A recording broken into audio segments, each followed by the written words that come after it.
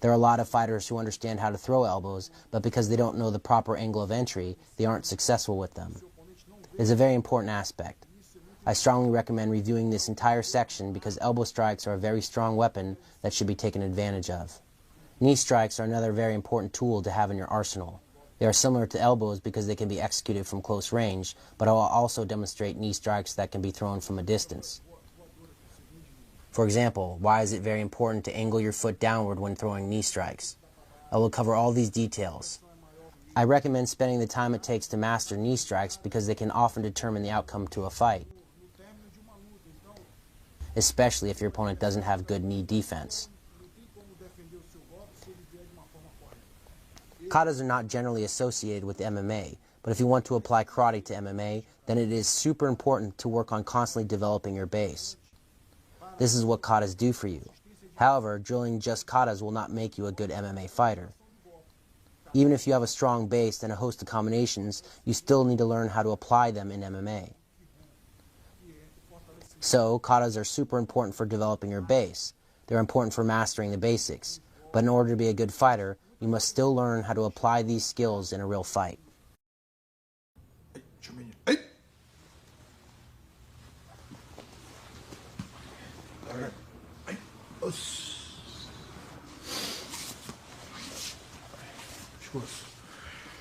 Pescoço.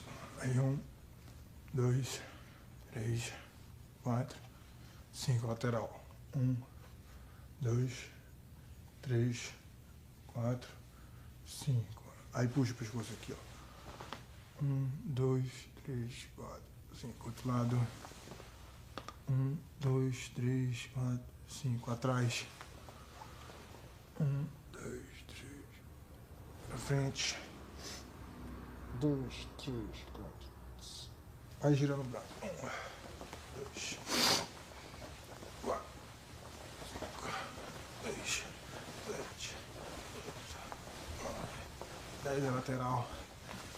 Aí 2, 3, 4, 5, outro lado. Aí 2, 3, 4, 5, embaixo. 2, 3, 4, 5, outro lado. Aí 2, 3, 4, 5, pra frente. Bota o cotovelo assim no chão. 2, 3, 4, 5, atrás. 2, 3, 4, 5. Vira de lado pra lá pro fundo do espelho. Cabeça no joelho. 2, 3, 4, 5, 6, 7. Aí dobra o joelho. Aí a mão olha pra cima. 2, 3, 4, 5. Outro lado. Aí. 2, 3, 4. Ei. Joelho, vai pra cima. É 2, 3, 4, 5. Isso. Chicote. Aí, botou.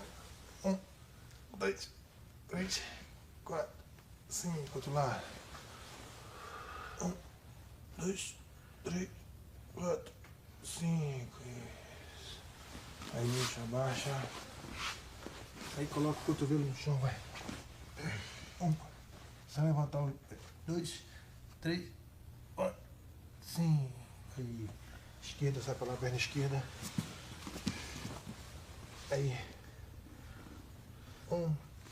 2, 3, 4, 5. Aí a cabeça encosta lá. 2, 3, 4, 5. Outro lado.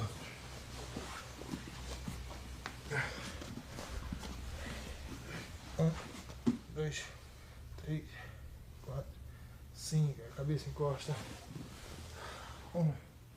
2, 3, 4, 5. Isso. Aí afasta as pernas.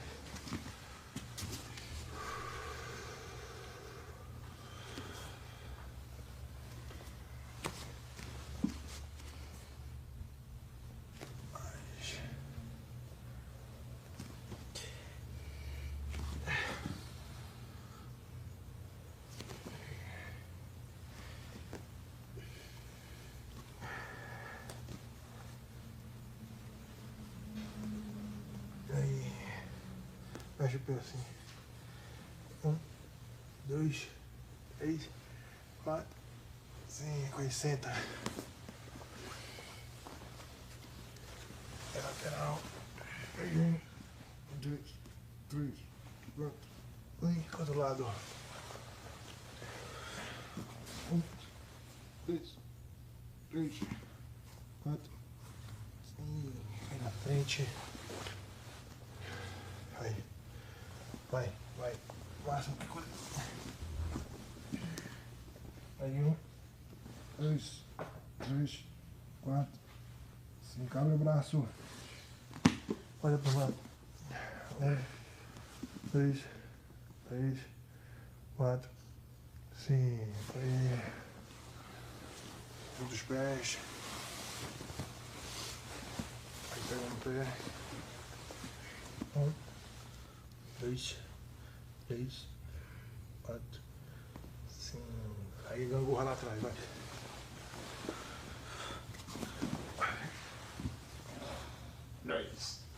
Aí joga para um lado esquerdo. Traga para o direito. Aí na frente. Mais uma vez. Vai. Frente. Esquerda. Direita. Volta. Aí. 1, 2, 3, 4, 5. Puxa o pé. Aí 1, 2, 4, 5. Estica. 1, 2, 3, 4, 5. Aí, outro lado. 1, 2, 3, 4, 5. Contrário. 1, 2, 3, 4, 5. Puxa o pé. 1, 2, 3, 4, 5. Esticou. 1, 2, 3, 4, 5. Aí, vamos. Aí. 1, 2, 3, 4, 5. Aí bota a esquerda atrás aqui. Encosta a cabeça no joelho, vai. Aí 1, 2, 3, 4, 5. Vai na frente aqui agora. Estica a perna de baixo. 1, 2, 3, 4, 5. Do lado. Cabeça no joelho, vai. 2, 3, 5. Esticou. 1, 2, 3, 4, 5. Aí bota os dois pernas para trás. Aí alonga para trás. Olha para cima.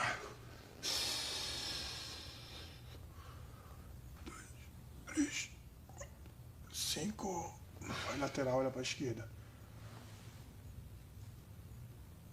Aí a direita. Aí recua.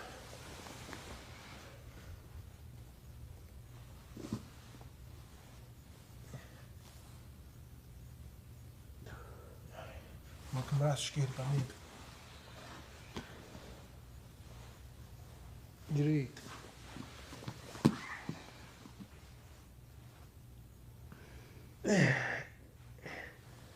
Aí estica. Vamos levantar e vamos fazer aquela abertura lateral, tá? Aqui, ó. Posição para levantar, vai. 2, 3, 4, 5. Aí, segura.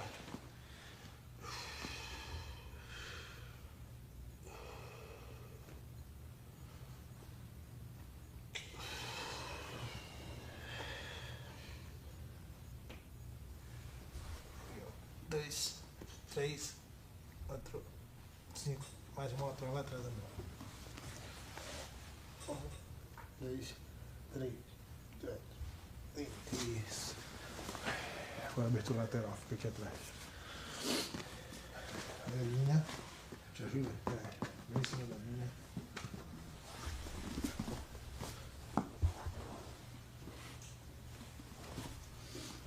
Jogou, né? Puxa aqui. Ajeita o pé aí atrás. Isso.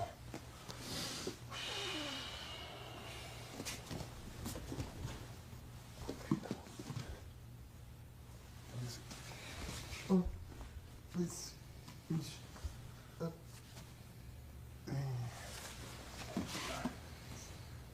Aí outro lado.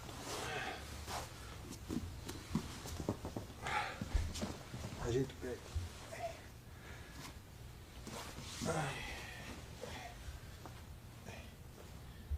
1, 2, 3, 4, 5, 6.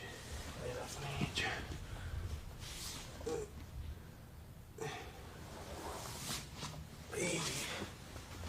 Vamos soltar. Aí braço. Vai, puxa. 1, 2, 10 segundos. 3, vai pra frente. 4, 5, 6, 7, 8, 9, 10. Fazer não, né? Tá bom? Levanta a perna agora. Aí. 1, 2, 3. Pro lado. 1, 2, 3. Vira de lado. Aí. 1, 2, 3. Outro lado. Isso. Aí. 1, 2, 3. Aí a gente espera complementar. Mais equilíbrios. Primeiro eu vou mostrar. I'm going to talk a little bit about a fighter's stance. It's important to divide your body. Don't put too much weight on your front leg, and don't put too much weight on your back leg. You want your center of gravity and weight to be right between your legs. It has to be in the middle. When it comes to your guard, you have a little more leeway. If your opponent is outside of striking range, you can keep your hands a little lower. But if he moves into striking range, you want to elevate your arms because there is more danger. And when you elevate your arms, it is important to tighten your stomach for protection. Now from the side. When you establish your stance, you can keep your heel flat on the mat, or you can elevate it off the mat. Both work. The important part is that you stay centered. You don't want to lean too far backward, and you don't want to lean too far forward. If you lean too far forward, it makes it very difficult to retreat or attack. For the ultimate mobility, you must maintain an even base. When you do this, you can punch or kick whenever you see an opening.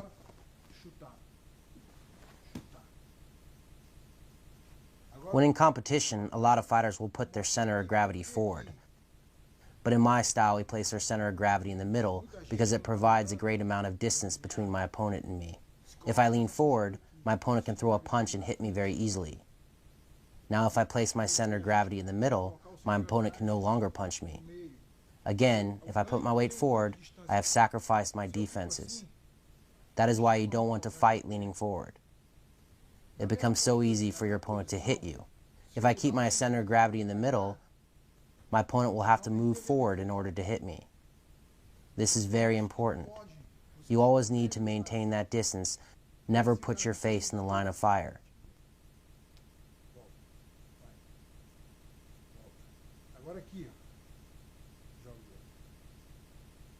Centering your weight between your legs also allows you to kick and strike with ease.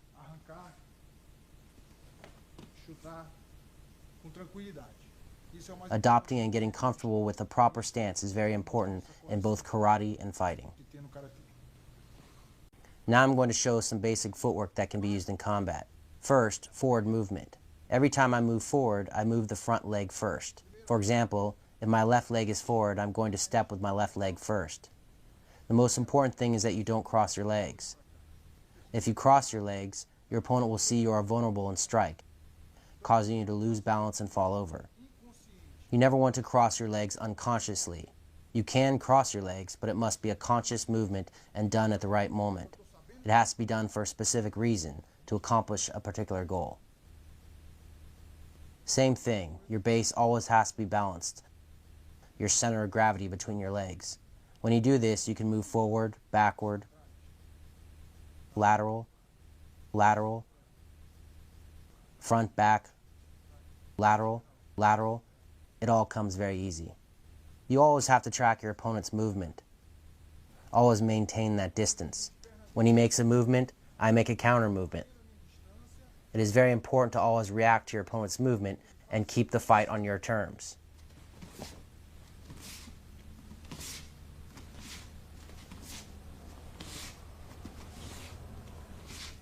Now I show Tai Sakbaiki, or footwork techniques. The first movement is the outside pivot. This technique is important because it not only allows you to avoid an opponent's straight attack, but it also puts you in a position from which to launch a counterattack. Sempre você tem que se colocar em posição de contragolpe. Você faz o pivô, mas Once you do the pivot like this, faz o pivô, you can throw a strike. você pode fazer golpe, outro golpe. Mas esse pivô, However, it is very important that you don't lean back as you pivot. ficar nessa postura. You want to keep your original stance, keep your center of gravity between your legs. Você não pode, você tem que se manter na postura. As long as you do this, you will be placed into an excellent position to counter. Faz o pivô. Now from the side. As I pivot, I maintain my original stance, putting me in a perfect spot to launch a counterattack. Aqui eu posso contra-atacar. Qualquer golpe. Mesma coisa aqui, ó. Desse lado. Here I do the same outside pivot from the opposite side. Tem outro ângulo de visão. Aí. Ó.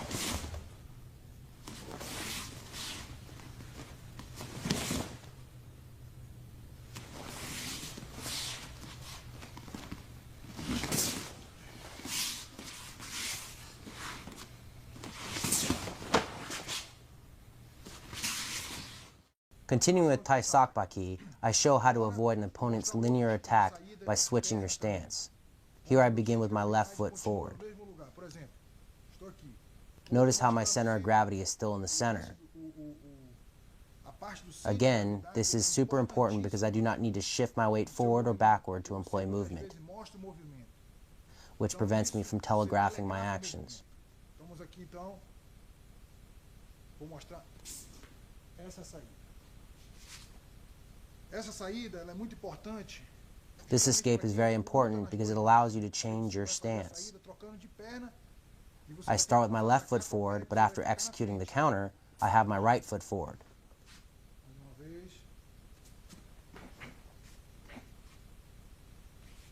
The opposite side.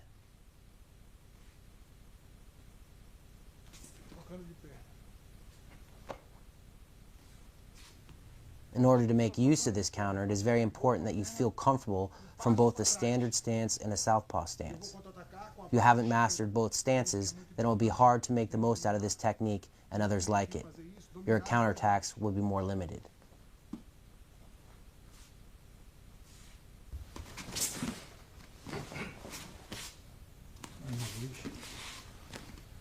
When you counter, you can do so with either a kick or punch. The most important thing is that you switch your stance and escape your leg.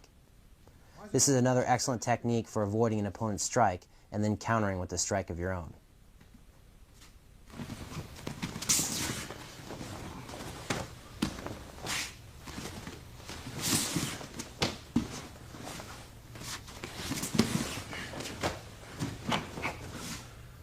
The most important thing here is the leg escape.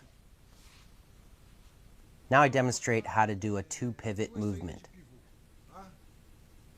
From your fighting stance, you first execute the pivot we just covered.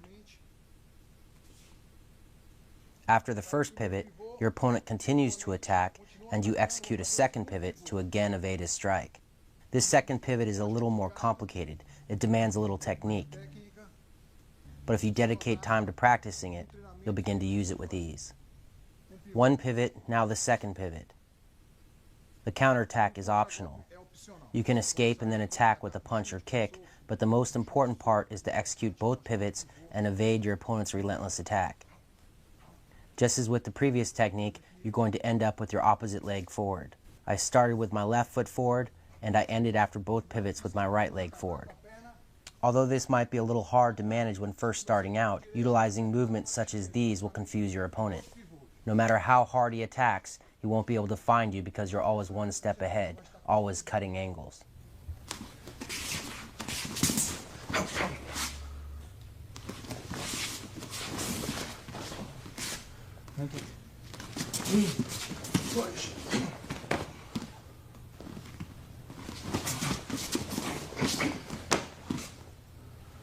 Two pivots in the counterattack. One more time. A little more loose now, a little quicker.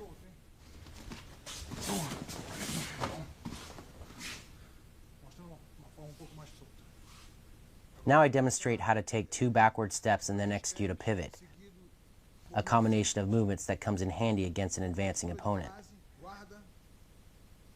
As always, you want to have correct posture and a strong base. You want your guard to be up for protection. Now when you take each step backward, you want to combine it with a strike to prevent your opponent from overrunning you. That strike will help you maintain distance and slow your opponent's advance.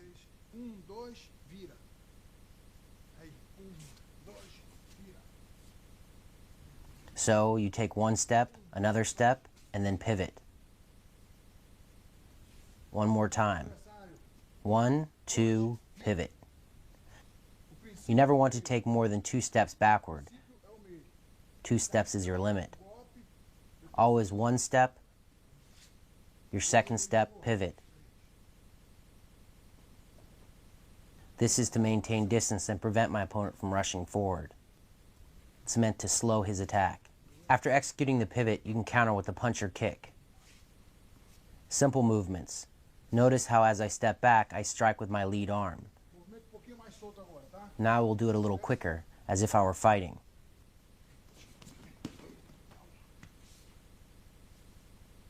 This technique is very similar to the previous one in that you take 2 steps backward and then pivot. However, with this technique, you pivot on your rear leg, which takes you in the opposite direction and reverses your stance. 2 steps back and then pivot in the opposite direction. So, 1, 2, pivot.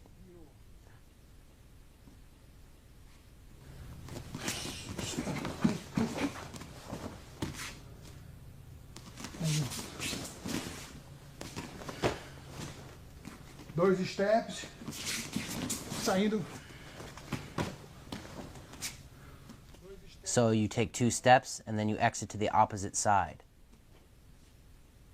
Now I will show you a little faster.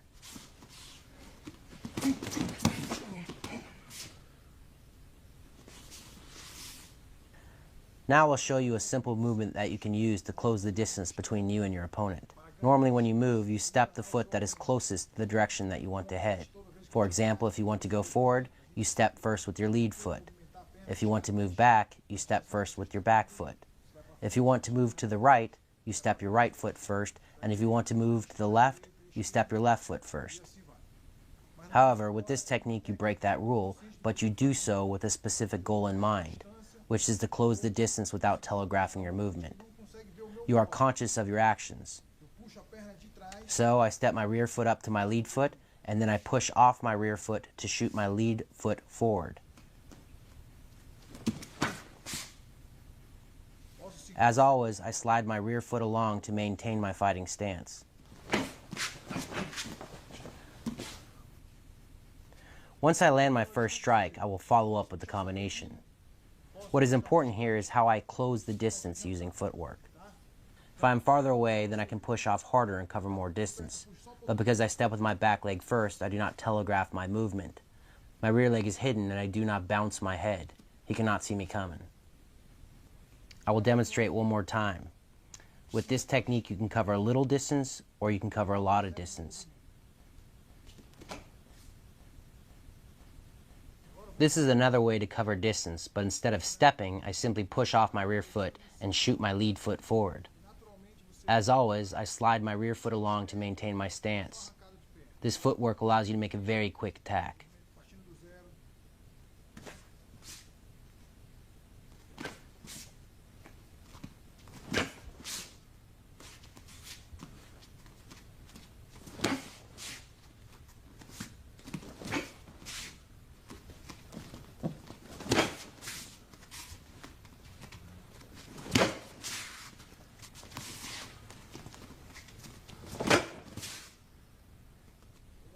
Now I'll demonstrate how to put all the footwork techniques I've shown together into fluid movement. Leg movement, attacks, pivots,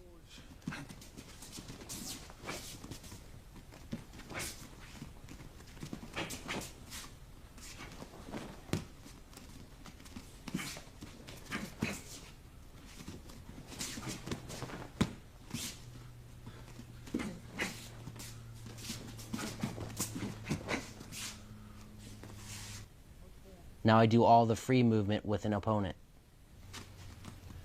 Vai mostrando. Movimentação. Movimentação. Pivô. Pivô. Segundo pivô.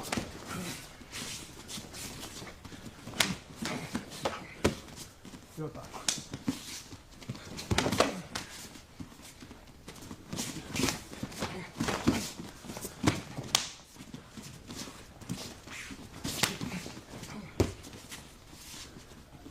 Sai pra trás e volta aí.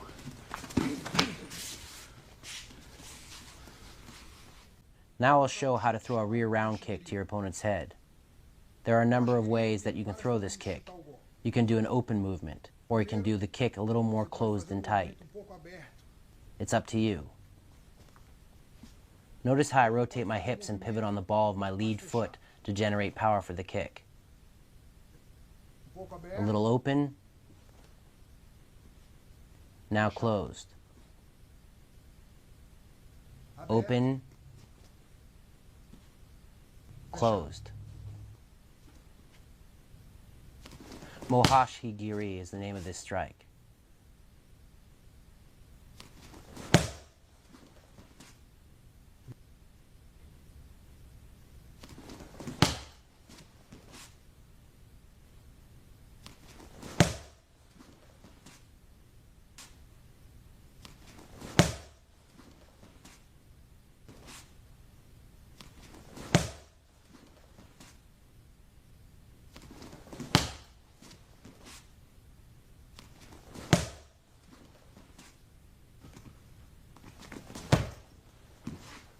Closed and tight. Open. Closed. Now I'll show how to throw a rear round kick to strike your opponent's abdomen. Again, your kick can be more open or it can be tighter and closed. Open. Closed. Open, closed. A little open, closed. Open, closed.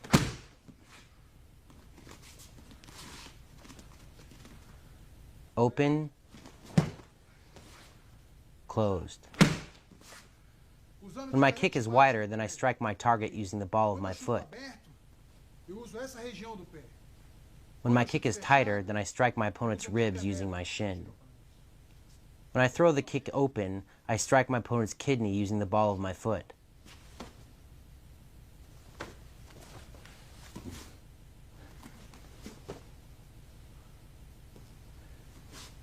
When When I kick tight or less wide, I strike my opponent's ribs using my shin.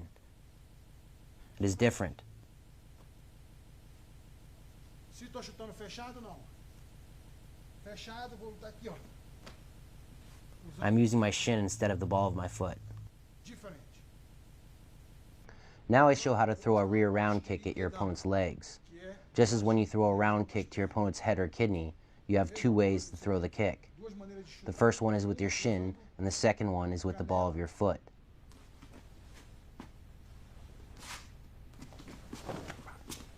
When you kick using the ball of your foot, even though it doesn't have as much power,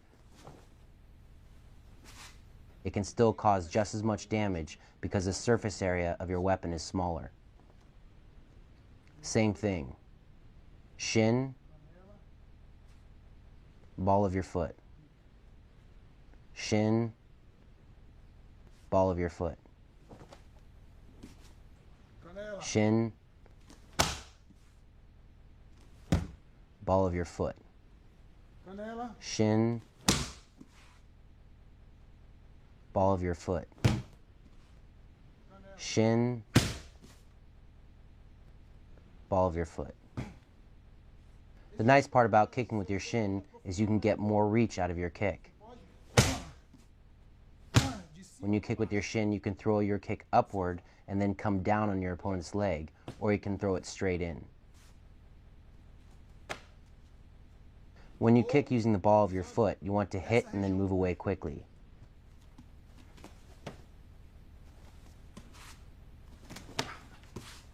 It is a very fast strike that has a fast recovery.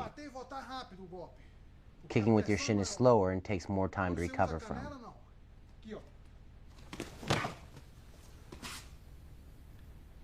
Now we'll show you Kizame Mawashi, which is a lead round kick. When training this kick, it is very important not to telegraph your movement. For example, if you lean dramatically forward as you throw the kick, your opponent will spot it coming and defend against it. The goal is to surprise your opponent with the kick by just moving your leg. With this kick, you can strike a number of different targets.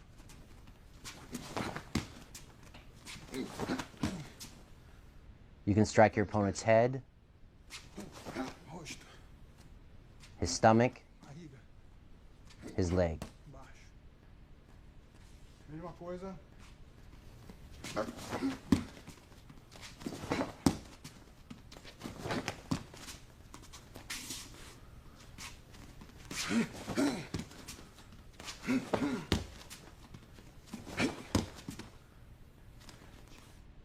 As I've already said, it is very important not to move your body when you throw the kick. Você está aqui. Aqui mesmo chuta. Por quê? If you move your body, your opponent will defend against the kick. If I move when I throw the kick, my opponent defends against the kick. If I don't move my body, he doesn't see the kick and I accomplish my goal. Ele não viu o golpe. Ele não viu o golpe. Então, when you throw kicks, you always want to utilize your hips. You don't want to kick using the muscles in your leg. Always the hips. Isso aqui tá errado. It is also important not to get in the habit of stepping and kicking. Porque também eu não It is okay to do that, to utilize a step, but you must do so consciously. Não que eu não possa fazer. Eu posso até utilizar o step. It has to accomplish a specific goal. Eu saiba que eu estou fazendo. Eu estou aqui. Here I do the kick with a step, a little Posso step. fazer o step. A lot of fighters will attempt to switch their stance to put their lead leg behind them, which allows them to throw a more powerful kick. But doing this habitually can also get you in trouble. Mais uma vez. If I switch my stance without thinking, my opponent can use my movement to come forward and punch me in the face. Se eu tô afim, se eu quero, mesma If you coisa, want se to eu quero change your trocar de stance, base, it's best to se eu back away afastar, from your opponent, change your stance, and then come forward again. perigoso. Trocar de base aqui, eu vou trocar com ele por fora. Ó. Perigoso. Então, por isso que não usa isso. Kick straight. Direto. Usa Use your hips. seu quadril. Aqui. Aqui. seu corpo. One more time. When I change my base while in striking range, my opponent strikes me. Ele entra. Um pouquinho rápido. Espera aí. Pode ficar um pouquinho longe. The proper way is to throw the kick without moving your body forward or backward. Just throw the kick and surprise your opponent.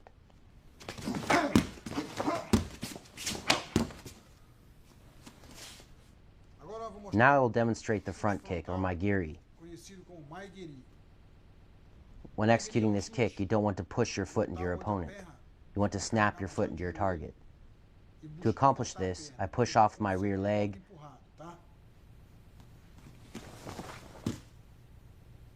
draw my heel toward my buttocks, and then rocket the ball of my foot into my target. Drawing your heel up to your buttocks is very important, as is using your hips to generate power. Notice how I move my hips forward with the kick instead of rotating them in a clockwise direction as I would when throwing a round kick.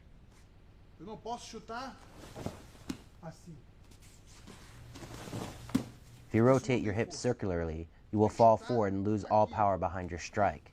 You want to drive your hips forward as you kick.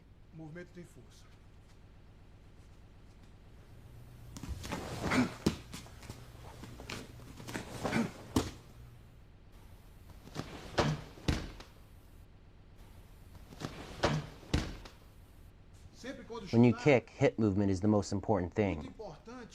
With the front kick, you want to lift your leg without moving your torso. You want to drive your hips forward instead of rotating them circularly.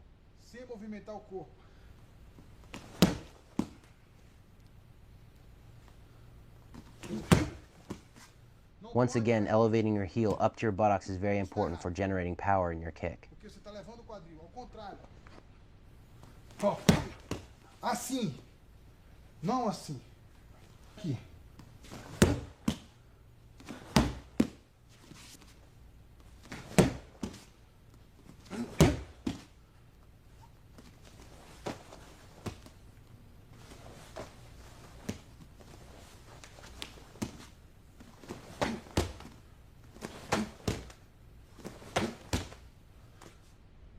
Now I'll demonstrate Kazami Margari.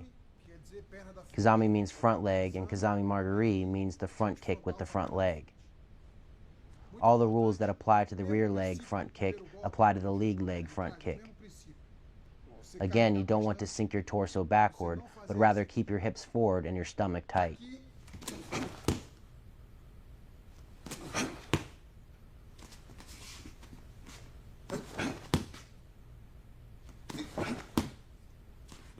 Your hips stay forward.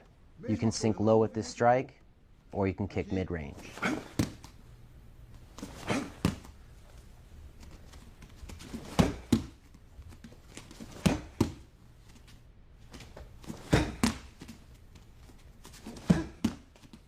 Baixo. Porque o golpe Again, drawing your heel up towards your buttocks is very important. é muito importante. You do not want to push your foot into your target. You must hit your target. Sometimes you can push to maintain distance, but that is a different kick. Não. Você tem que bater. With this kick, you want to strike your target, and this is accomplished by drawing your heel up to your buttocks and keeping your hips straight. Now we'll show Kiza Magari. It is still a front kick with the lead leg, but now you take a step before kicking. One step forward with your rear foot, and then kick. The step is a small one. Só uma puxadinha. Rápido, rápido. Just a little fast step to cover distance when your opponent is not within range.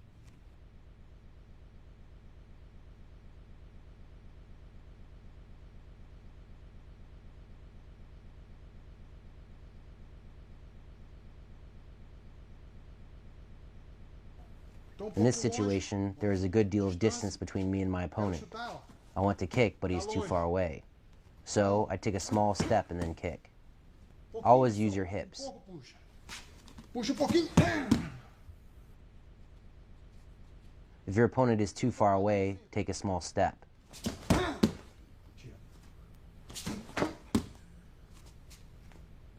It cannot be a big step. You don't want to step your rear foot in front of your lead foot. If you do, you'll be off balance and your opponent will enter and counter.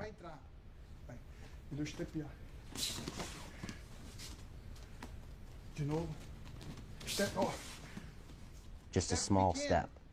Quando eu fizer o step, tu entra. Curto. Step curto.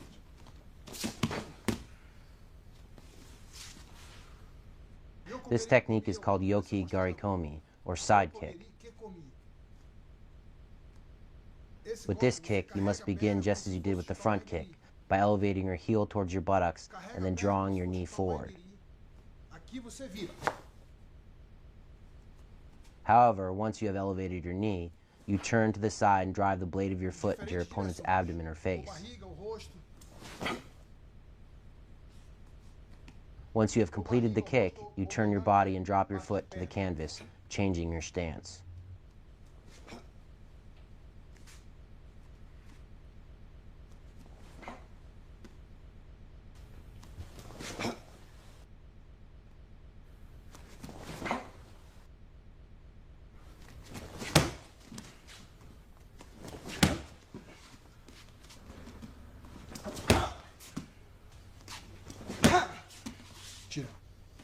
The side kick can also be used to strike your opponent's thigh.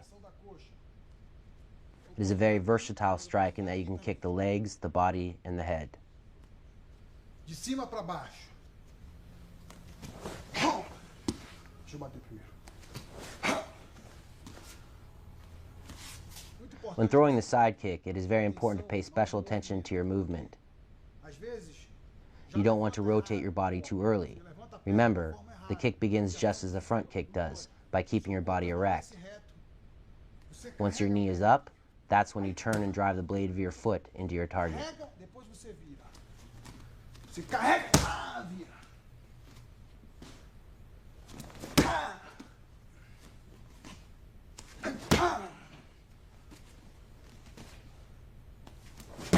Tira. The side kick is a very versatile kick because it can be thrown from different angles and at different targets. Previously, I threw it to my opponent's stomach, but I can also throw it to his thigh to block his forward movement. It can also be used in combination with other kicks, such as a low kick to your opponent's leg.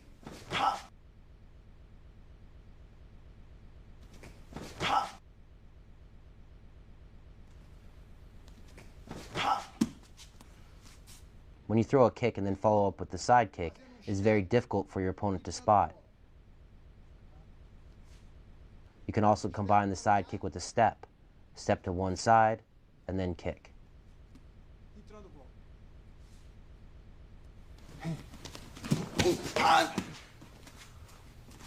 The technique I will show you now is shiro gari, or spinning back kick.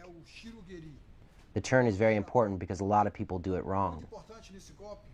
Instead of keeping their entire body unified as they turn, they let their leg float out to the side. This is wrong. You want to keep your leg tight, which allows you to line up your foot with your target. If you let your leg float out to the side as you turn, it is not a spinning back kick.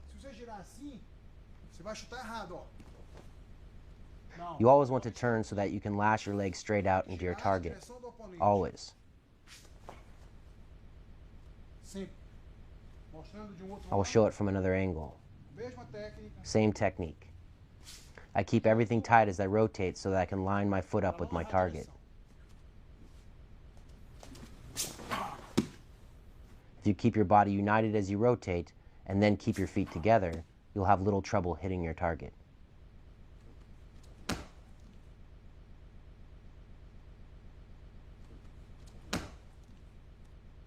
One more time I will show the kick.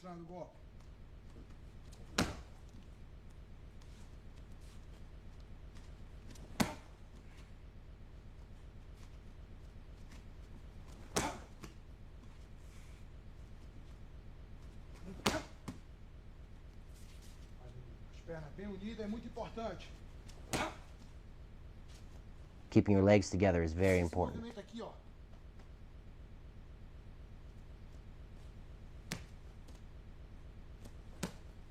This movement is very important. You cannot let your leg float out to the side when you turn.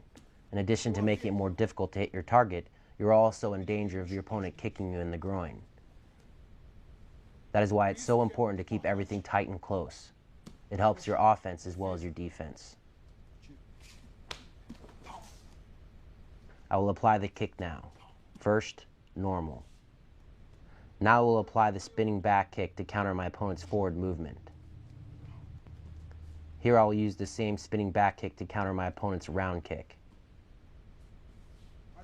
You can even use the spinning back kick to counter your opponent's jab.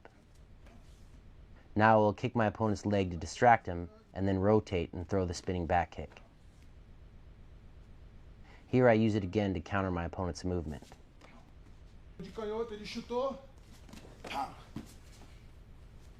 When you set this technique up with other strikes, it is a very high percentage move.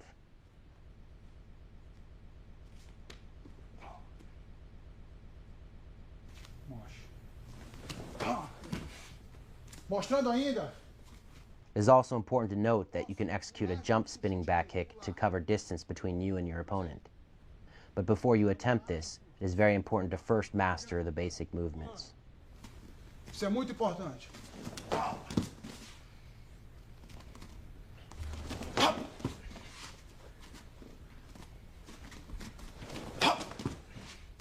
Quando ele movimentar, tá?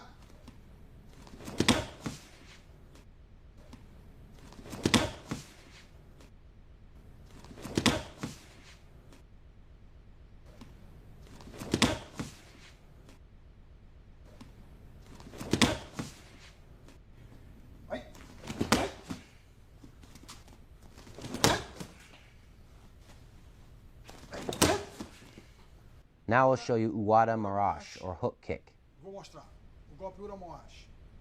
Although it's not a very common technique in MMA, it is highly effective. It can be executed with either your front or rear leg. I will show it with the rear leg first. Rotating my body, I elevate my knee toward my chest, move my leg around the outside of my opponent's body, and then curl my heel into my target.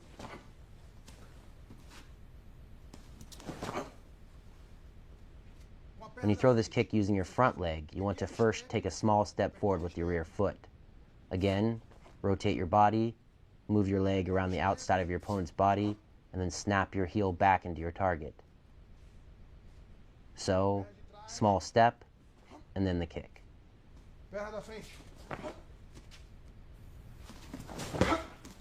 Pequeno step.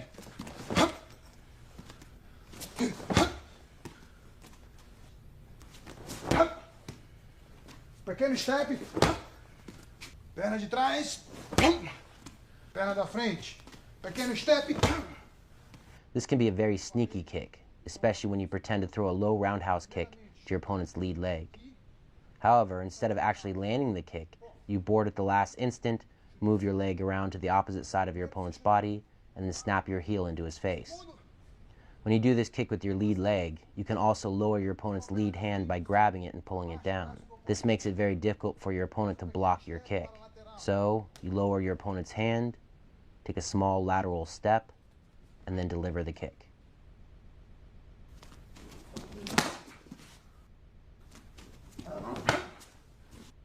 It makes your opponent think you're going to kick low, and then you kick high.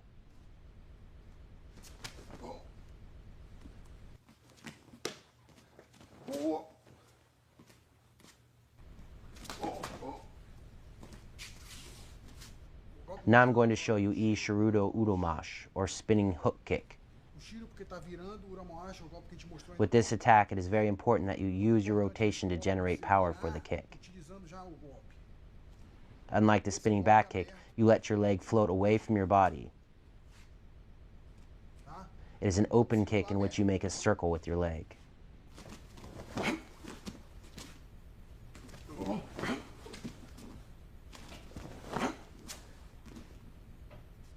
With this kick, you want to strike your target using your heel.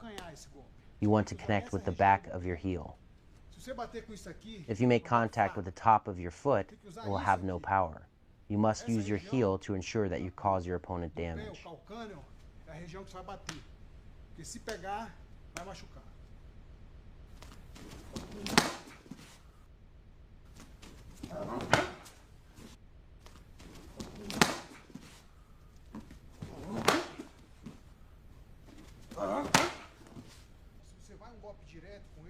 If you throw this kick as a single strike attack, it has the potential of landing, but your chances of connecting solidly with your target go way up when you throw it after a combination.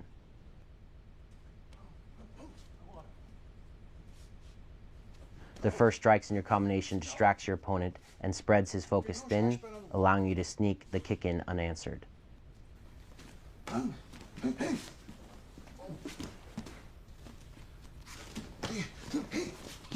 It is a very dangerous kick because during your rotation, you generate a lot of momentum, which in turn creates a very forceful impact. When you land it clean, your opponent is guaranteed to be in pain. Now I'll show you He-Dunguri.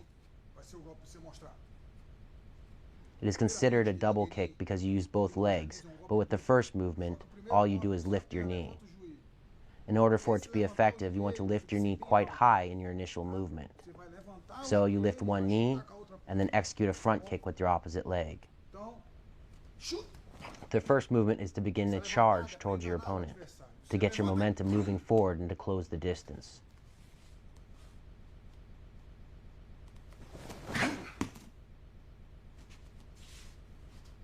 Charge and kick.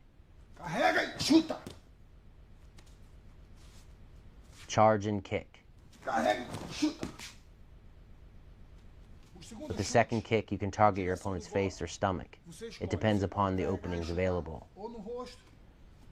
Now we'll show it again.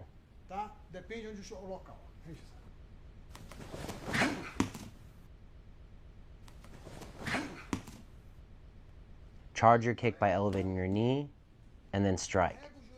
Charge your knee, keep your hips center, move your hips forward, and then kick. It is a very long kick, so you don't want to be in close range with your opponent.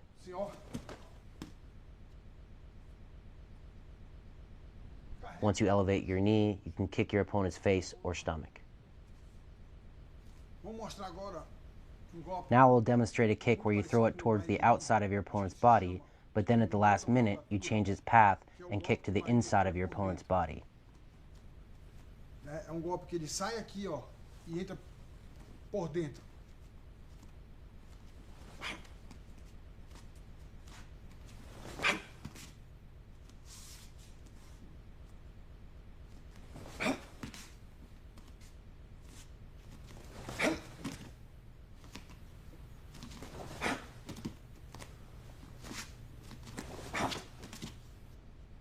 There are two ways to throw this kick. The first method is to kick using the top of your foot and a little bit of your shin. The second method is to kick using the ball of your foot.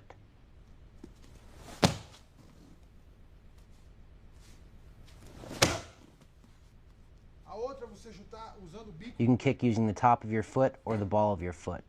Usando essa parte do pé. Tem duas formas, certo?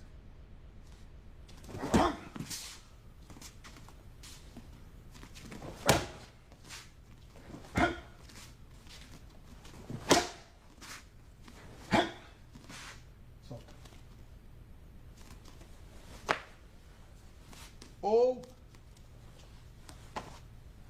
bico.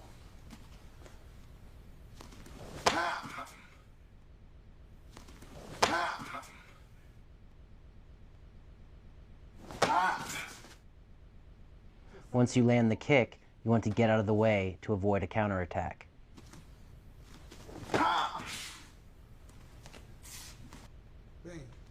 Now I'll demonstrate Ashibarai, which is a sweeping technique or takedown.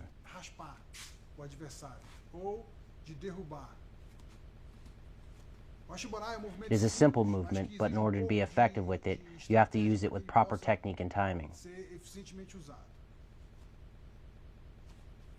With this technique, your weapon is the bottom of your foot. You execute the sweep using the bottom of your foot. It can also be executed with either your front or rear foot. Back or front. One more time, back or front. ou frente. Perna de trás ou frente.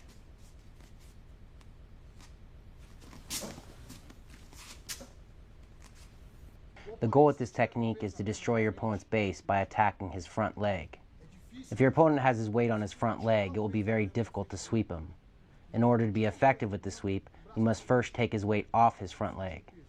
To accomplish this, I throw a punch. Agora sim, ó. Volta. As he shifts his weight backward to defend against the punch, I execute the sweep and destroy his base.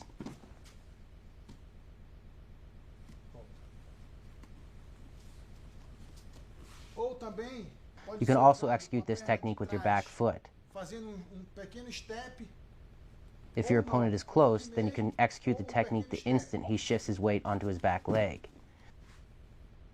If he is farther away from you, I make a small step to close the distance and assume a more dominant angle of attack. I force my opponent to take his weight off his front leg, and then I execute the sweep. Get his weight off his front leg, and then sweep. One more time from another angle. Get the weight off his front leg, and then sweep. When I strike my opponent to get him to shift his weight backward, I can use either my front or rear arm. I can throw a jab, or I can throw a cross. The most important thing is to force him to take his weight off his lead leg, which can be done with either your lead or rear arm. Isso.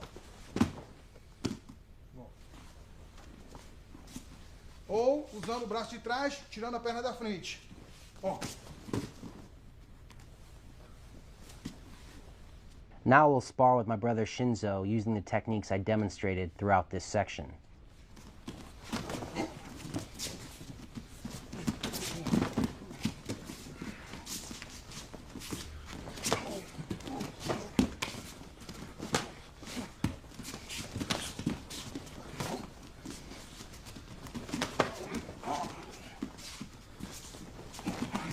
Deixa eu ver. Toma, chuta.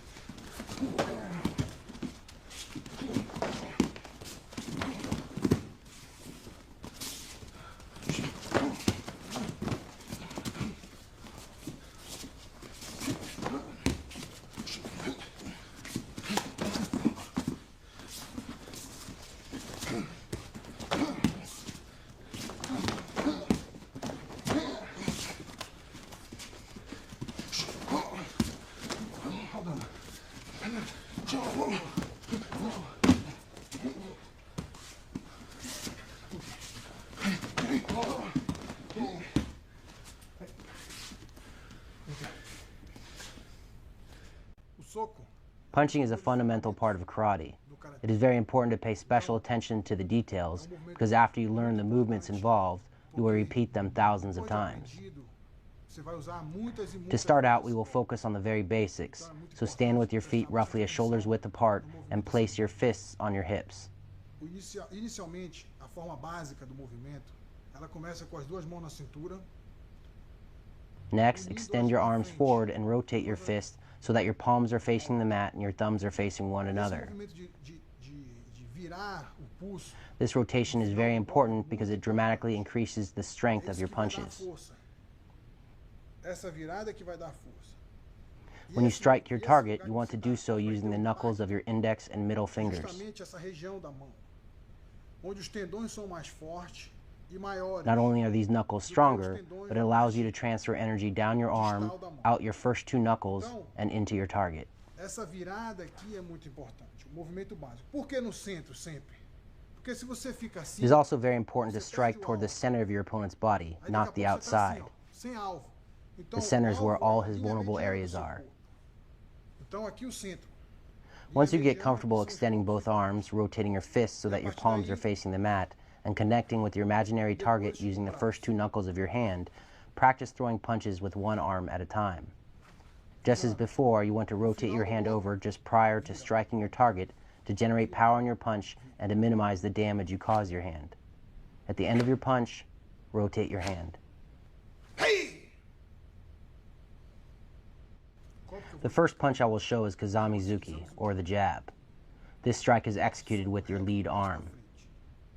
When throwing this punch, it is important not to let your elbow drift out to the side because your opponent will see the punch coming and defend against it. It is a straight punch and you want to keep your rear hand elevated to protect your face. To execute the jab, step your lead foot forward and extend your lead arm at the same time.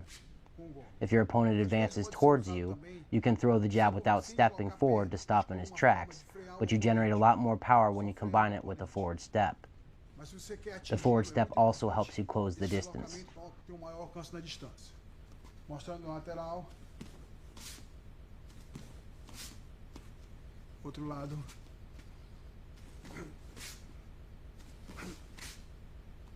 The jab can be thrown to your opponent's mouth, his nose, and sometimes his chest.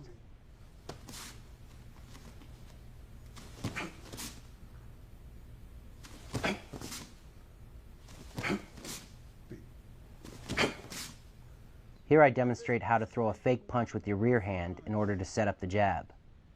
So I fake with my rear hand, then throw the jab.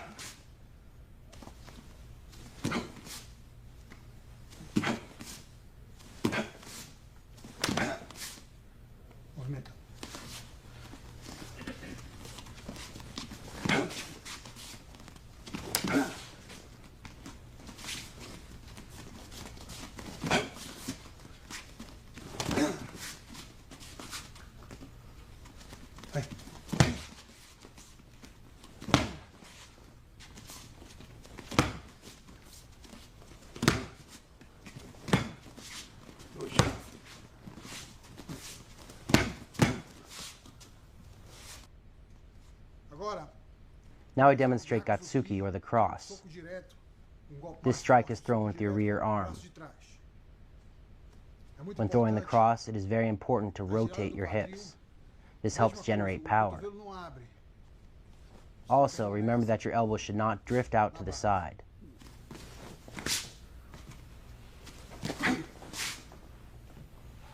You want to keep it tight to your body to prevent your opponent from spotting the strike. It is also very important to maintain your base.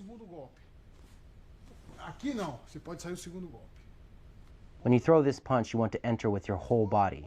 If you lean forward in order to land the punch, your balance will be compromised, making it very difficult to follow up with a secondary strike.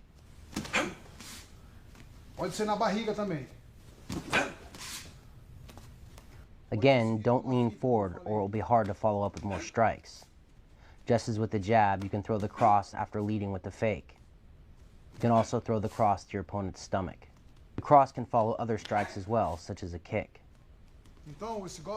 There are many ways to set up the cross. You can set it up by throwing a low kick. You can set it up by faking with the sweep. The setup doesn't matter. What matters is that you throw the cross using the proper form.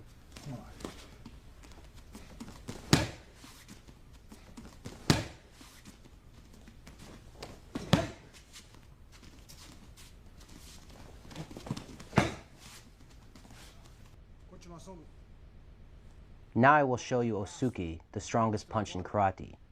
You throw the punch with your rear arm, but you do so as you step your rear leg forward. Why is it the strongest punch? Because you throw the strike with all of your weight moving forward.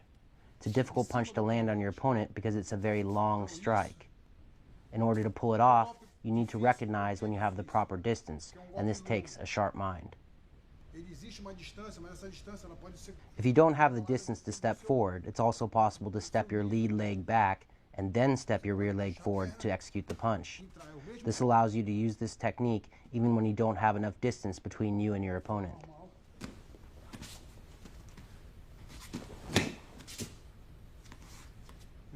Here's the alternate punch.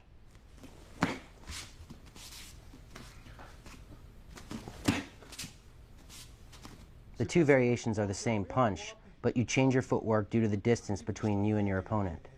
With the normal punch, there is a good deal of distance between you and your opponent. With the alternate punch, there is less distance. The target for this punch can be your opponent's nose, mouth, whatever you want. It's a strong punch that will cause damage no matter where you land. It is important to keep your opposite arm up for protection. Always keep that arm up. This punch is a finisher, but because you have to cover so much distance, the best time to use it is when your opponent is tired. If he isn't tired, then you really have to push off quickly to cover the distance and land with your target. You can throw this punch from closer, but you have to use the alternate version in order to land.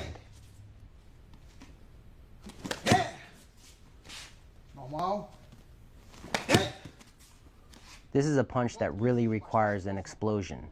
If you aren't explosive in your movements, then it won't be effective.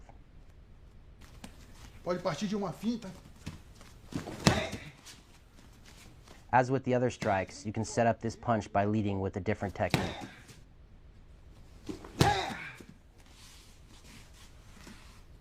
This technique is called Moashi-Suki, or a hook.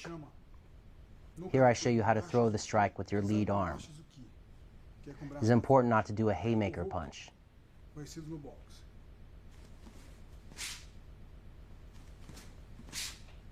you throw your arm out to the side, your opponent will see it coming and defend against it.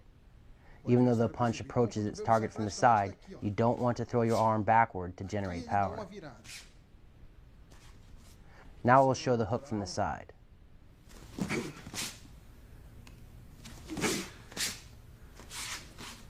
It's also possible to take a small step forward and throw the hook.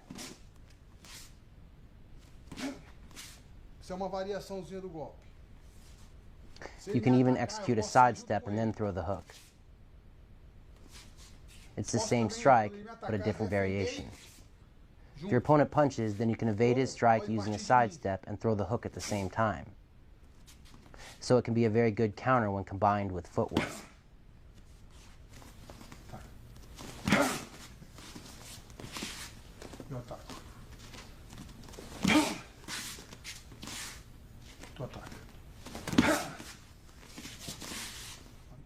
Once again, you do not want to fling your arm way out to the side. And once you throw the strike, exit out to avoid your opponent's attacks.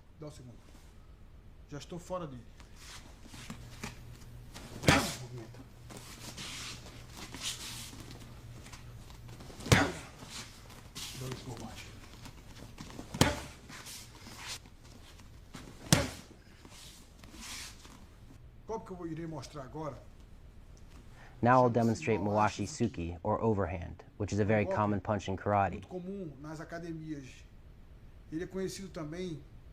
However, most people open their elbow when they throw this punch, but we do not. We keep the punch tight until just prior to impact. It isn't until the last moment that we rotate our arm.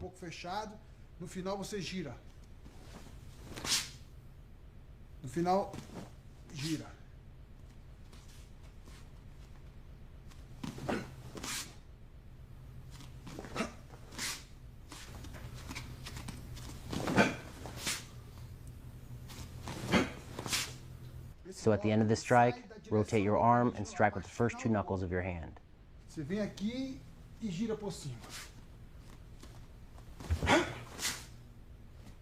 After you hit your target with the punch, you want to back away to avoid counter strikes. And you always want to keep your opposite hand up to protect your face.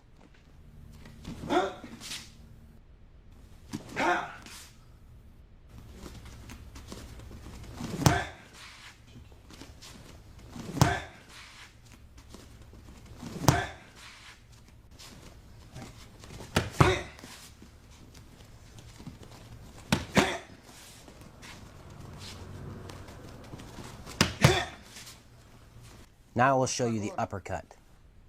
When you throw this punch, it is very important to use your hips to punch from bottom to top. Chamada de hook. Você bate de baixo para cima. Muito importante nessa técnica. To punch from bottom to top, to drive your fist upward into your target. Your opposite hand must stay up to protect your face. Essa mão de guarda permanece em cima. This punch can also be executed with your lead arm.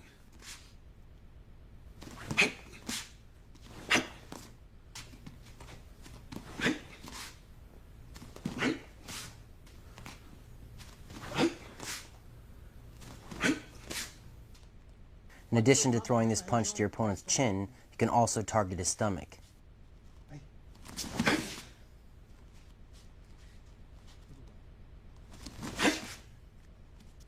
And as I said previously, it can also be thrown with your lead arm.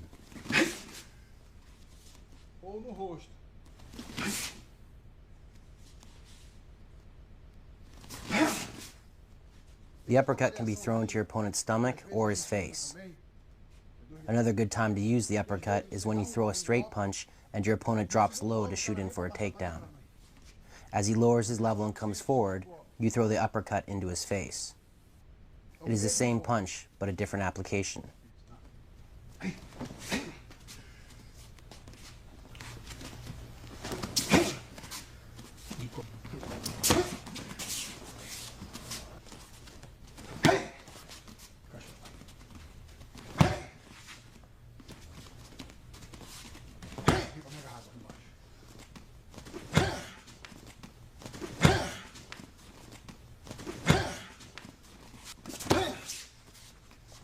Now I'll show how to throw 2 uppercuts in a row while backing up.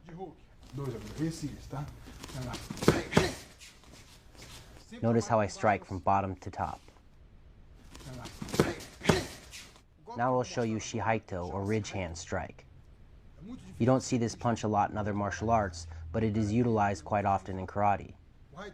With this technique, your weapon is the ridge of your hand.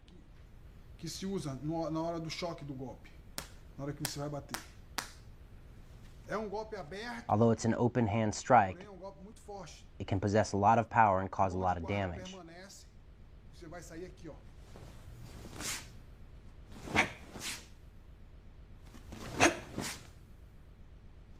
It's similar to the overhand strike, but now you keep your hand open. Here my opponent throws a right punch, and I enter using Shihaito. I keep my opposite arm up to protect my face.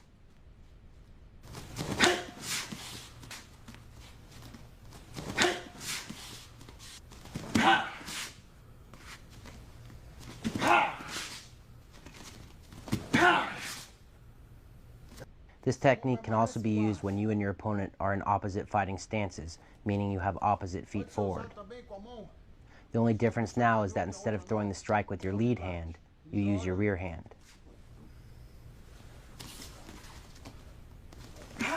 He throws a punch, and I counter with Shihaito. The target for this strike is the side of your opponent's jaw and his neck. Now I show Kuriki, or spinning back fist. To execute this technique, you trap your opponent's outstretched hand with your lead hand, rotate, and then hit him with the back fist.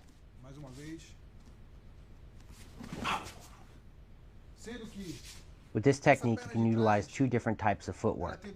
The first type is to slide your rear leg circularly across the mat as you rotate. The other type is to keep your back leg planted in its original position.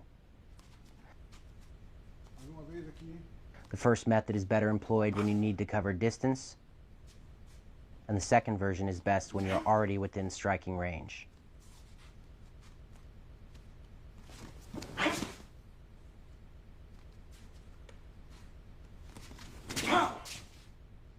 Always open your opponent's guard with your lead hand before executing this technique. This creates an opening for you to land your punch.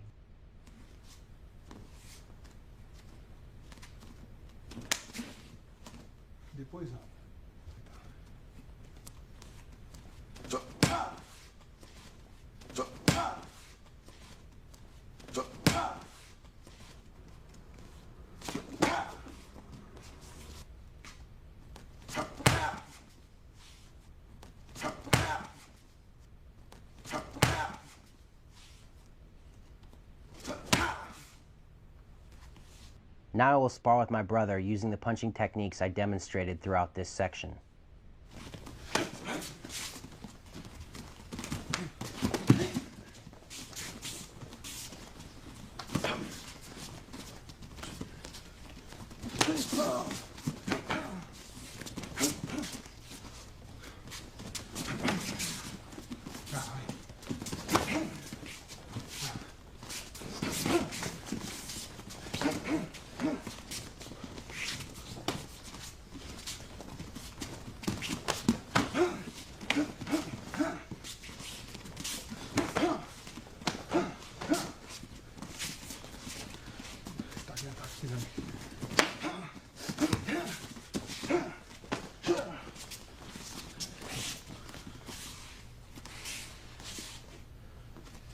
Now we'll show what we call in karate gempi, or over-the-top elbow strike.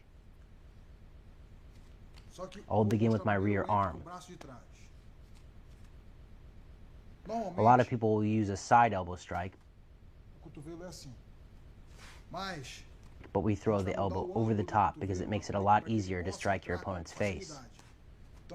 If you throw the elbow from the side, it can get hung up on your opponent's arms. So, you strike over the top. While executing the strike, make sure to keep your opposite hand up to protect your face. Mesma coisa com o braço da frente.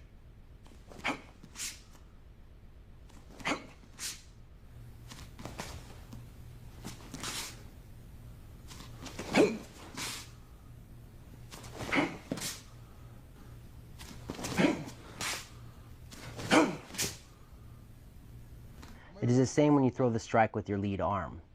Again, it's possible to throw the elbow from the side, but most of the time your opponent's hands will be up, making it difficult to strike him in the face. In addition to this, throwing the elbow from the side makes it easy for your opponent to see it coming, and he can block it with his arms.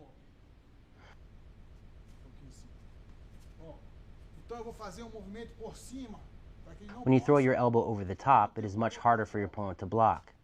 You want to throw your elbow right down the middle, right between your opponent's arms.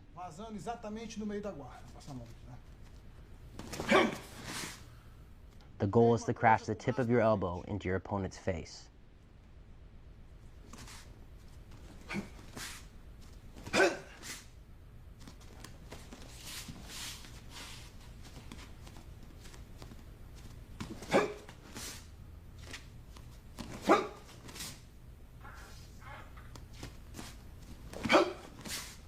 A mão de guarda é muito importante que ela se mantenha em pé.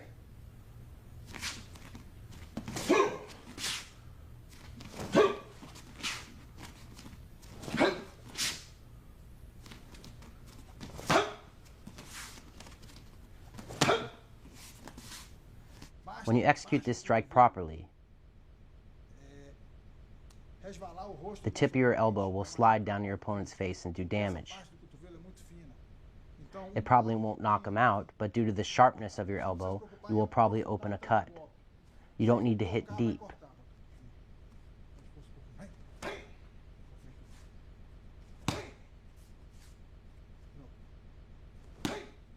As long as you brush your opponent's face with the tip of your elbow, you'll most likely open a cut.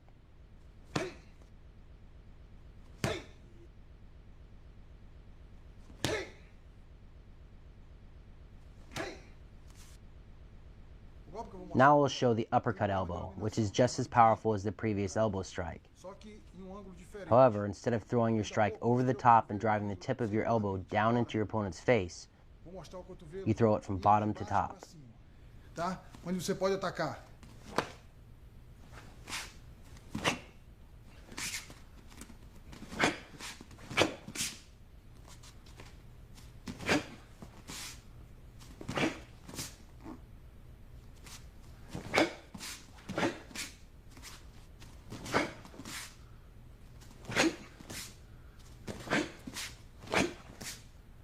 It is a very easy strike to apply, but it is best utilized when you are in close range with your opponent. So, you use it when you are in close range. If you are not within close range, then you can utilize a forward step and then throw the uppercut elbow. It can be done with either your lead or rear arm. The uppercut elbow can also be used as a counter when your opponent attacks. Ou, então, To do this, you want to throw the uppercut elbow at the same time as you block your opponent's strike. Once more, you can use the uppercut elbow to either attack or defend.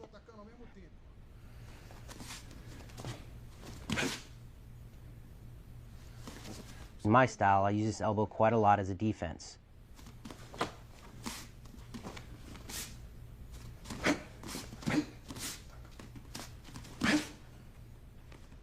Every time I block one of my opponent's punches, I throw my opposite elbow upward to strike him in the face.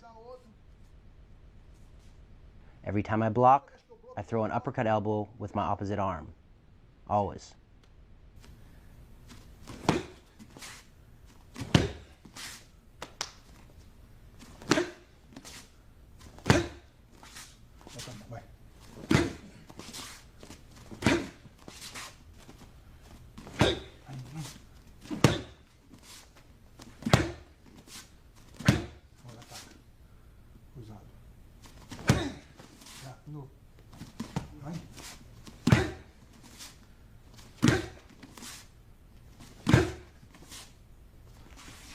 Now I'm going to show the spinning elbow.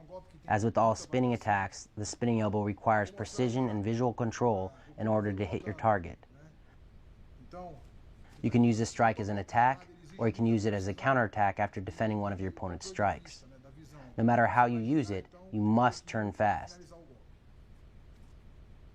It doesn't matter if you use it after countering a punch or a kick. You must quickly rotate or your back will be exposed, making you vulnerable.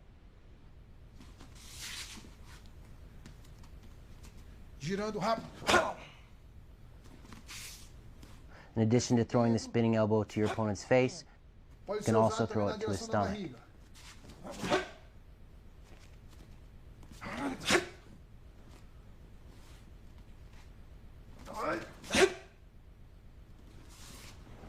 If your opponent kicks, you defend the kick and then follow up with a spinning elbow, either to his face or his stomach. I defend, hit to my opponent's stomach.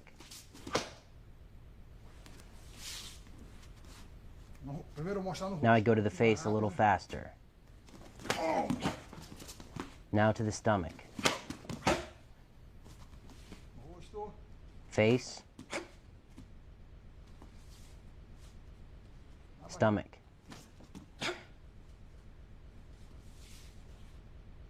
This is a very dangerous strike because the elbow is hard and sharp. All you need to do is graze your opponent's face and you'll open a cut.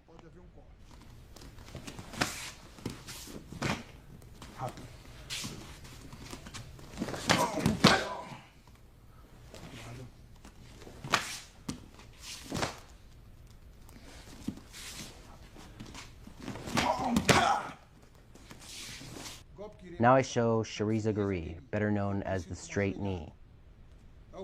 This is a linear strike that goes from bottom to top. When you lift your leg off the ground, it's very important to keep your foot pointing downward because it allows you to get more elevation out of your strike. If your foot is bent, you will not be able to bring your knee up as far. It also makes it more difficult to come up onto the ball of your grounded foot.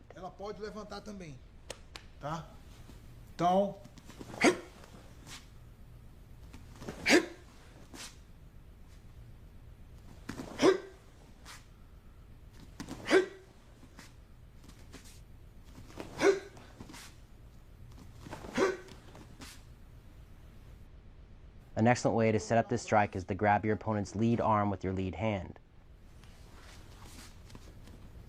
At the same time, you hook your rear hand around the back of your opponent's head and pull him into your strike.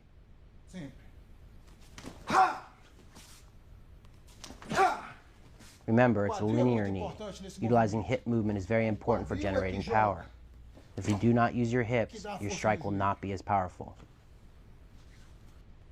Now I demonstrate how to cover more distance with the straight knee. To accomplish this, I step my rear foot forward and then throw the strike. To close the distance, you take a small step forward and then throw the knee. It's the same knee strike as the previous one, only now you are taking a step forward.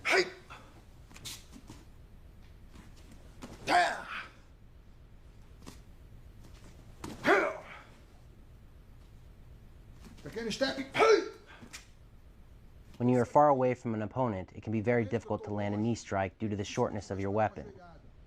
When I am far, I cannot knee, but after taking a step forward, I can hit my target much easier. However, it is very important that you make a quick step so as not to alert your opponent to your intentions.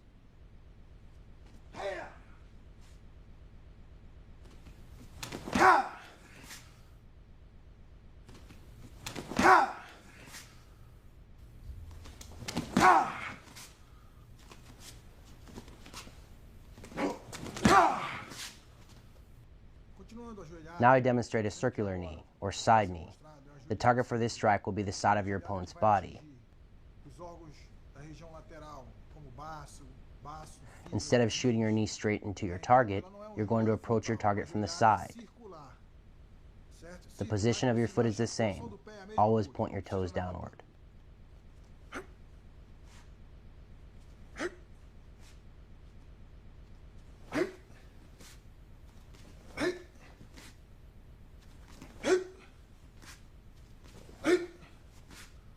A lot of times when you are face to face with your opponent, he will be on the lookout for the straight knee.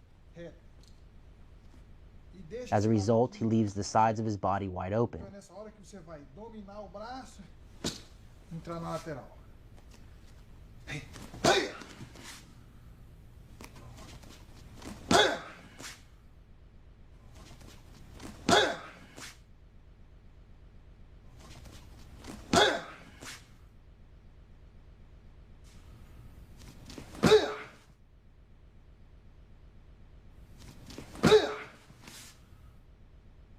To capitalize on this, I'll open his guard by grabbing his lead arm with my lead hand, enter, and attack his side with the side knee strike.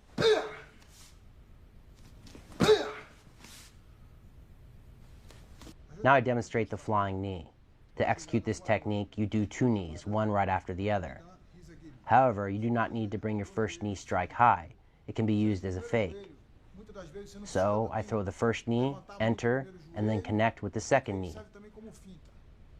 The first knee is a fake to close the distance on my opponent, and then I strike with the second knee. It is important to note that this knee strike, as with all the others, can be executed from a variety of ranges.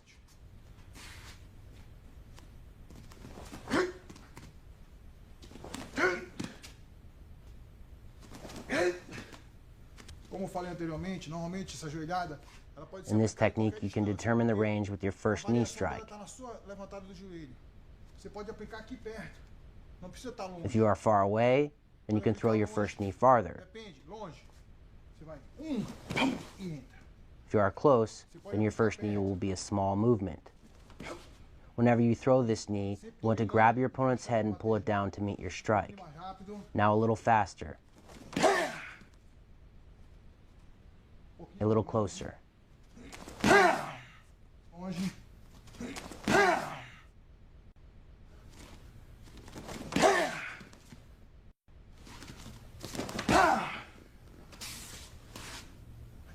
Now I'm going to spar with my brother Shinzo using the kneeing techniques we just covered.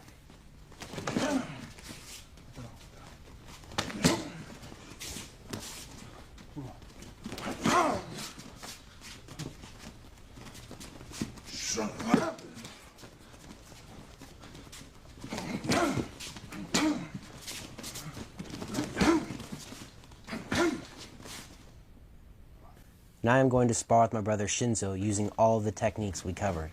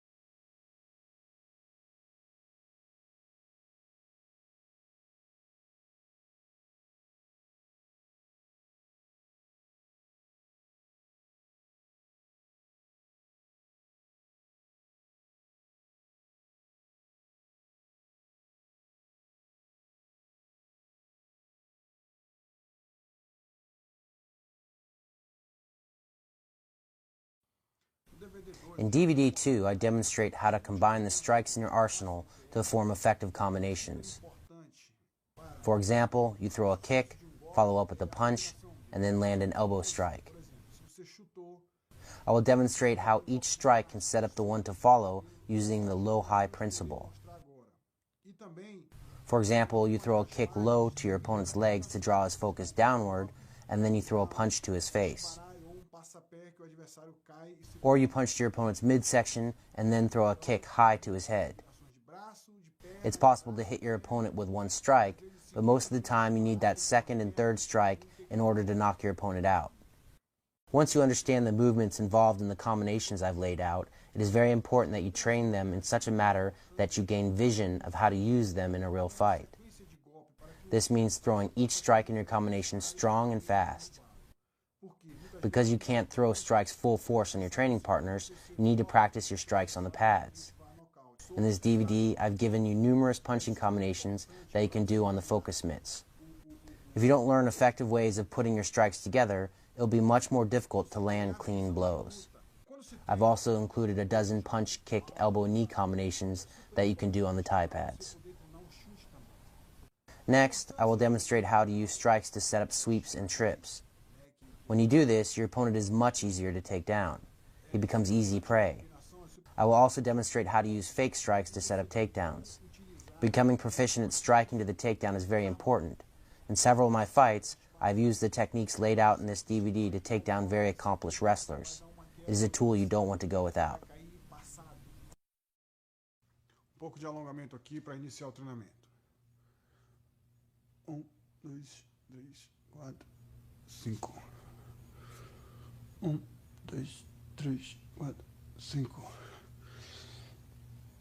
1, 2, 3, 4, 5. 1, 2, 3, 4, 5. Aí gira o braço.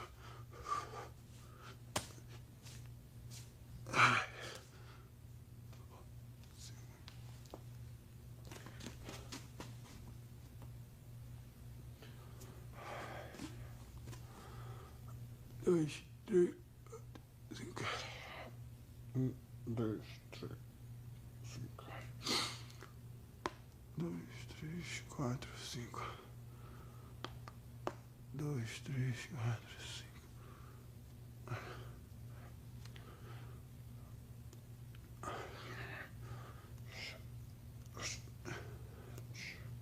Aí,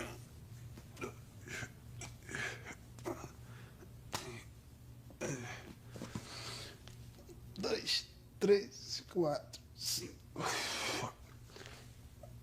2, 3, 4, 5. Embaixo. 1, 2, 3, 4, 5. 1, 2, 3, 4, 5. Coloca o cotovelo no chão. 1, 2, 3, 4, 5. Isso. Lateral. Cabeça no joelho.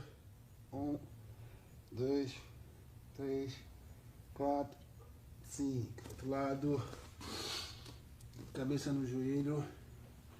1, 2, 3, 4, 5. Dobra as pernas. Olha pra cima. 1, 2, 3, 4, 5. Outro lado. 1, 2, 3, 4, 5. Puxa aqui. 1, 2, 3, 4, 5. Outro lado. 1, 2, 3, 4, 5. Afasta as pernas.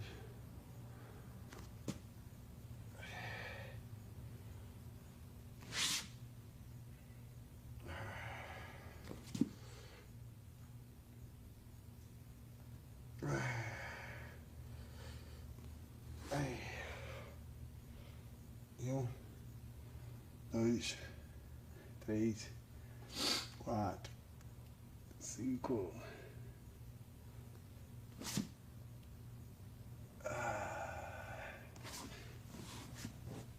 Aí. Pro lado. 1, 2, 3, 4, 5.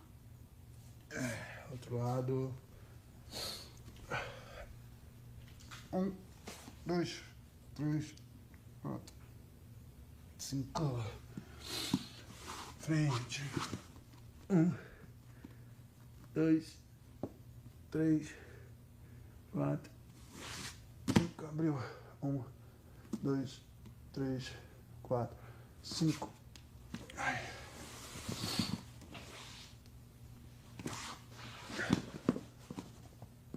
1, 2, 3, 4, 5. Deita atrás.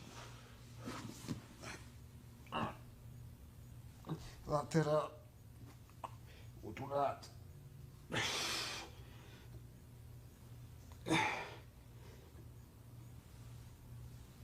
Muito importante alongar a coluna, as pernas.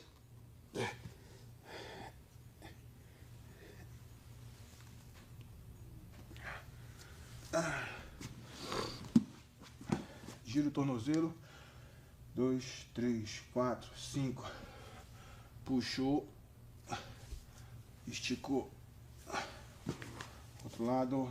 1, 2, 3, 4, 5. Puxou. Esticou.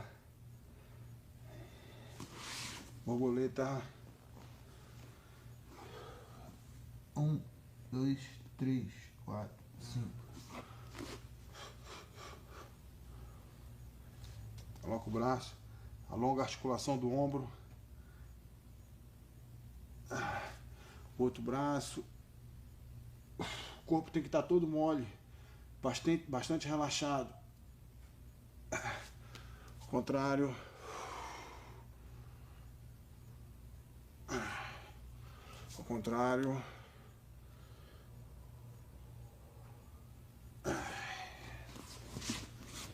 Coluna agora. Longa.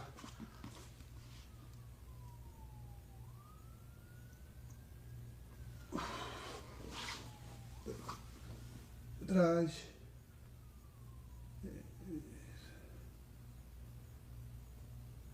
Aí. Aí vai levantando, ó. 2, 3, 4, 5, 6, 7, 8.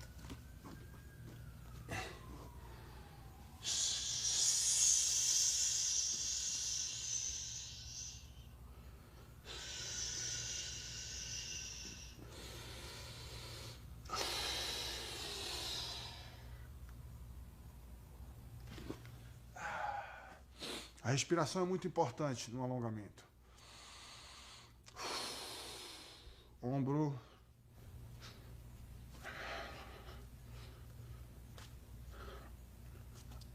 Ok.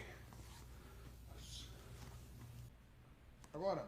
Now I will demonstrate how to set up a strike using a fake punch. It is very important for you to remove your opponent's lead hand so that you can land a clean punch.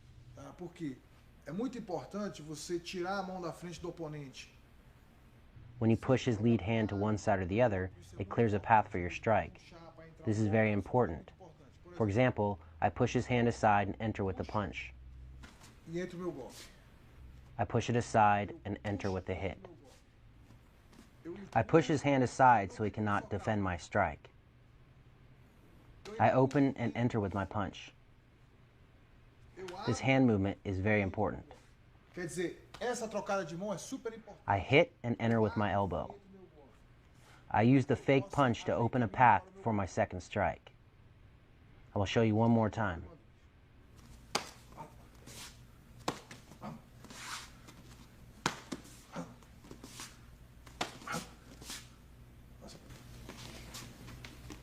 One more time. I always touch his arm and clear it out of the way. O braço abre o caminho para o seu golpe.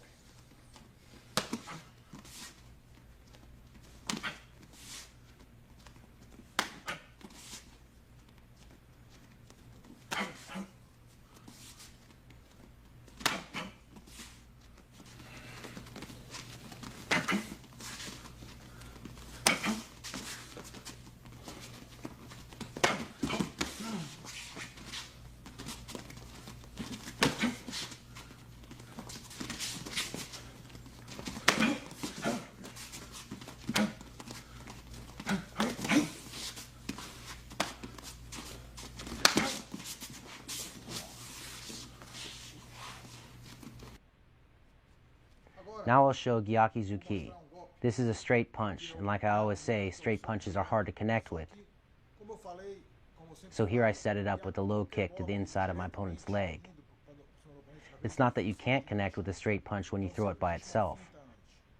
It's certainly possible, but it is more difficult because your opponent is waiting for the punch. When you set it up using another strike such as a kick, it draws your opponent's attention away from the punch. So in this case, I use a kick to set up my punch. I kick to the leg and then follow up with the cross. One more time. Remember, your guard hand should always remain high. When I kick my opponent's leg, it isn't hard. I just touch his leg to draw his attention down to the lower half of his body, and then I land a punch to his face.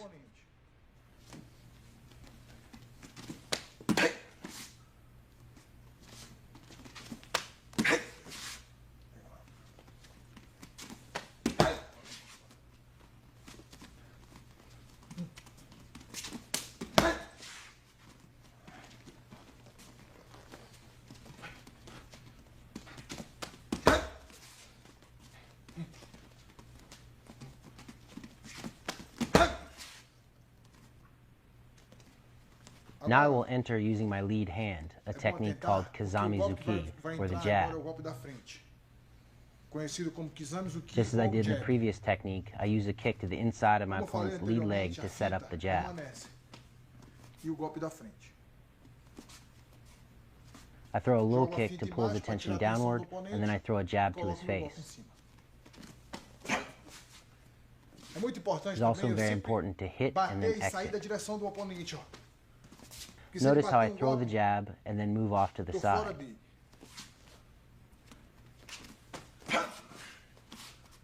If my opponent were to throw a counter strike, I would be out of the way.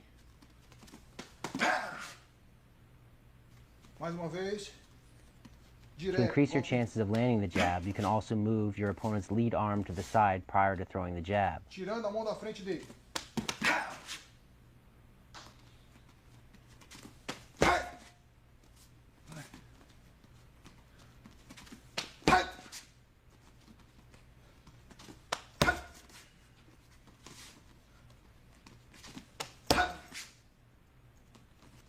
Now we'll demonstrate a technique where you throw a kick to your opponent's back leg, but instead of pulling your leg back into your stance, you drop it down to the mat and change your stance.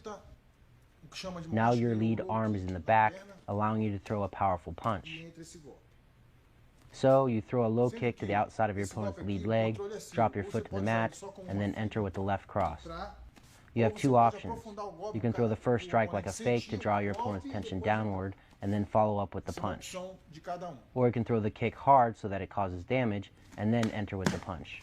It is up to you. The first method is faster, but in the second method, your kick is more powerful.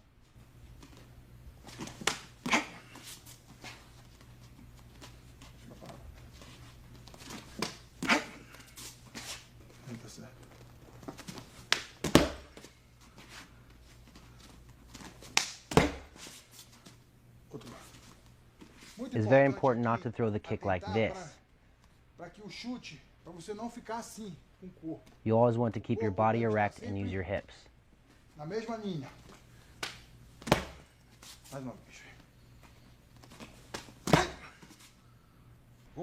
Now I show a kicking combination where I step laterally. This allows me to remove myself from my opponent's line of fire and obtain a dominant angle of attack. I throw my first kick to my opponent's leg to drop his focus low, and then I finish with a high kick to his head.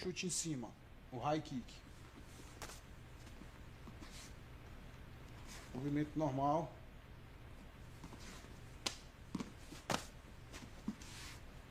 Sempre saindo da direção, isso é muito importante. Um pouquinho mais rápido.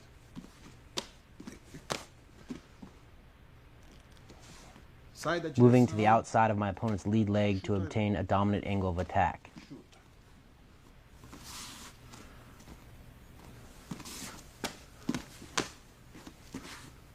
A little faster now.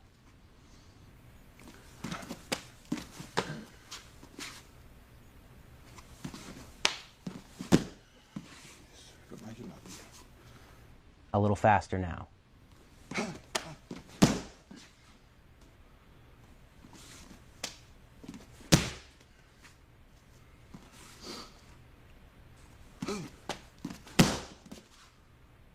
Agora, uma combinação que, por exemplo, Once more, exiting to the outside of my opponent's lead leg, and then vou kick. usar a combinação de perna da frente, saindo para a lateral, para entrar num ângulo que ele não possa ver o meu chute.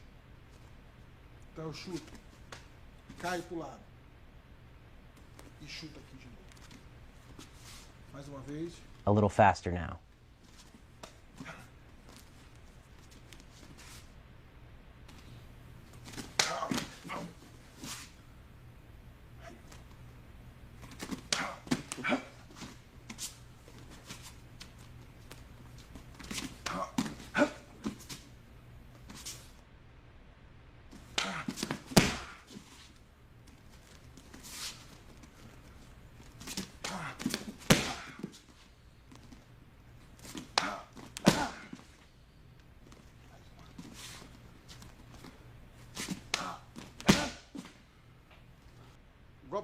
Now we'll show knee dungaree.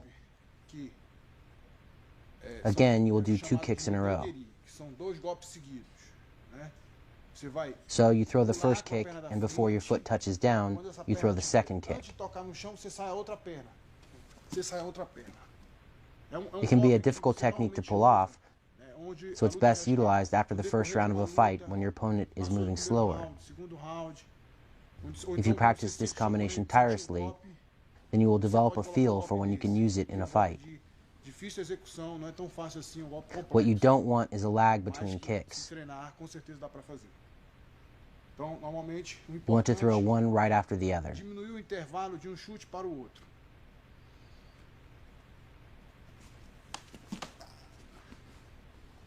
A little faster.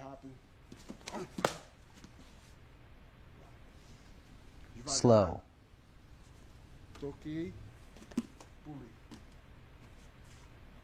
I touch with my first kick, and then I throw the second kick hard.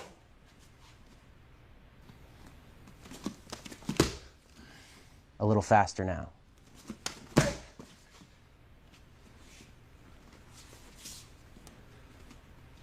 Slow.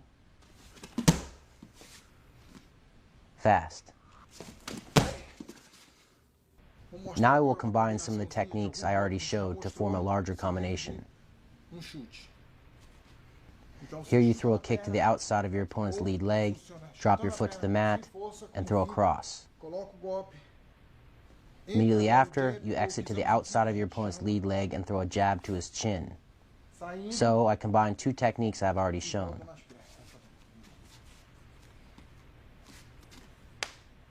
Next, I conclude with a low kick. Remember, you always want to go high and then low, or low and then high to confuse your opponent.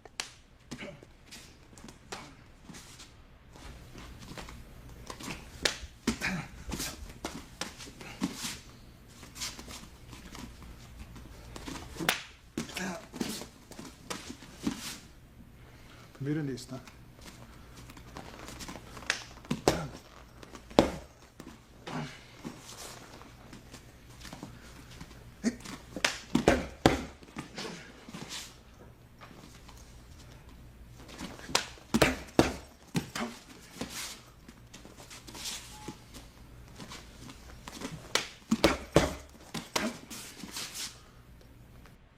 Now I'll show a very fast kick-punch combination.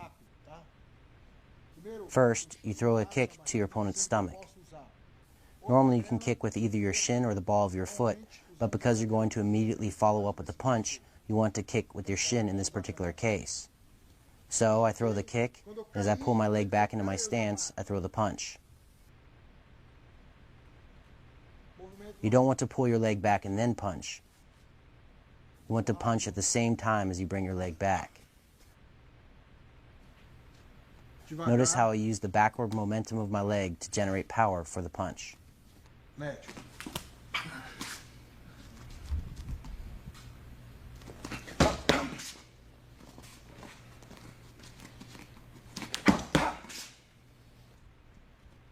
Again, it is very important to throw the punch as you're retracting your leg.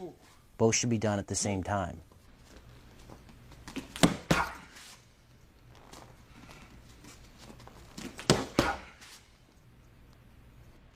Now I demonstrate how to throw a rear round kick to your opponent's midsection and then follow up with the spinning back fist.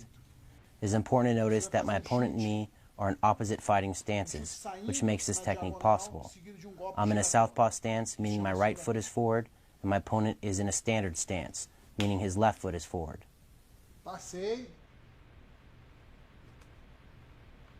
So you want to throw the kick diagonally, but instead of pulling your leg back into your stance, you circle it around your opponent's body, plant your foot to the outside of his lead leg, and then continue with the rotation and throw a back fist. Medium speed. Pass and turn. A little faster. Same movement. Exiting a little faster.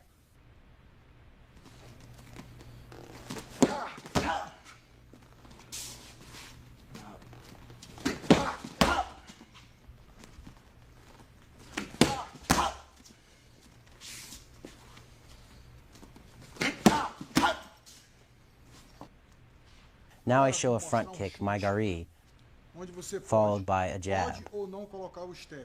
With the front kick, it is very important to elevate your heel towards your buttocks. So, front kick, and then the jab. You can follow up with another hit if you like, but these two strikes are the main combination. A little faster.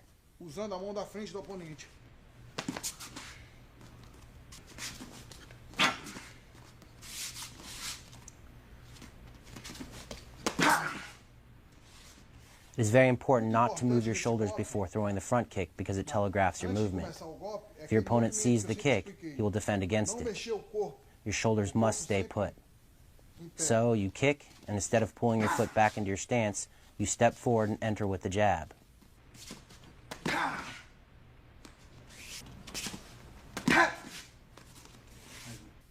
A little faster. With Maigari, the positioning of your shoulders are very important.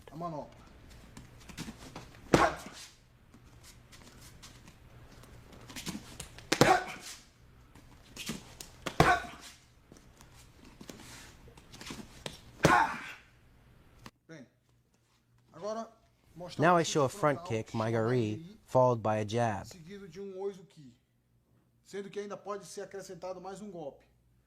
With the front kick, it is very important to elevate your heel towards your buttocks. So, front kick and then the jab. You can follow up with another hit if you like, but these two strikes are the main combination. A little faster.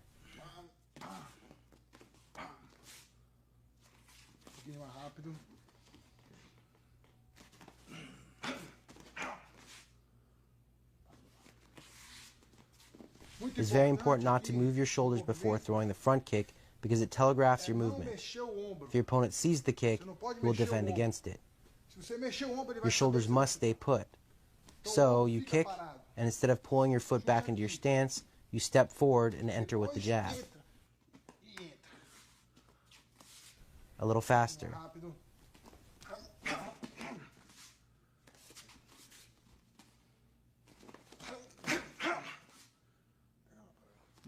With Maigari, the positioning of your shoulders is very important.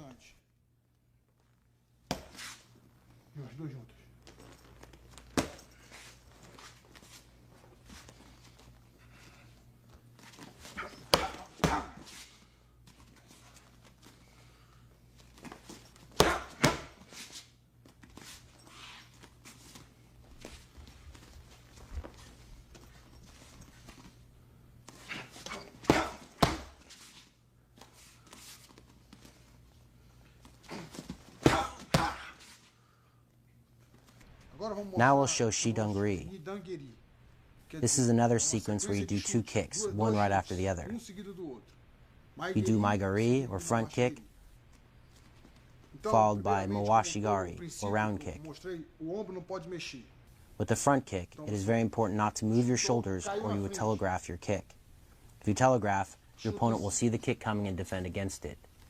So you throw the front kick with your rear leg, and instead of pulling your leg back into your stance, you drop it straight down to the mat. This puts you in close range and allows you to throw a round kick to your opponent's head. I throw the kick medium speed. Novamente.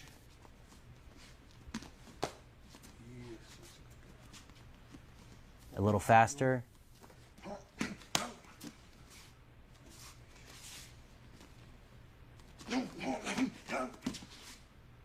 It is important that you do not lag between kicks. You want to throw one right after the other. The less time you have between kicks, the better.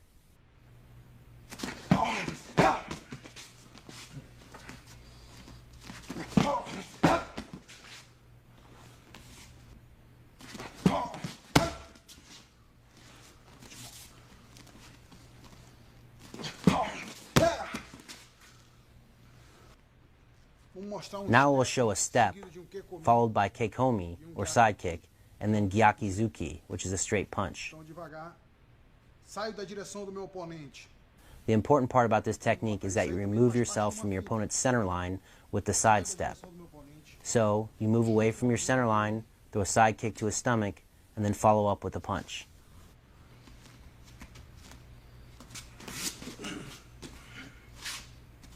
Pouco mais rápido.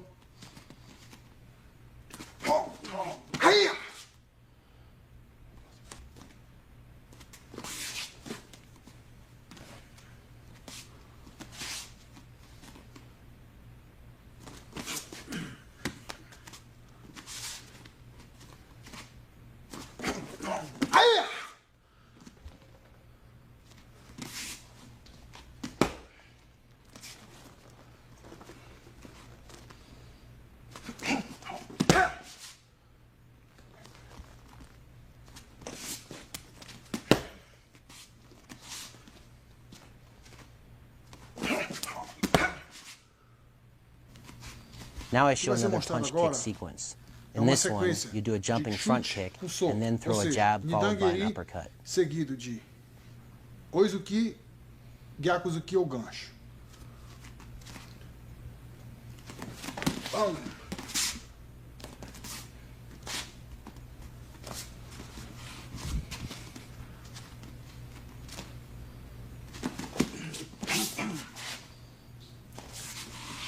Pouco mais rápido. A little faster.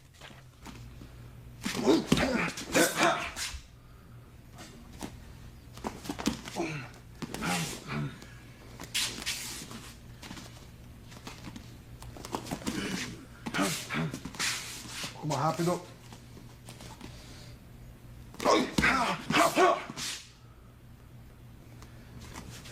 Vai, Giri. Gancho.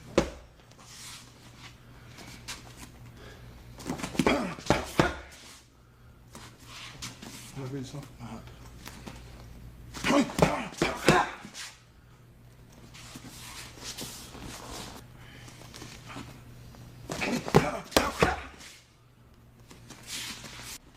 Now I show a combination which involves a hook kick, followed by a cross and then a knee. Step. Notice how I move toward my opponent while throwing the cross to cover distance. So, you want to throw the hook kick to your opponent's head, pull your leg back into your stance, step forward with the cross, and then drive a knee into your opponent's midsection. Tira a cabeça.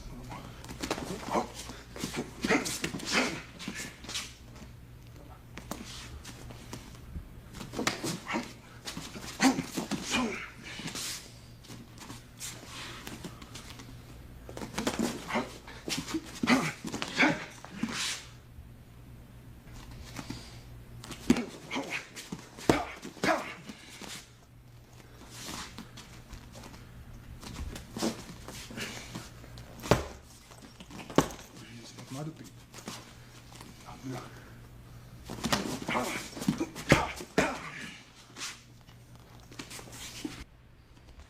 In this combination, I show how to throw a hook kick to the inside of your opponent's lead leg when the two of you are in opposite fighting stances, meaning you have opposite feet forward. Although this kick is not very common, it is a very effective technique. By throwing this strike low, you not only pull your opponent's focus downward, but you can also disrupt his balance. Você vai usar o calcanhar. When you throw the kick, you want to connect using the heel of your foot. So after landing the kick, immediately follow up with a cross to your opponent's face. Vou dar com a canela. Com a batata. This combination can also be done with a little step. Velocidade Medium speed.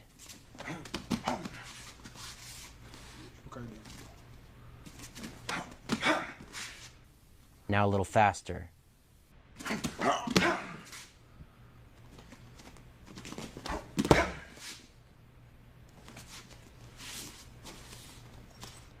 You want to strike your target using your heel. Calcanhar para bater.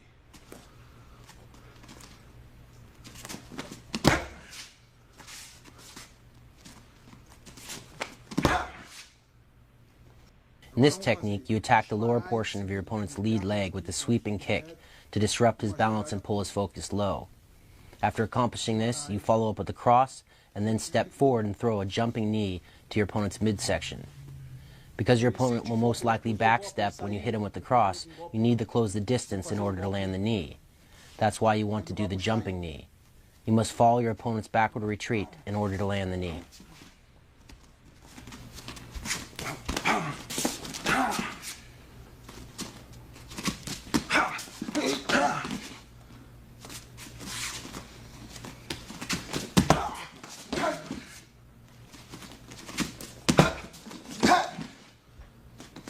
In this technique, you start by stepping forward with the cross. It's certainly alright to land with the cross, but your main goal with throwing it is to momentarily blind your opponent to your second punch, which is a hook. So you don't need to follow all the way through with your first punch. It can be a fake. As you throw the cross, it is very important that you step forward.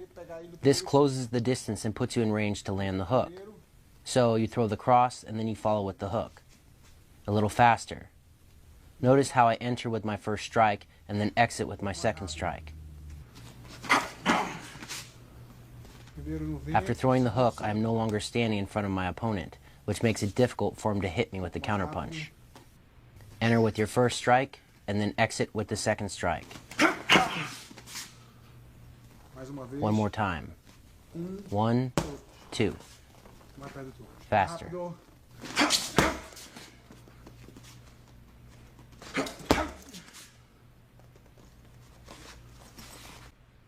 This is another technique where you begin by stepping forward with the cross. Again, your goal is not to land the cross, but to momentarily blind your opponent so you can land your second strike, which in this case is a round kick to his head. Just as with the last technique, it is important to step forward with the cross to cover distance. Notice here how stepping forward also positions my hips to throw a powerful kick. 1, 2.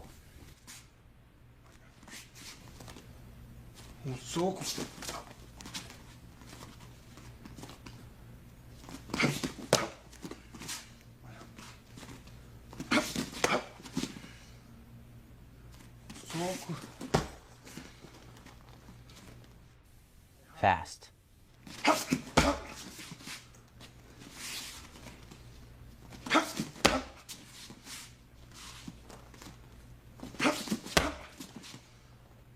Essa técnica que eu vou mostrar.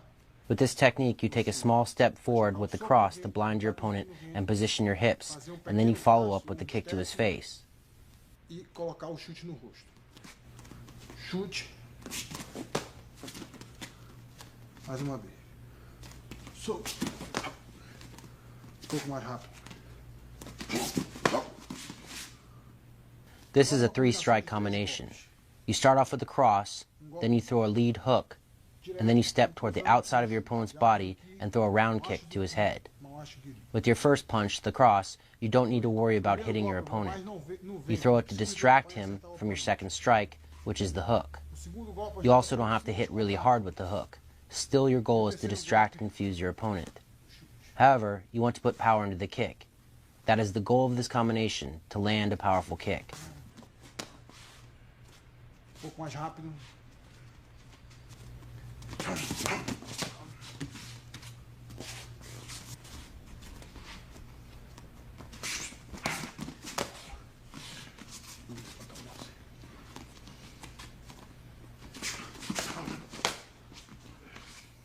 Now a little faster.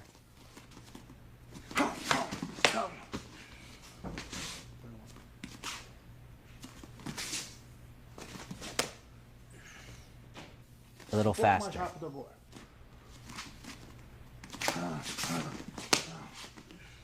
A little faster now.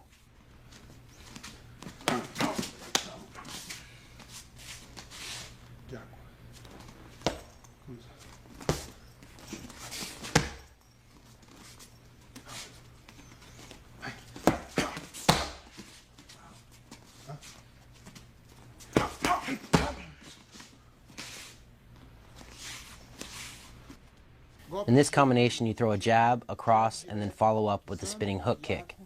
Your goal is not to land your first two punches. They are more of a fake. The reason you throw them is to distract your opponent and set up the spinning hook kick. So you throw the jab, the cross, and then turn for the kick. 1, 2, and turn.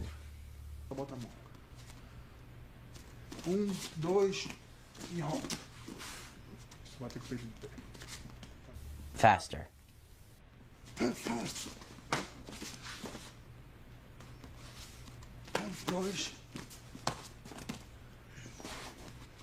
The important thing is to hit with your heel on the kick. When you train with a partner, you can connect using the bottom of your foot so he doesn't get hurt. But in a fight, you definitely want to connect with your heel. Você vai usar o calcanhar.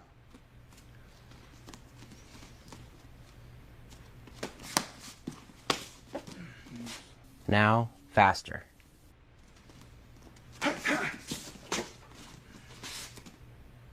Like I said before, the first two punches are fakes that distract your opponent and allow you to land a powerful kick. 1, 2. Now faster. 1, 2.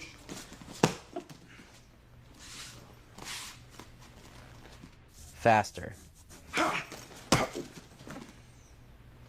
Agora eu vou mostrar. Here I demonstrate a jab, cross, hook combination.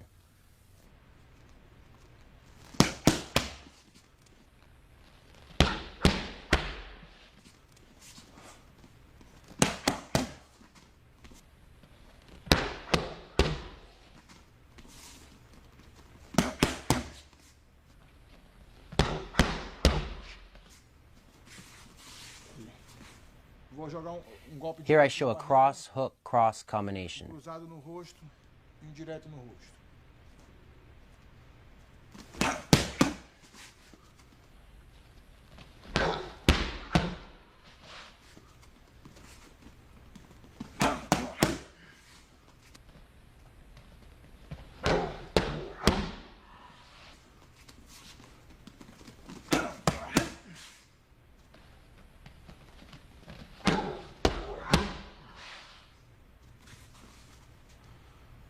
Now I show a jab, uppercut, hook combination.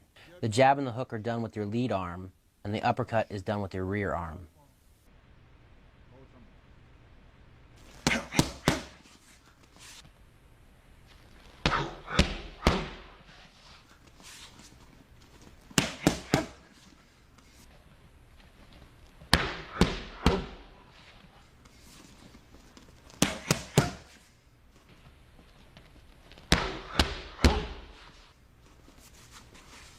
In this combination, I step my lead leg toward the inside of my opponent's body to make him think I'm heading in that direction.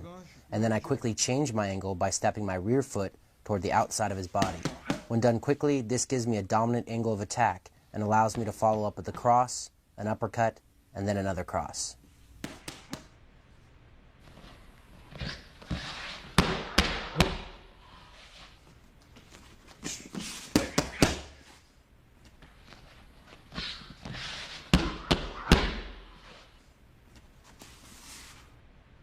In this combination, I demonstrate how to throw a lead hook followed by a rear uppercut. The hook is used to enter in and close the distance, and then you land a powerful uppercut.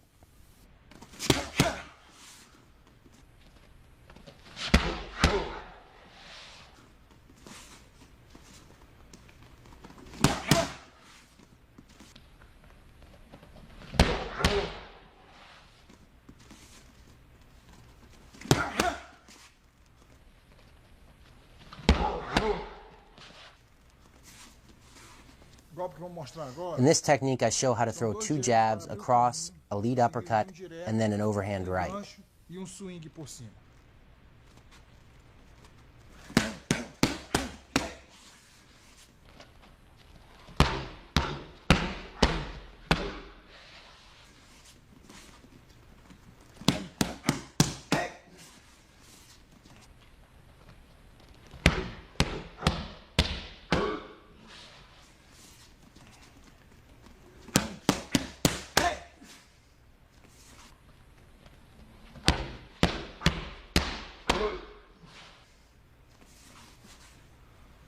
Here I demonstrate a combination that involves 3 very fast punches. You throw a jab, a cross, and then another jab. In this combination, the focus should be on speed.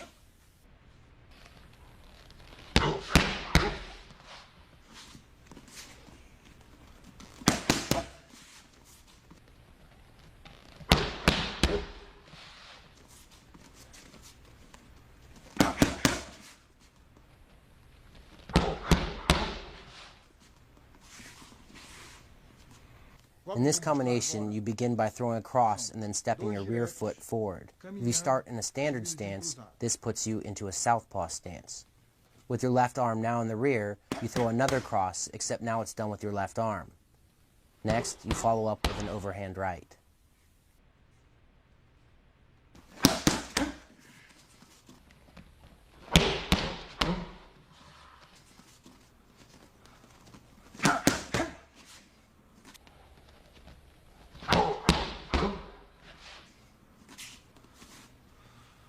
In this combination, you throw a jab, a cross, a lead uppercut, and then a rear over-the-top elbow. When you throw the elbow, you want to come down between your opponent's arms and connect with his face.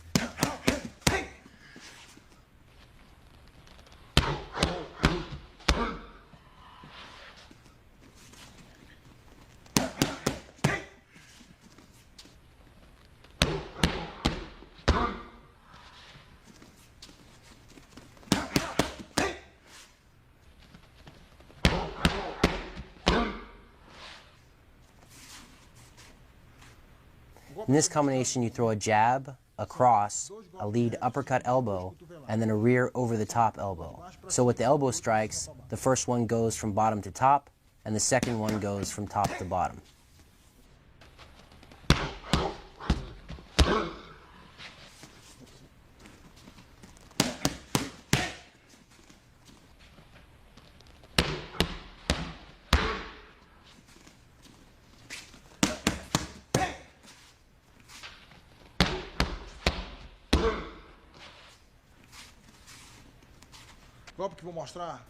In this combination, you throw a jab, a cross, a lead front kick, and then another cross.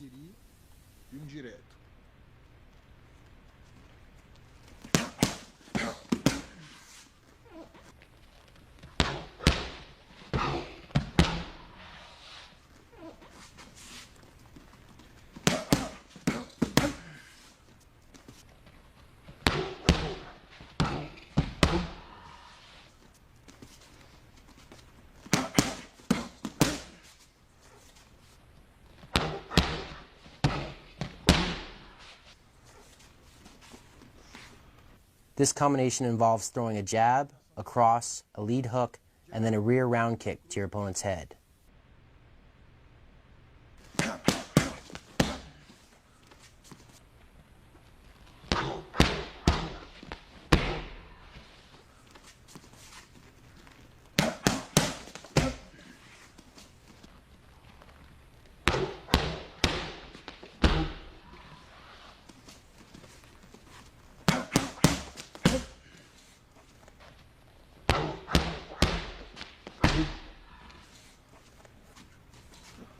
Now I show how to throw a jab, a cross, and then a spinning back kick with your rear leg.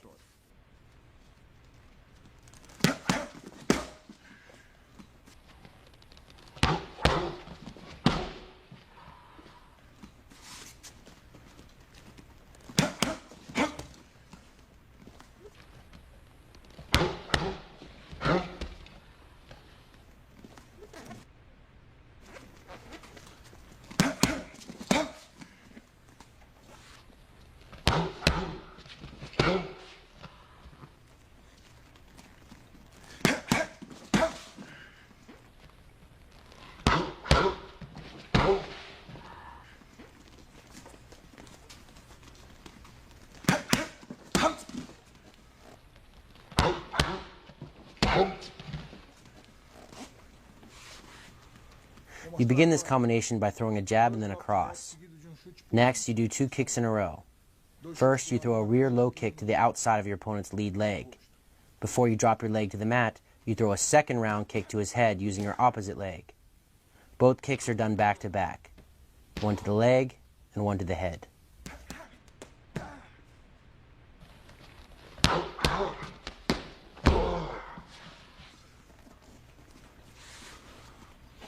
In this combination, you begin by throwing a cross and stepping your rear foot forward. This puts you in a perfect position to throw a knee to your opponent's midsection, and after landing the knee, you follow up with another cross to your opponent's head. As with most of my combinations, you switch between striking low and striking high.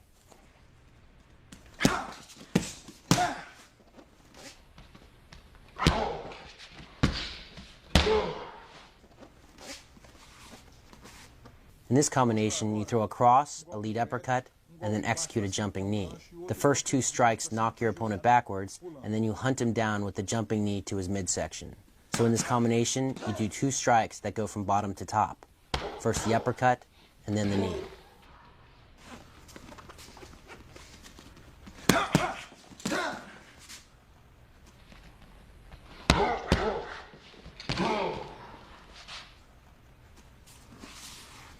In this combination, I throw a rear front kick to my opponent's midsection, a jab, and follow up with a spinning back fist. Notice how when I throw the spinning back fist, I keep my opposite arm up to protect my head from counter strikes.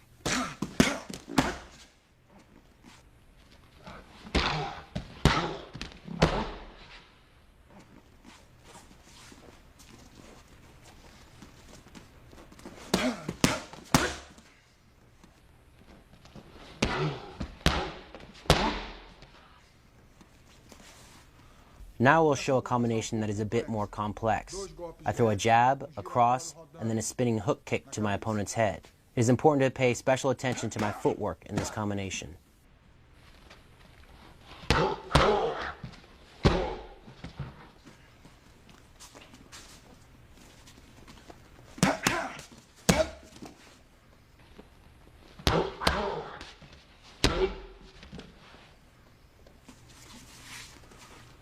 In this combination, I throw a lead front kick, a cross, a lead uppercut elbow, and then a rear over-the-top elbow. So there are two elbow strikes. One goes from bottom to top, and the other goes from top to bottom.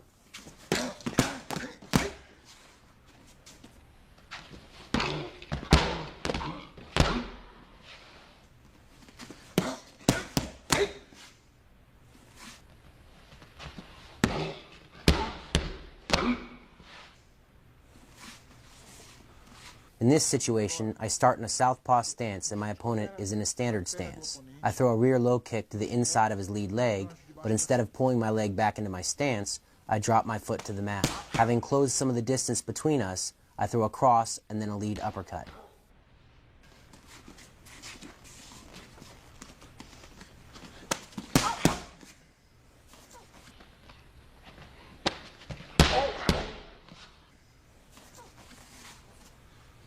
In this combination, I throw a rear front kick, but instead of pulling my leg back into my stance, I drop my foot down to the mat. This allows me to close some of the distance between my opponent and me. Next, I circle my left leg around the front of my opponent and throw a hook kick into the side of his head. To finish, I throw a cross to his face.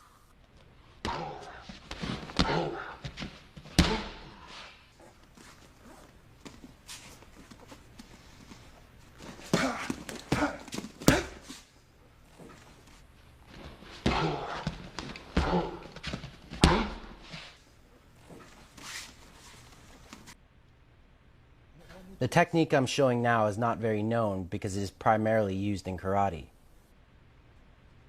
To begin, I trap my opponent's lead arm and drive it into his body, disrupting his balance. Next, I throw a right cross, but instead of punching him in the face, I shoot my hand to the side of his head. Still controlling his left arm with my right hand, I step my right leg behind his legs. To execute the takedown, all I have to do is drive into him with my right arm. pouquinho mais rápido.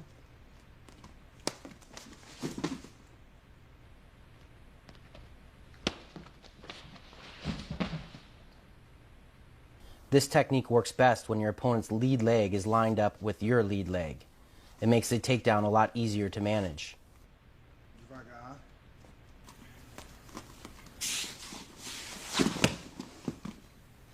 Notice how my left foot is right in front of his left foot. This is the positioning that you want to assume because it makes it a lot easier to step behind his legs.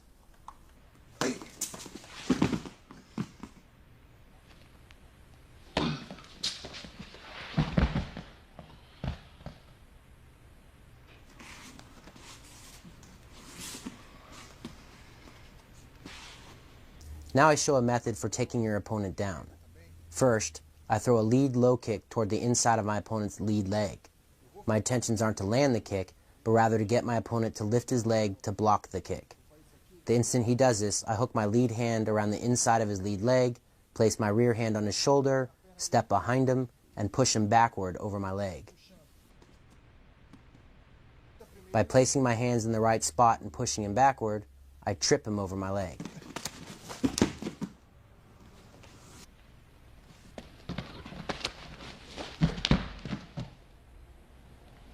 Mais uma vez devagar.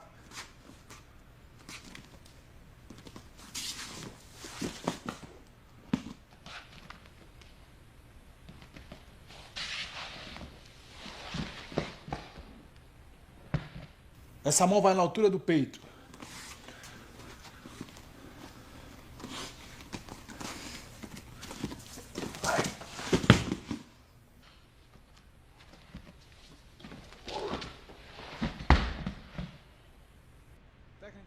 This is another takedown. Just as with the last technique, I fake with the low kick to the inside of my opponent's lead leg.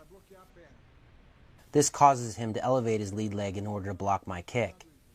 As he blocks, I drop my lead foot to the mat, pivot on my lead leg, and then kick his grounded leg out from underneath him using my rear leg.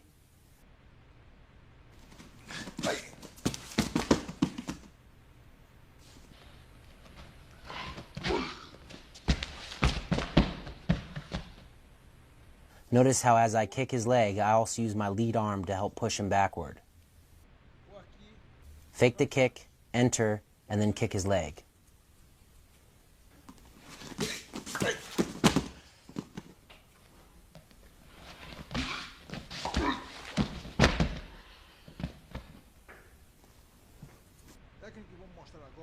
In this technique, I throw a rear round kick toward my opponent's head, causing him to lean back to avoid it. Instead of following through with the kick, I plant my rear foot behind my opponent's lead leg. At the same time, I place my rear hand on his chest.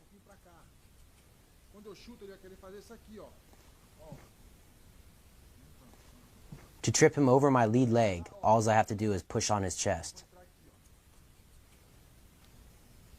Derrubando.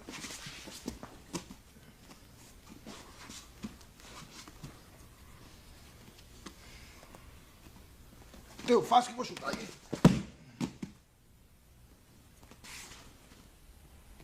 Eu faço que vou chutar aí.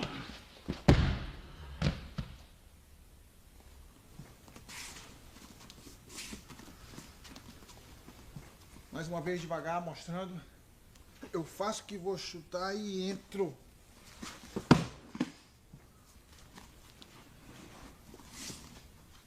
Um pouco mais rápido.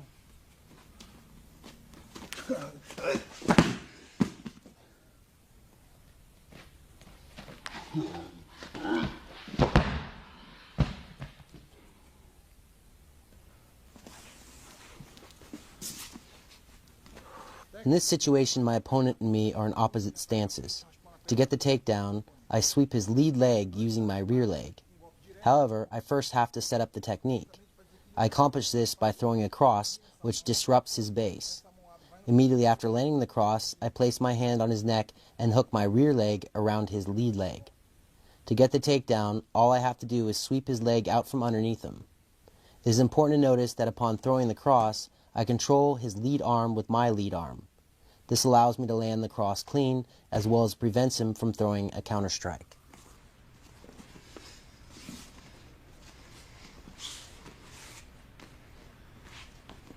Mais uma vez.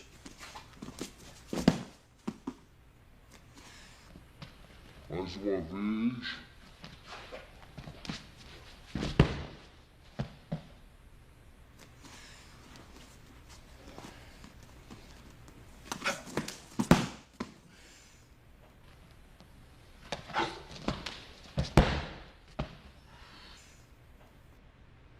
this situation, my opponent and me are again in opposite stances. To begin, I step to the outside of his body to acquire a dominant angle of attack and throw a jab. After the jab, I throw an inside kick to my opponent's midsection. This sets me up to sweep his lead leg out from underneath him and score the takedown. So in this combination, you're using strikes to off-balance your opponent. Then, you execute the sweep.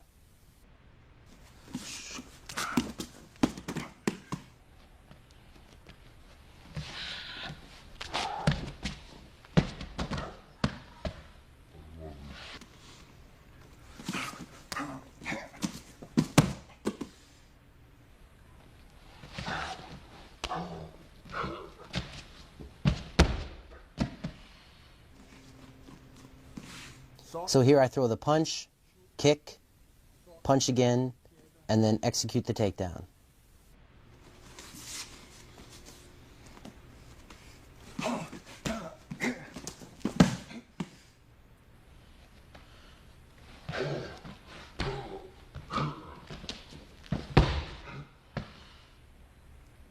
Again, I show you how to sweep your opponent following a punch-kick combination. Of course, you want to cause damage with the strikes, but their main intention is to off-balance your opponent and set up the takedown. Before throwing the jab, you want to step to the outside of your opponent's body and hold on to your opponent's lead hand. This makes it harder for him to protect himself. Then you strike to his chin and sweep.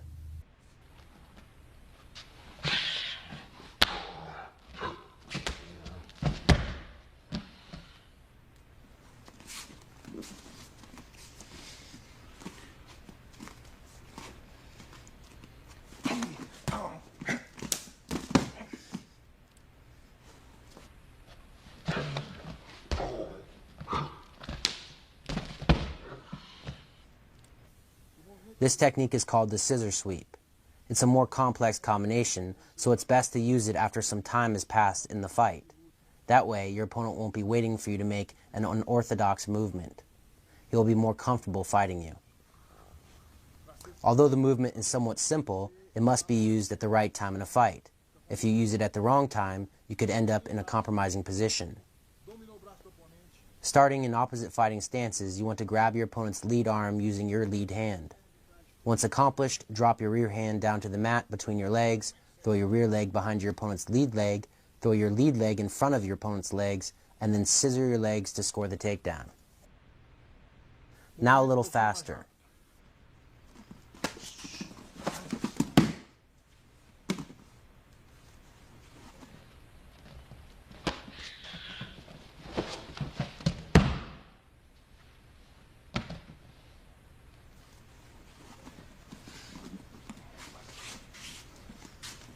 Mais uma vez explicando em outro ângulo. You want to grab your opponent's lead arm, drop your opposite hand to the mat, throw your rear leg behind his legs, throw your lead leg in front of his legs, and then scissor your legs together. Now a little faster.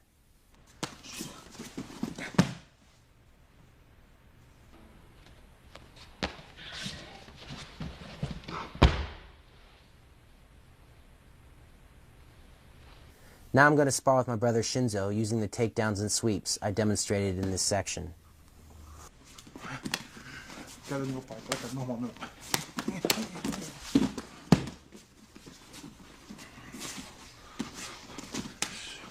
Fica com a Machida. Não, eu? Show. Tirou. Tesoura.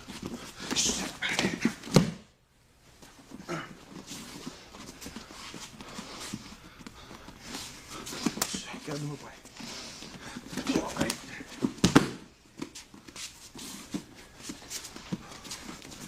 Acho que queda, fica pra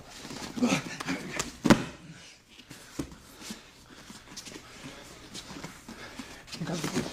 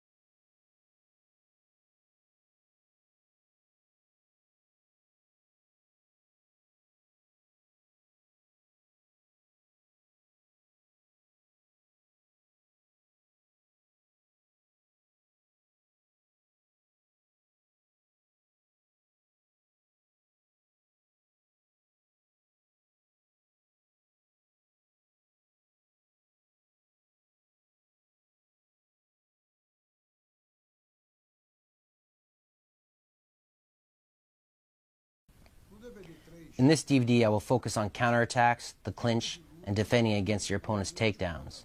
In addition to learning the basic techniques, it is also very important that you focus on timing. As you will soon see, timing is very, very important. If your timing is off, utilizing one of the countering measures I lay out could be hazardous. Instead of evading your opponent's attack and landing one of your own, you suffer the hit. Along these same lines, it is very important to develop a keen sense of distance. If you attempt to throw a kick and there is not adequate distance between you and your opponent, again, you will suffer rather than your opponent. If you want to keep a fight standing, it is very important to spend some time on the takedown defense portion of this DVD. It is also important for those of you who would rather take the fight to the ground because the techniques will often allow you to attain the top position, which in most cases is more advantageous to you. The clinch is just as important because it is often a difficult position to avoid. If your opponent is determined to tie you up, you must know how to gain the upper hand. By establishing the holds I've laid out, you create openings to land hard strikes or even take your opponent down. However, if your opponent manages to get a more dominant hold, you've also got to know how to escape. If you fail to learn these defensive techniques, you're basically putty in your opponent's hands. He can take you down, land strikes, all sorts of nasty stuff. If you take the time to master all the techniques I've laid out, in addition to the striking and grappling techniques I've laid out on the other DVDs, you will have a well-rounded game.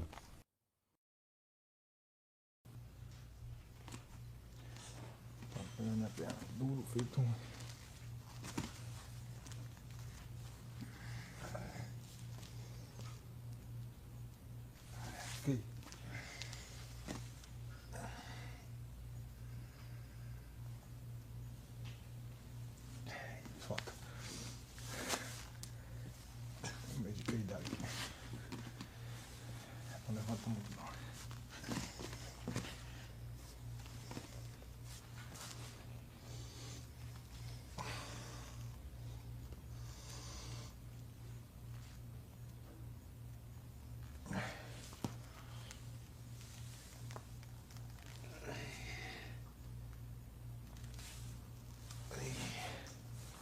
Vamos no braço.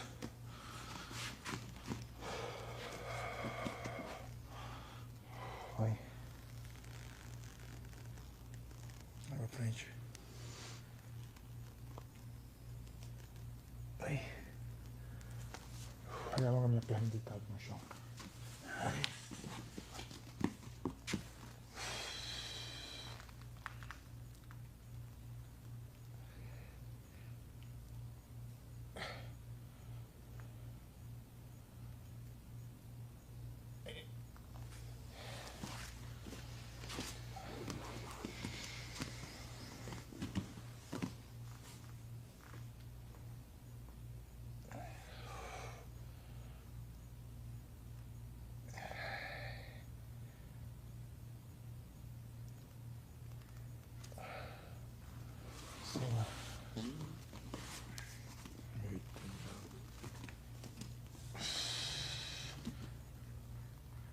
Soltou lá. Aí. Lá.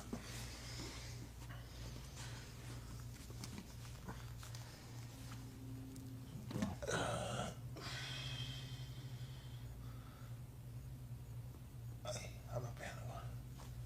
Vamos aqui, tá?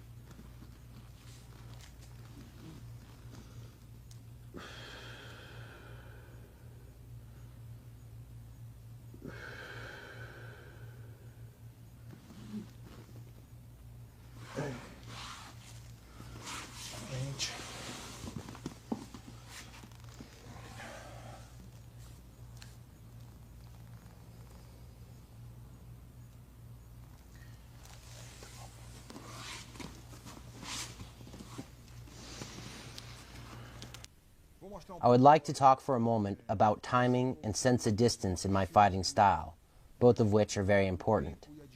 For example, when an opponent attacks, I will often use what we call a counter strike. My opponent throws a punch or kick, but I time his movements and hit him with the strike before he can connect with his strike. So I base my strike off my opponent's movements. Another counter is what we call nikiri in karate. With this counter, you defend with your footwork rather than a block.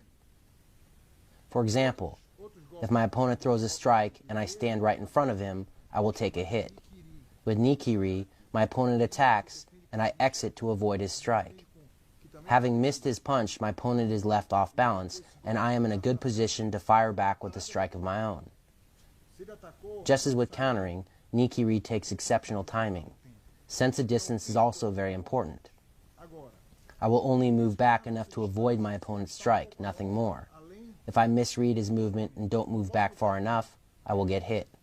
If I misread his movement and move back too far, I will not be in a good position to follow up with a strike of my own. However, it is much easier to read your opponent's movements when you fight at a distance. If you fight up close, you will not see the strike coming until it is too late. This is why I always fight at a distance.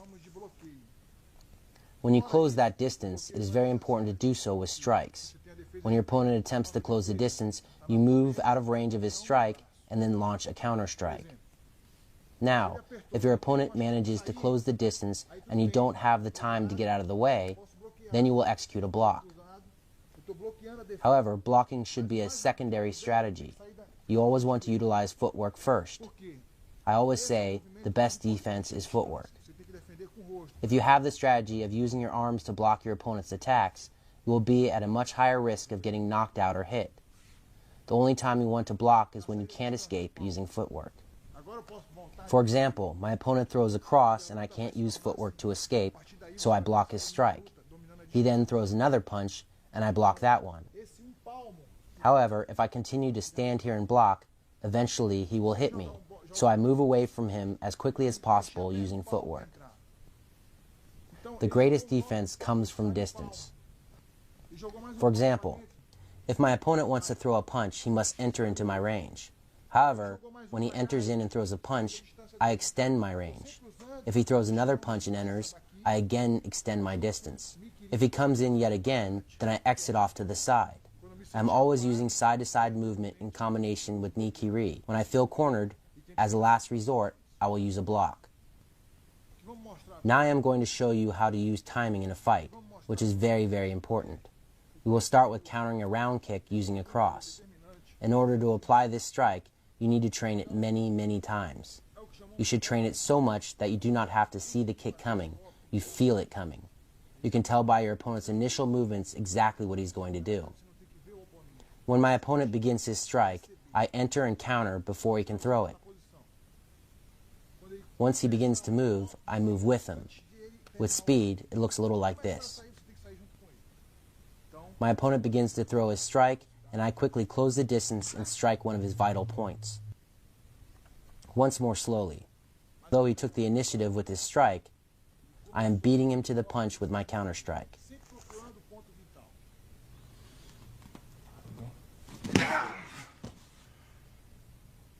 Now I demonstrate how to counter an opponent's round kick with the right cross, and then follow up with the sweep. When I strike my opponent, he will get forced backwards. Before he can re-establish his base, I follow up by sweeping his grounded leg out from underneath him. Aí vou mostrar o golpe.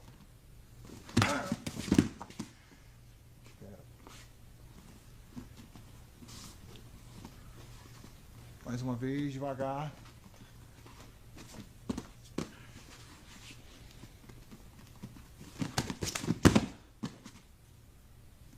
Once more slowly.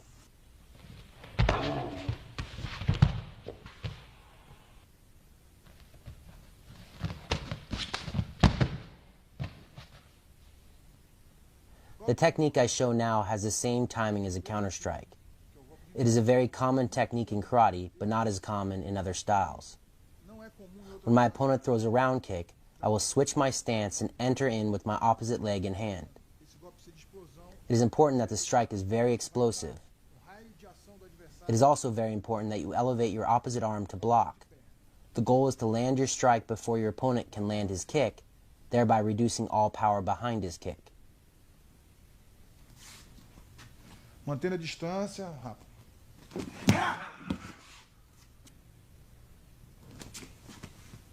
But in case your timing is off, it is very important to put up your block.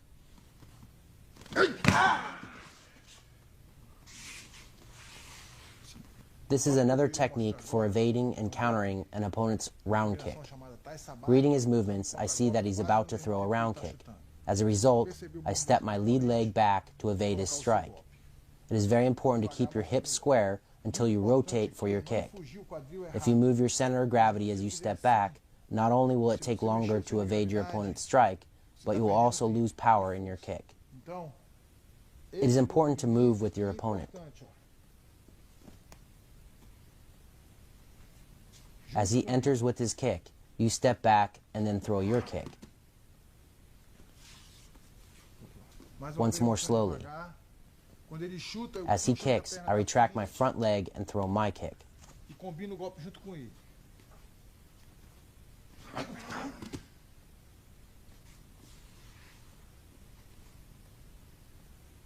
Now I demonstrate how to counter an opponent's round kick using a spinning back kick. It is a complex technique. You have to turn and kick to your opponent's stomach before he can land his kick. So your opponent kicks and you turn and kick with him. When you spin, it adds power to your kick. A little faster now to show the movement.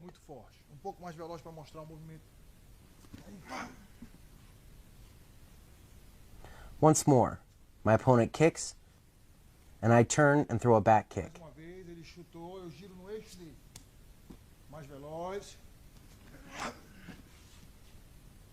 Now I will spar with my brother, countering his round kicks using the techniques I just demonstrated.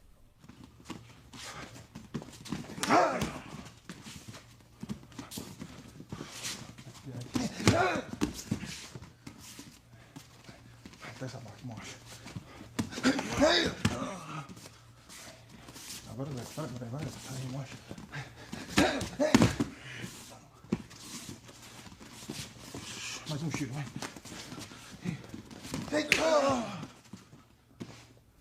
In this technique, I step my lead foot to the outside of my opponent's body, leading him to believe that I will throw a round kick. Normally, my opponent will attempt to counter my movement by throwing a jab. However, immediately after stepping my lead foot to the outside of his body, I move to the opposite side of his body. Not only does my footwork cause my opponent to miss with his jab, but it also puts me in a perfect position to counter with a cross. A little faster.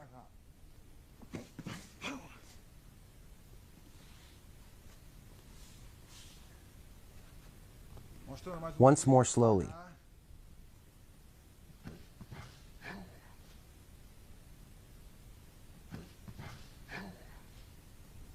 A little faster. Now faster.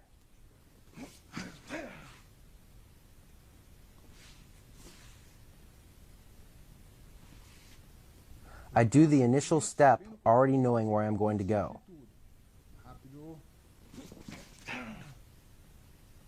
This is another technique you can use to counter your opponent's jab. It also works well when your opponent doesn't throw a punch. Either way. So my opponent throws a jab and I step to the outside of his lead foot. In addition to removing my head from my center line and causing him to miss his punch, it sets me up to throw a ridge hand strike to the side of his jaw. I can strike with the blade of my hand, or I can strike with the first two knuckles.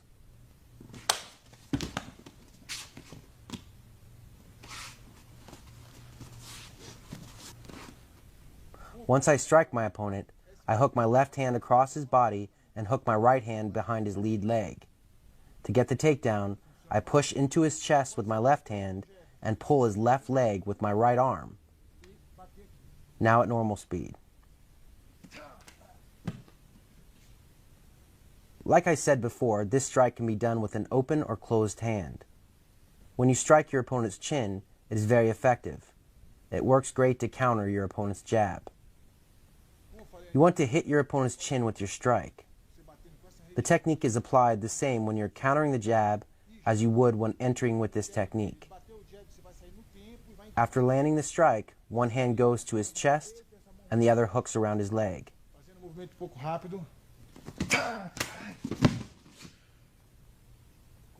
You can strike with an open hand or a fist. After landing the strike, you immediately take him down. Jogou o jab, entrei, sempre aprumando o adversário. After executing the takedown, always end up on top of your opponent.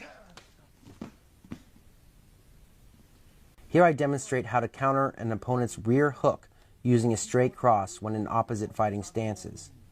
To begin, I spot my opponent's hook coming and step my lead foot to the outside of his lead leg. At the same time, I throw a cross straight down the pipe. Because a straight punch has to travel less distance than a circular one, I land my strike before he can land his. Immediately after landing the cross, I follow up with the lead hook to the side of his jaw. Notice how I circle my rear leg around as I throw the hook. This gives me an even more dominant angle of attack, making it more difficult for my opponent to follow up with another strike. Slowly. Now fast.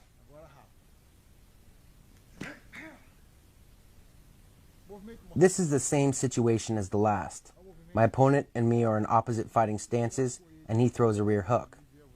Spotting his punch coming, I counter with the cross. However, in this situation, my strike forces my opponent backwards. Instead of following up with a lead hook, I throw a front kick, step forward to switch my stance, and then throw another cross.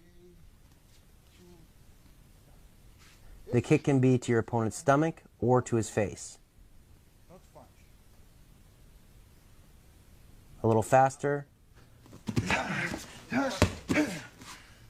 Slowly.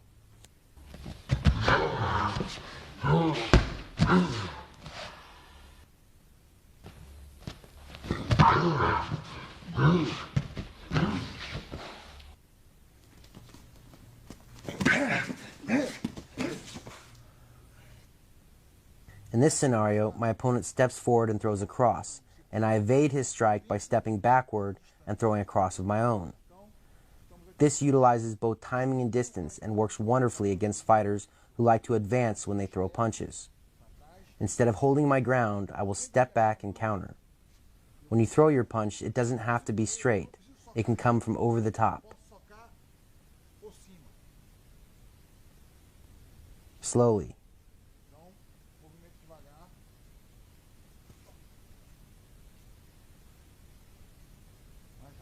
Faster. You step back to avoid the strike, and then push off your back leg and throw the punch. Now fast. This is another technique for evading the cross. However, instead of retreating backward, you step off to the side to evade your opponent's strike. At the same time, you counter with the lead hook. Landing the hook will open a pathway for the uppercut. And once you land the uppercut, hook your hand around the back of your opponent's head, pull his body into you, and throw a rear knee to his midsection. Normal speed.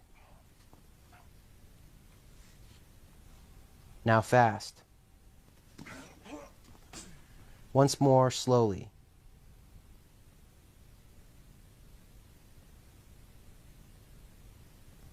I exit with the hook and then enter with the uppercut and the knee. Fast movement now.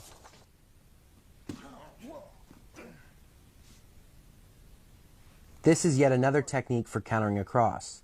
In this one, my opponent throws the cross and I slide my lead foot back to my rear foot to create distance between us.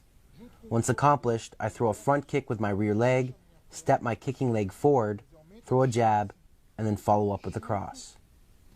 Although my opponent initiated the attack, I am the one landing strikes. A little faster. Now slow.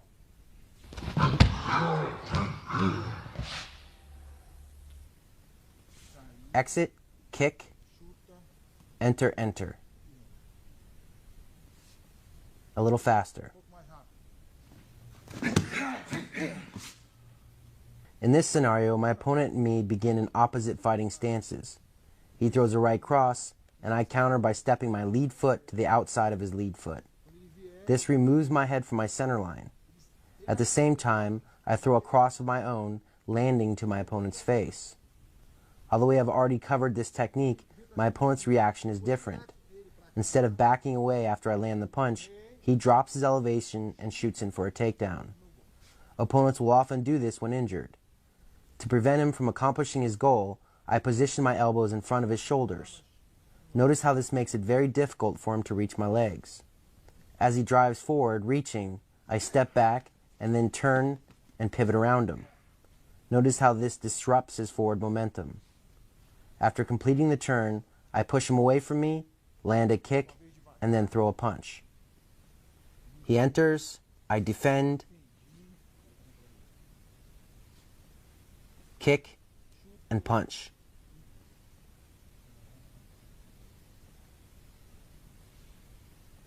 Fast.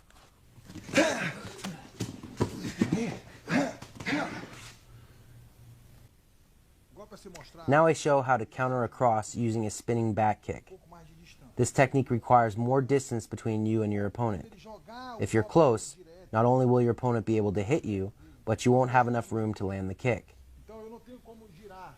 To prevent the technique from working against me, I will retract my lead leg as my opponent punches to create distance between us. Then I will kick.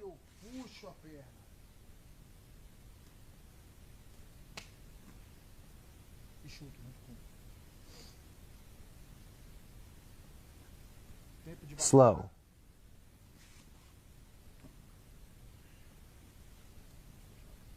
And now fast.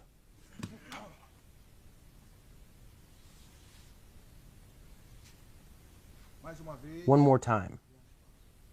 I will create space when my opponent throws his punch by retracting my lead leg and then kick.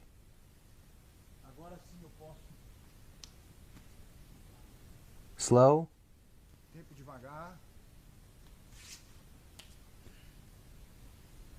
And now fast. Now I spar with my brother using the countering techniques I just demonstrated.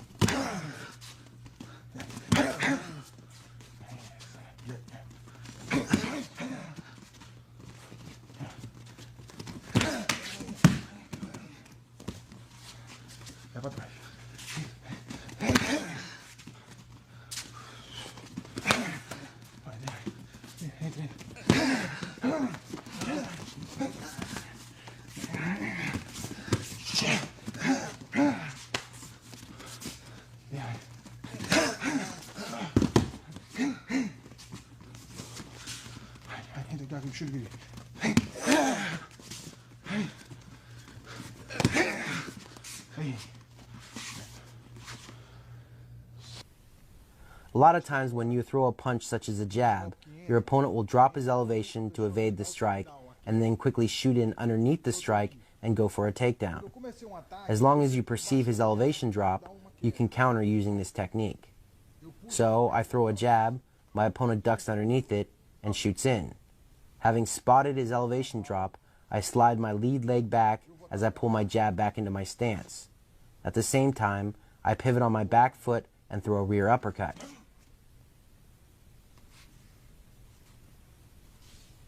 Normal movement.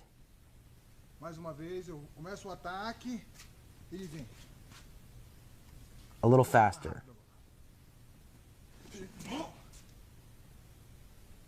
Once more, I throw a jab, my opponent shoots in, and I counter with the uppercut. This is another technique for countering a takedown. So, my opponent comes forward to scoop up my legs. To counter, I place one hand on his head and the other hand on his shoulder, slide my lead foot back slightly, and throw a rear knee to his face. If your opponent is especially close when he shoots in, you might need to retract your front leg more in order for the technique to work. This is something you will get the hang of during training, you will develop a better understanding of distance. Let's do it again at normal speed.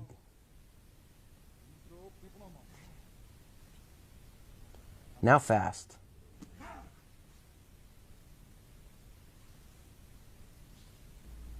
Once more slowly.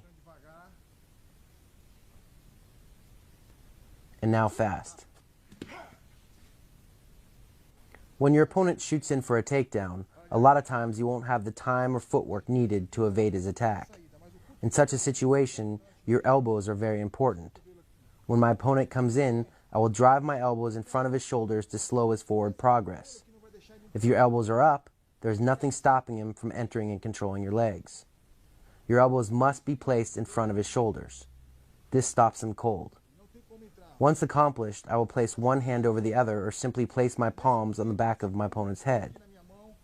No matter which grip I choose, I retract my hips to create distance.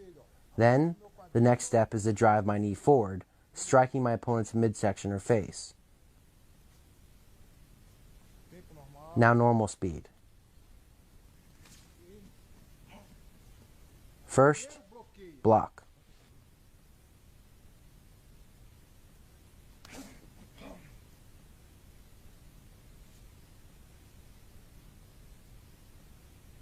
Slowly, he enters and I block. Then I enter with the knee. Now fast.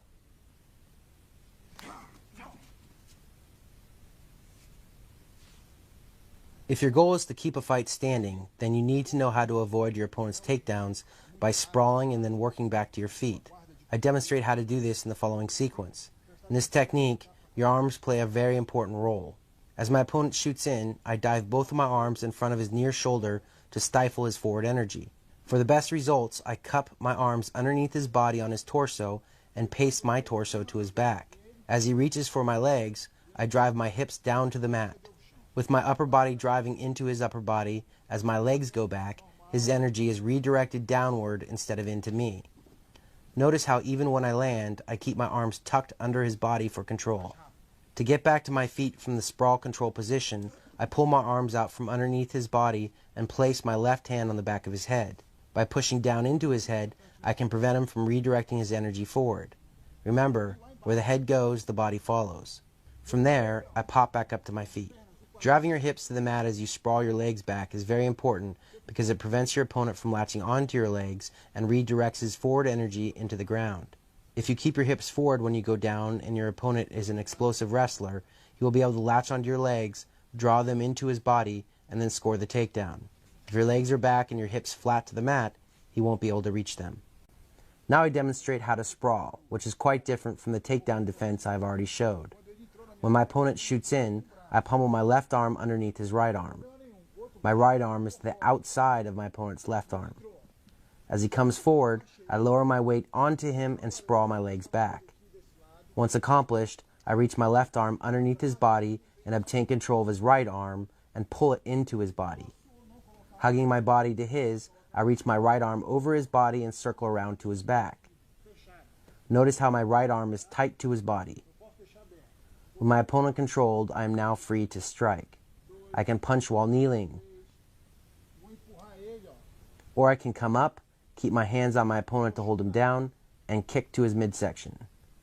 To cause the most damage, you don't want to kick with the top of your foot. You want to kick with the ball of your foot.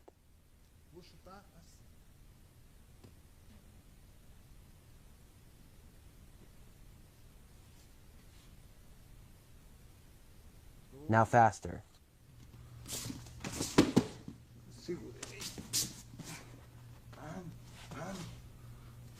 Empurra.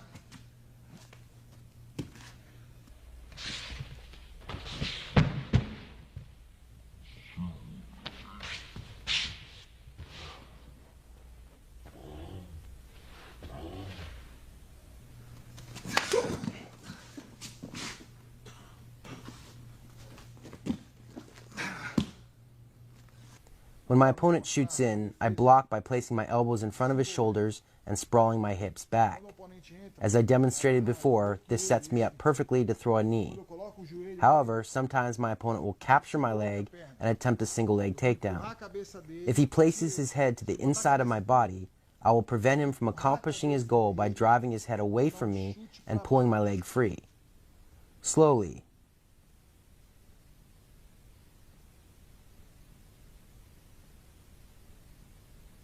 So, I block his takedown, knee, push his head away, and pull my leg free.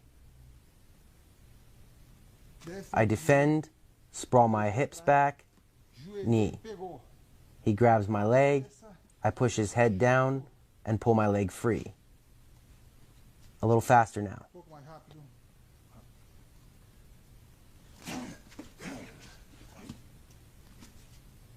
This is another technique you can use to defend against a single leg takedown. As my opponent snatches up my lead leg, I push his head away using my left hand. This creates space between our bodies and allows me to wrap my right arm around the top of his left arm, establishing an overhook. At the same time, I circle my right foot to the outside of his left leg. Next, I grab his right elbow with my left hand.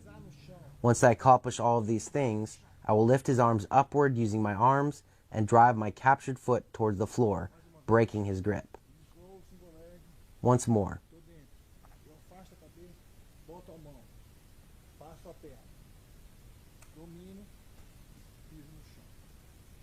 Opponent enters, I defend. I press on his head, establish an overhook, grab his elbow, lift his arms upward, and drive my foot toward the floor. My opponent grabs the single. I establish an overhook with my right arm, circle my right leg to the outside of his leg, then I control his elbow,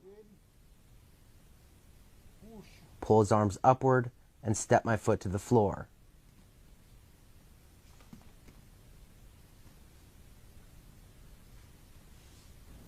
Now I spar with my brother using the takedown defense techniques I just demonstrated.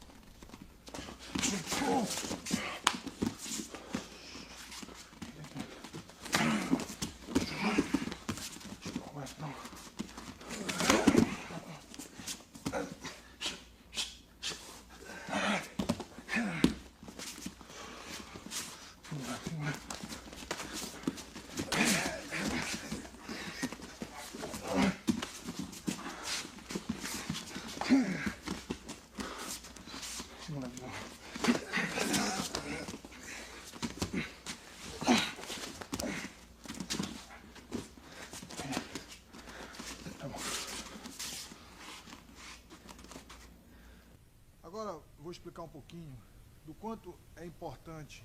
In karate competition, you do not utilize the clinch. No karatê de competição, normalmente. However, in Machida martial arts, our karate, we train the clinch a lot. It is super important to include the clinch in your training because in a real fight where there are few rules,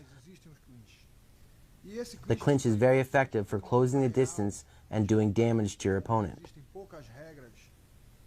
So I demonstrate several clinch techniques and when they are best applied. If your goal is to strike with punches and kicks, it is best to try to maintain distance. But if you lose that distance, you've got to understand how to establish the clinch and throw knees and elbows. So I highly recommend spending some time with this section. There are many ways to control your opponent in the clinch. You can establish the Muay Thai clinch, which is where you place your elbows in your opponent's chest and cup one hand over the other behind his head. You can also change your grip by cupping your palms together. You can wrap one hand behind your opponent's head and control his far arm by cupping your hand over his biceps. If you have a collar tie and your opponent has a collar tie, you can cup your free hand over his arm for control.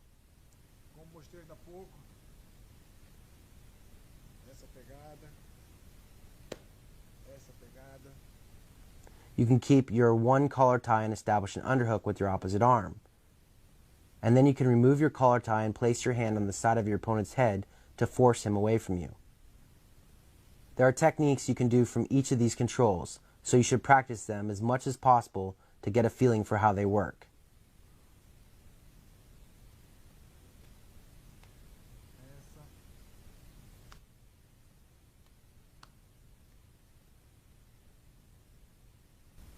Now I demonstrate how to throw a knee from the Muay Thai clinch. When you establish this position, you can cup your hands around the back of your opponent's neck, or you can cup them higher up on his head. When you do this, you can really pull his head downward. He doesn't have enough strength in his neck to resist the pressure you can apply with your arms. This allows you to drive a knee into his midsection. If you keep your hands clasped behind his neck, you will still have good leverage to pull his head down and land a knee. Once more, you enter and secure control of your opponent's head. You can cup around the back of his neck or higher up on his head. When you have control, drive in a knee.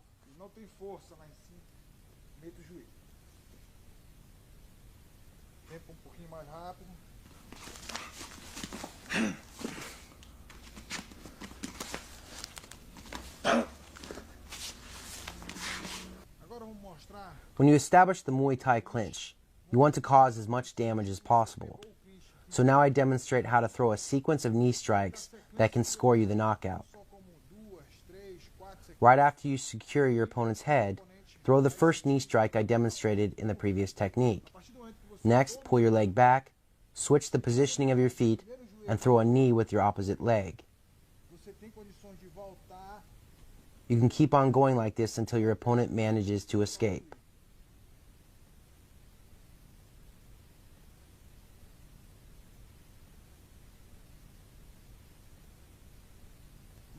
Once more from another angle. After you establish the clinch, throw a sequence of knees. Faster.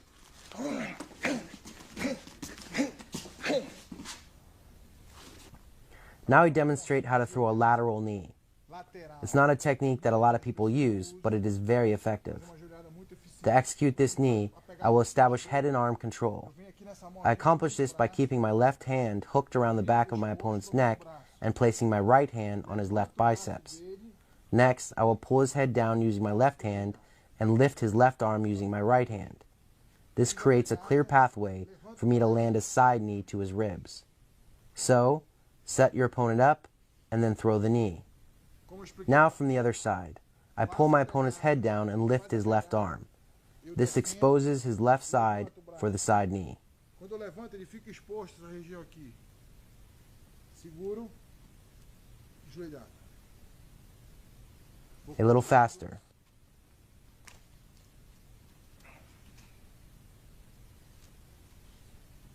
Da pegada de clinch. Now I will demonstrate how to use the Muay Thai clinch to off-balance your opponent. Sometimes when you establish the clinch, your opponent is very strong. Instead of trying to compete with his strength, I off-balance him using this technique. So, I step my rear leg forward and to the outside of his lead leg. Next, I circle my opposite leg around and pull on my opponent's head. Notice how this causes him to fall forward and to the side, totally destroying his base.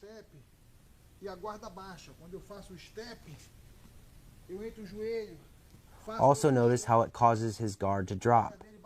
Next, I throw a knee strike to his midsection or face. Now, normal speed.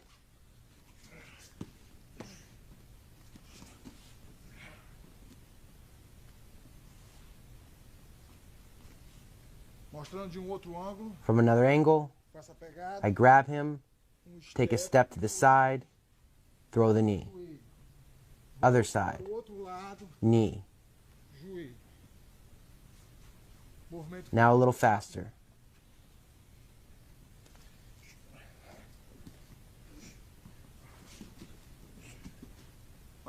Once more slowly. Remember, where the head goes, the body will follow. So it is very important that you have good control of your opponent's head.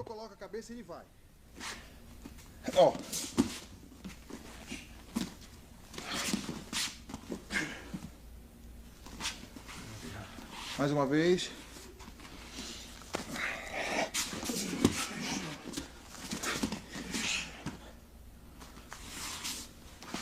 A lot of times when you establish the Muay Thai clinch, your opponent will defend by placing an arm across your throat and pushing you away.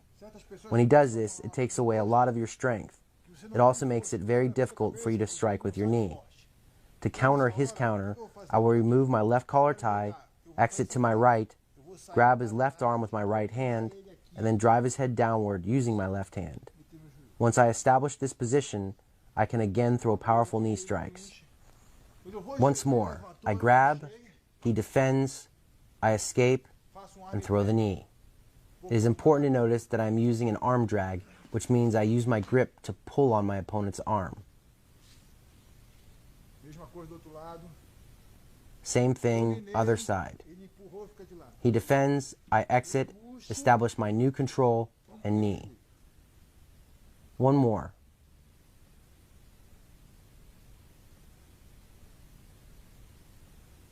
Normal speed. I move to the side and knee.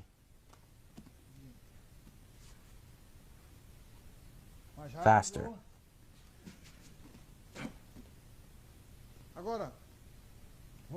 Now I will show a striking combination from head and arm control. So I throw a rear straight knee to my opponent's midsection. Next, I step my right foot forward into the outside of his lead leg. Then I use my left collar tie to pull on his head, and at the same time I step my right foot forward and drive my left knee into his left leg. The combination of these actions forces his left leg out from underneath him and causes him to fall forward. As he goes down, I circle around his body and then use his compromised position to drive in a knee strike to his face.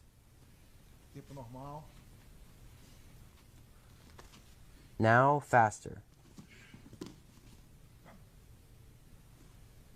Once more slowly.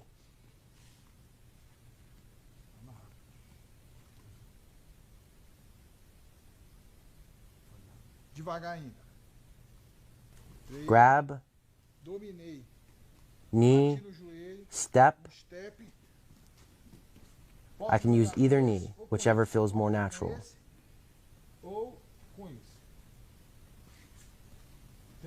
Faster now.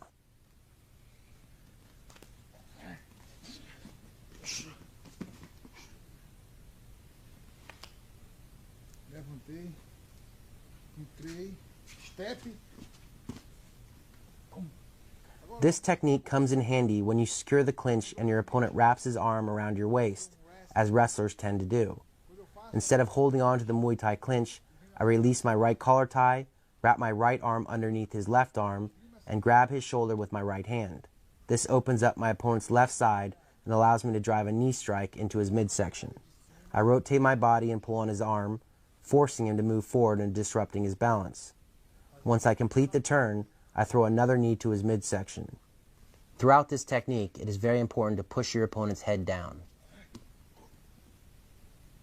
So, I establish the Muay Thai clinch, he grabs around my waist, I establish an underhook on his left arm, knee, change my grip as I step, turn, and then knee. Faster now. Once more slowly.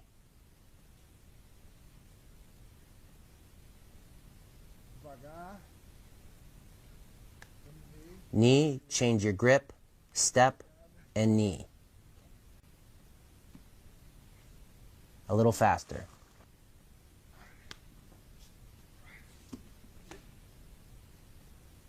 Now I show how to close the distance, throw an elbow, establish control in the clinch, and then land a knee. Normally when you close the distance, your opponent will want to grab you to take you down. This technique is the defense. So when I close the distance and throw the elbow, my opponent comes in close and hugs me. From here, I pass my right arm under his left arm and place my left hand on the opposite side of his head. This allows me to dominate his head and arm. Then I step my rear foot forward into the outside of his lead leg, rotate, and knee. A lot of people will try to grab you when you get close. This is especially true when you throw an elbow strike. They will attempt to grab you.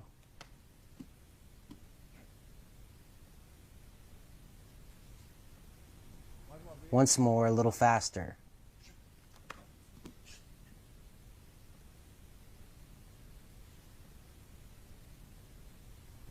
Slowly, showing the movement. I pass, dominate, and knee. A little faster.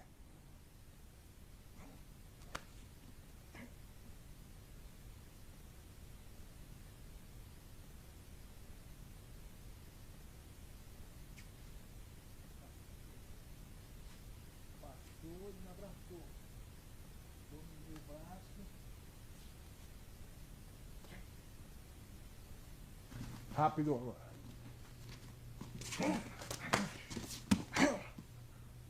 Now I spar with my brother using the clinching techniques I just demonstrated.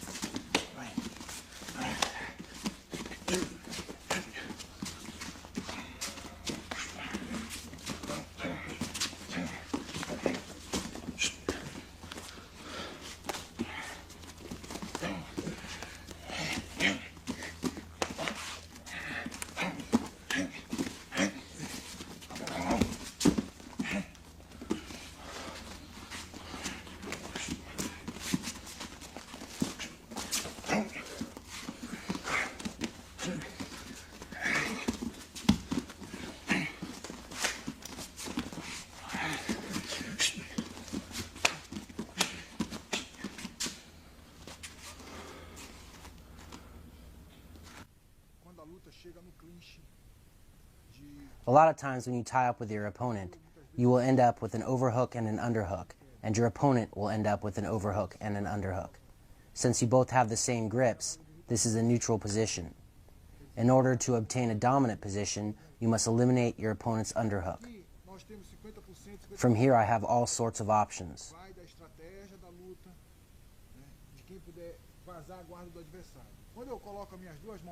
Why?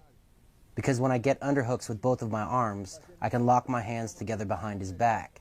This allows me to use my strength to break him down.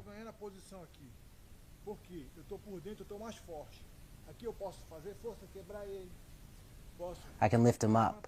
There are multiple things I can do from here because I have a dominant grip. When both you and your opponent have an overhook and an underhook, you both have the same options. In order to eliminate his underhook, you must use what we call pummeling. So I pummel my right arm underneath his left arm to establish an underhook. However, as I do this, my opponent pummels his left arm underneath my right arm, establishing an underhook on my right side. So again, we are both in a neutral position. So now we pummel faster, and eventually I dominate and establish double underhooks. This position is a lot better for me because I have a dominant grip, more options. He is on the outside, which theoretically makes him weaker. So when I lose the pummel and both of my arms are to the outside, I need to obtain a better position. If you can't pummel your arms back in because your opponent's grips are too tight, one technique is to wrap your arms around the outside of your opponent's arms and then squeeze your arms together to break his grip. As his hands break apart, you pummel one of your arms underneath his arm and establish neutral control again. The second escape begins the same as the first, by wrapping my arms around my opponent's arms. However, instead of breaking his grip, I step my rear foot forward into the outside of his lead leg and trip or throw him to the mat. This, of course, requires very fast movement because I have lost my dominant control. If I delay, my opponent will use his dominant grip to take me down. This is the reason why it is so important to always maintain dominant control while in the clinch. One more time. This position here is neutral, 50-50. I have one underhook and my opponent has one underhook. I have various attacks I can utilize and my opponent has those same attacks. Now if he pummels both of his arms underneath my arms, he has dominant control. From here I have to get my grips far away and try to pummel one of my arms underneath his arm.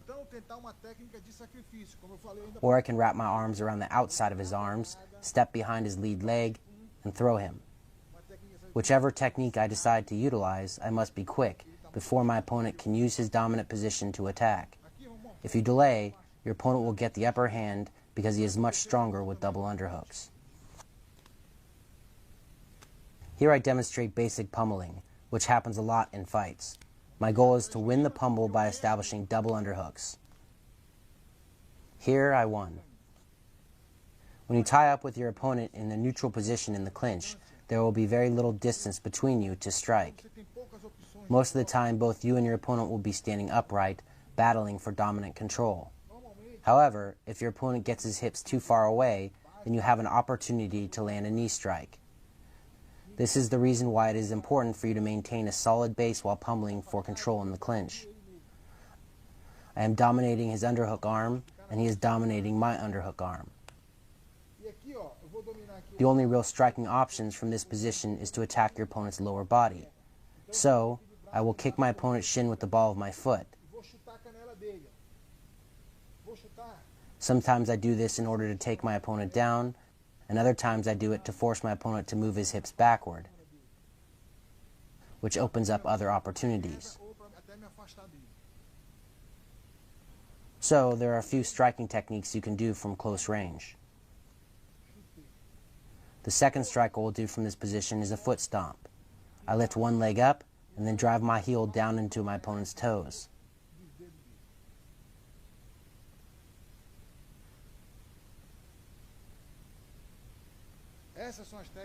It is also possible to land a knee to your opponent's thigh from this position. If you land the strike and your opponent moves his hips back to avoid another shot, then you can now target his body with a knee strike.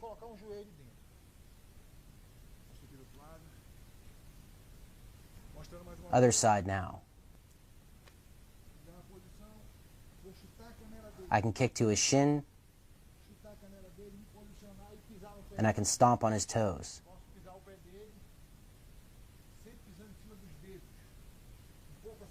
If he backs his hips away to avoid your strikes, then you have the space you need to knee his chest or stomach. Now I will show a movement that is very common in sumo, wrestling, and mixed martial arts when in the neutral tie-up position. Again, both my opponent and me have an overhook and an underhook. I place the back of my left hand to the inside of his right leg, and as I lift that leg up using my hand, I pull his opposite shoulder downward using my right arm. So, you do two movements at once. One arm lifts your opponent's leg, and the other arm pulls his shoulder down. You secure, enter, and pull. When you execute this technique, you can either fall down on top of your opponent or remain standing. Segurou. Entro aqui e puxo. Aqui. Como eu posso ficar em pé?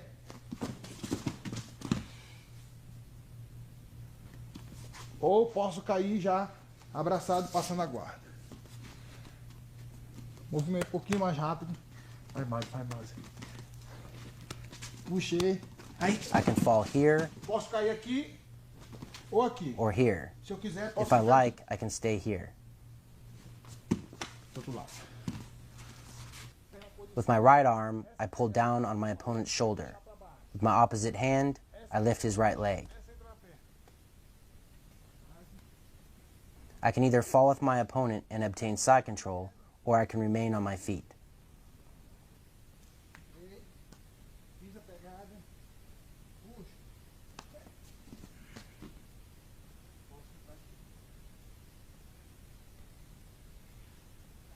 Now I demonstrate a wrestling takedown that is executed from an over-under body lock. Essa é uma queda muito utilizada. Notice how I'm gripping my hands together in the small of my opponent's back. It is also important that I use my elbow to clamp down on my opponent's underhook. From this position, you step your rear foot to the outside of your opponent's lead leg. It is a crucial movement that a lot of people do wrong. So I step my rear leg behind my opponent's lead leg and then use my control of his upper body to force him back into my leg. Essa perna vai entrar assim. Segurou. I accomplish this by rotating my body in a counterclockwise direction. So I pummel for position, which is very common in wrestling, establish an over-under body lock, tighten my elbow down on my opponent's underhook, step forward, and bump him so he sits back on my leg and trips to the mat. As my opponent sits down on my leg, that's when I fall. One step and then the takedown. Notice how when I fall, I step my leg behind both of my opponent's legs. This will prevent him from stepping and re-establishing his base. Now I show a takedown that involves a knee strike. It is important to notice that I have changed my grips from the previous technique. I wrap my left arm around my opponent's underhook. Instead of clasping my hands together behind my opponent's back to secure a body lock, You want to make sure that your grip is nice and tight. Your direction also changes. E entro. Vou entrar dessa forma, ó. Para trás. Instead of tripping your opponent forward, you trip him backward. Para trás. Então entrei. Domino esse braço. Joelho. I step my rear foot behind my opponent's lead leg and then sit back, rotate, and pull him into me so that he trips in the opposite direction. Mais uma vez. Once more slowly. Dominei a pegada aqui. Dei uma joelhada para abrir o caminho. I step my rear foot behind my opponent's lead leg and then sit back, rotate, and pull him into me so that he trips in the opposite direction. Here I show a takedown that requires you to force your opponent to step forward. From over-under control, I will rotate my body in a clockwise direction and pull him into me, causing him to step his rear foot forward into the outside of my lead leg. Puxar ele para cima de mim. Notice how this positions his lead foot between my legs. Sobrou golpe. Quando eu puxo ele para cima de mim, sobrou essa perna. Eu vou entrar nessa perna, ó. To get the takedown, I drive my weight into him.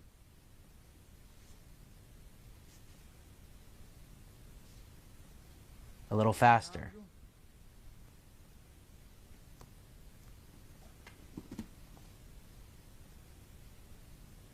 Once more, but slowly. I rotate and pull my opponent into me, causing him to step forward. With his lead leg now between my legs, I hook my lead leg around his right leg to prevent him from stepping back and reestablishing his base. To get the takedown, I drive my weight into him.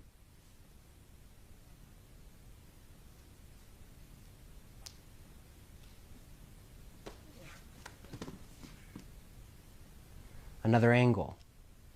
I pull my opponent off balance and then enter on his leg. Sobrou essa perna. This is another technique where I force my opponent to move, and then I use that movement to my advantage and execute a takedown. First off, I need to disrupt his balance and base. I accomplish this by stepping my lead foot behind me, pulling on his body using my underhook, and pushing on his body with my overhook. Keeping our bodies close, he is forced to step his rear foot forward in order to maintain his balance. Once he steps forward, I drop my left hand to his right knee to block it and drive up into him with my underhook. A little faster. I pull him, hit his knee, and then drive my underhook into him to trip him to the mat.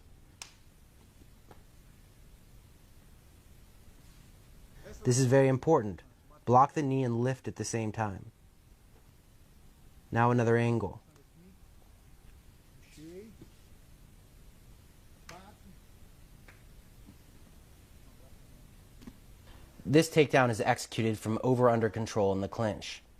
To begin, I hold my opponent close to me. I dig my left hand into the crook of his right arm and then force him away from me. At the same time, I cinch down tight with my underhook, wrapping my arm over his shoulder. Once accomplished, I pivot on my right foot and rotate in a counterclockwise direction, applying downward pressure on his arm with my right hand. Next, I drop my chest and weight over his back, wrap my left arm around the right side of his head, wrap my right arm underneath his left arm, and clasp my hands together. To get the takedown, I pull him into me. After he has gone down, I circle around to his side.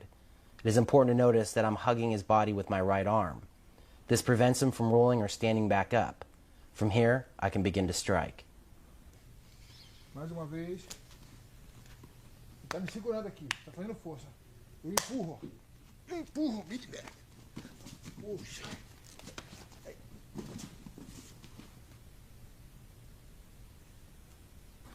I'm holding my opponent. I hook his arm. At the same time, I cinch down tight with my underhook, spin around, and then wrap my left arm around the right side of his head. It is important to notice how I do this from this angle. Now I will spar with my brother using the techniques I just demonstrated.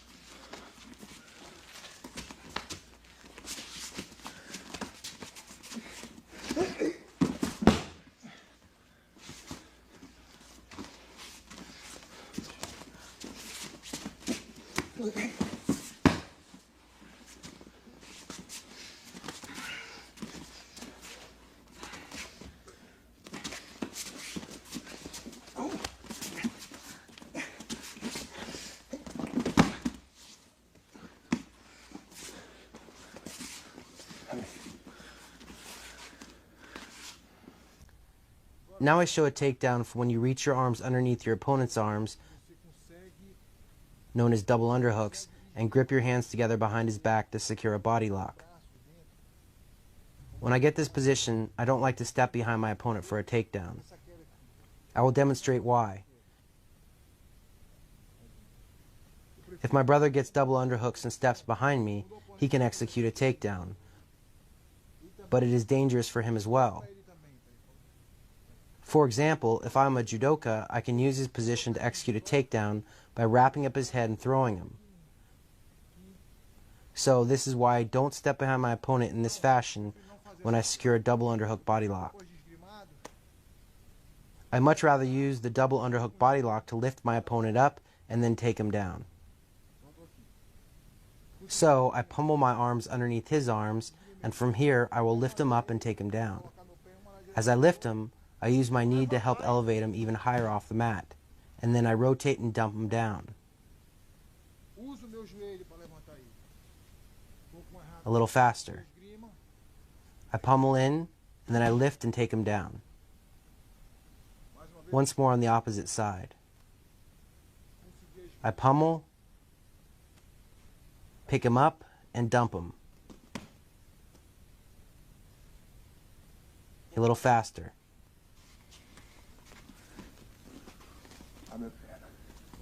Esgrimei. Agora. Esgrimei.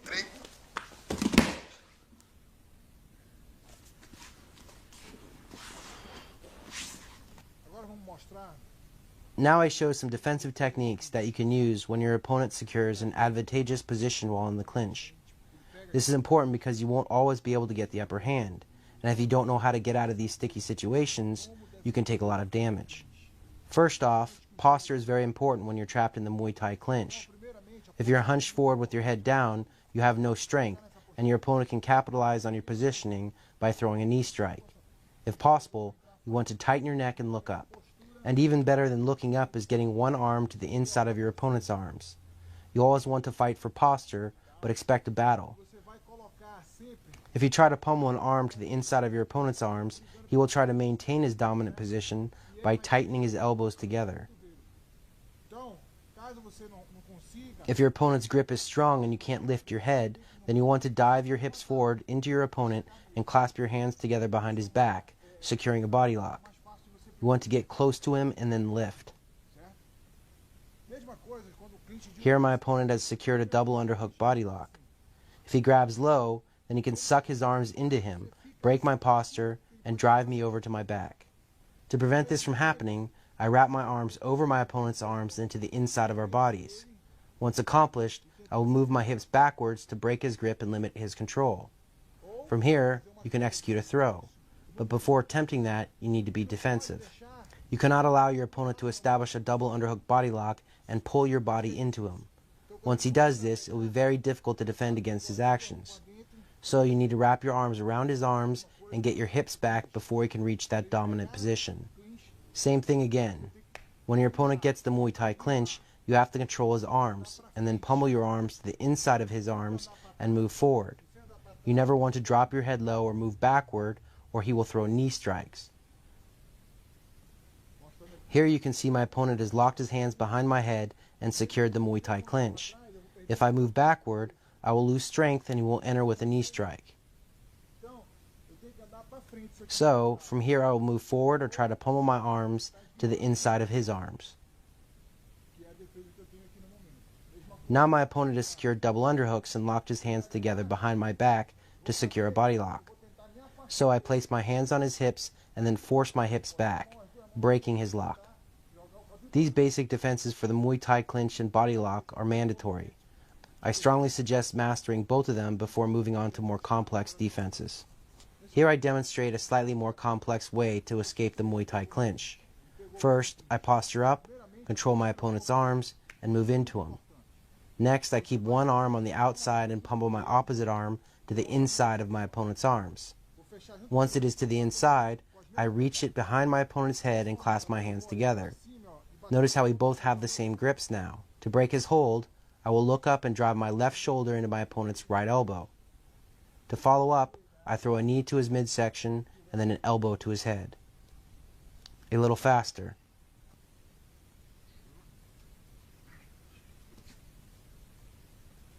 My opponent has secured the Muay Thai clinch. I posture up, move into him, and pummel my right arm to the inside of his left arm. To break his grip, I drive my left shoulder into his right arm. To follow up, I throw a knee and an elbow strike. Pouco mais rápido. Vou ficando de lado, pegou, domino junto com ele, força.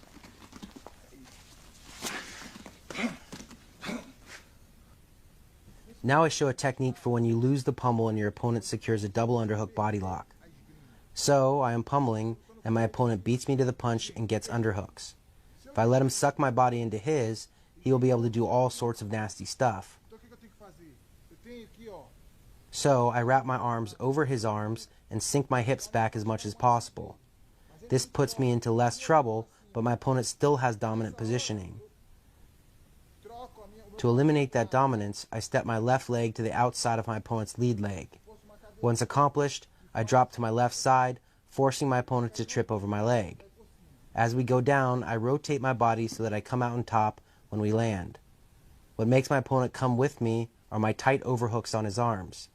If I didn't have these overhooks, my opponent could avoid the throw by releasing his body lock. Now a little faster.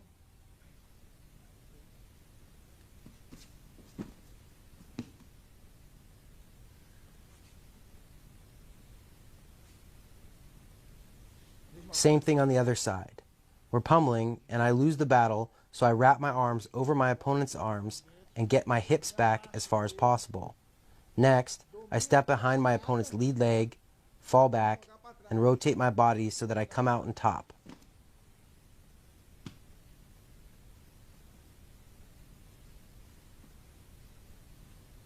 Now a little faster.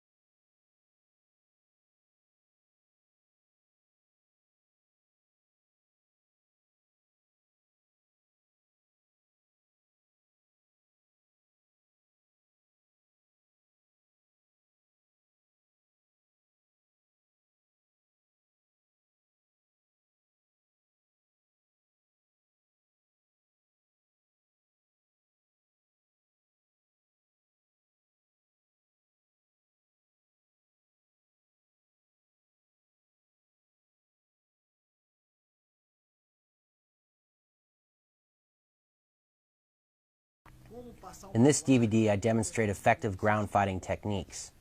I will show you sweeps, submissions, transitions, how to get back to your feet, and how to utilize effective ground and pound. A lot of these techniques are interconnected. For example, I will show you how to use ground and pound to force your opponent to open his guard, which in turn allows you to either stand back up or use a technique to pass his guard. If you pick and choose which portion to study, it will hinder you in a fight. For the best results, I suggest studying and practicing each technique I have laid out from all the various positions. When you can attack your opponent from all angles and with all sorts of striking and grappling techniques, you not only overwhelm him and keep him on the defense, but you also score points in the judge's eyes. The one thing you never want to do is stall when on the ground. You always want to be moving and attacking. In addition to showing how to attack from the dominant positions, I also show you how to attack and defend when you're in inferior positions. Alongamento. 1, 2, 3, 4, 5. 2, 3, 4, 5. 1, 2, 3, 4, 5.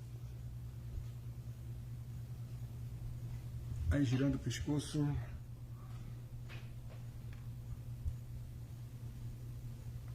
Outro lado. 1, 2, 3, 4, 5. 1, 2, 3, 4, 5.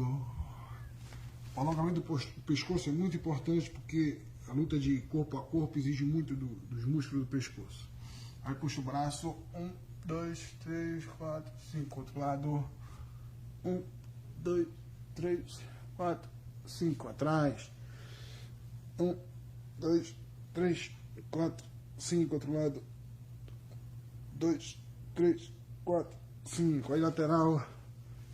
1, 2, 3, 4, 5. Outro lado. 1, 2, 3, 4, 5. Embaixo. 1, 2, 3, 4, 5. 1, 2, 3, 4, 5. Aí gira o braço. 1, 2, 3, 4, 5. Alonga aqui para trás. Alonga aqui para trás o braço. Puxa. Puxa. Aí. 3, 5, ao contrário. 1, 2, 3, 4, 5. Isso. O ombro é super importante também. Isso. Aí. Afasta as pernas. 1, 2, 3, 4, 5. Outro lado. 2, 3, 4, 5. Isso. Aí estica o joelho. 1, 2, 3, 4, 5. Outro lado. 1, 2, 3, 4, 5 de frente. 1, 2, 3, 4, 5. Outro lado. 1, 2, 3, 4, 5. Esticou. Afastou as pernas. O máximo que pode.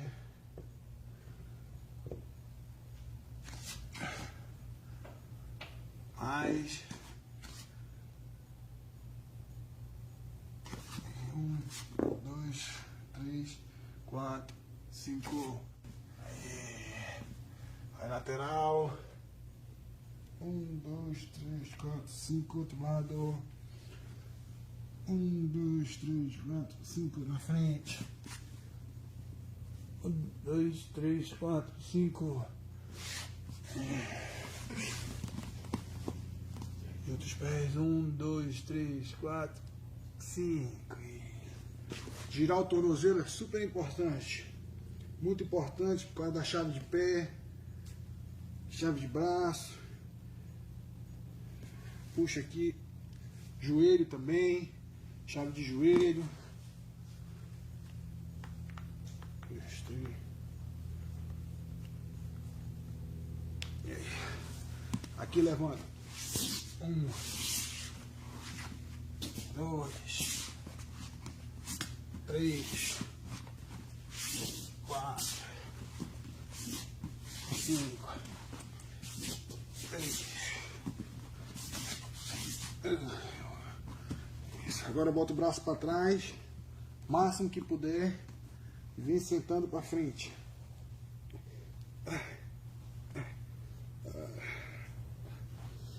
De novo. De novo. Aí deita para alongar a coluna. Trabalhar a guarda, tem que alongar bastante a coluna.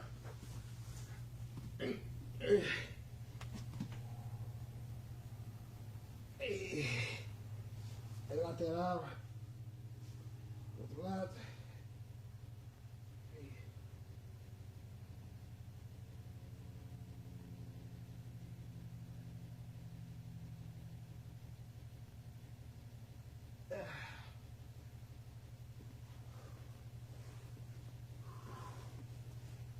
Sai borboleta.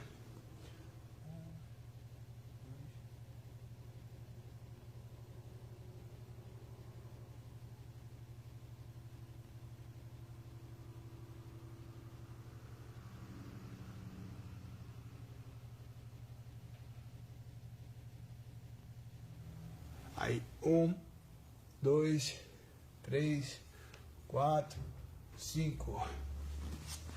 É assim, vai alongar bastante esse músculo. Aí gira pra cá. Alonga o músculo. Aí gira pro outro lado.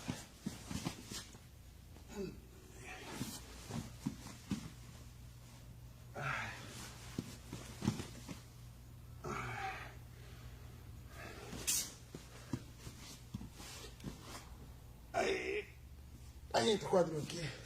2,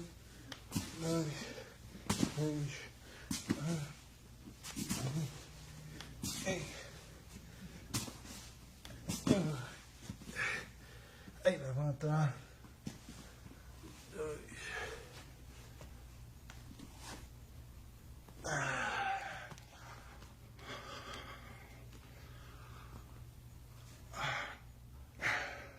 Aí. Now we'll show a technique for when my opponent goes to the ground and I remain standing. This type of situation can happen many ways. You can sweep, throw, or trip your opponent, or he could fall for one reason or another, such as when he kicks. Or you could be in your opponent's guard and simply stand up, leaving him on the mat. Normally, your opponent won't stay in this position for long because here he doesn't have a guard, no defense. I stay at a distance and have various ways to strike my opponent's legs. I can grab the inside of his leg and throw a kick to his thigh, which I often choose to do, or I can grab the outside of his leg and throw a kick. So, once again, I can grab the inside of his leg and kick to the thigh, or I can grab the outside of his leg and kick to the thigh as well. It depends on what feels more natural to you. Depende como você se sente melhor. Uma velocidade pouco normal. Or on the inside. Once more.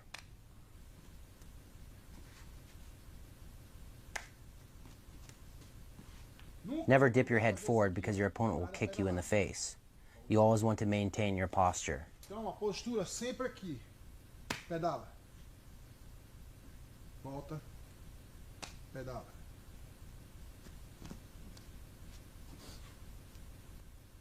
Now I demonstrate how to land a heel kick to your opponent's stomach. This is a good technique because a lot of times he won't be ready for the strike. No estômago dele, na barriga dele. Muitas das vezes o oponente não espera. If your opponent's legs are in front of his body, it can be difficult to get around his guard. So I lift my leg, circle it around the outside of his leg, and then drive my leg downward and strike his stomach with my heel. Fazendo um movimento circular, usando essa região da perna, do pé. Once more slowly. You want to lift your leg up and then use the weight of your leg and drive your heel downward. Solta o peso da perna. Now a little faster. Pouco mais rápido, fazendo um movimento circular.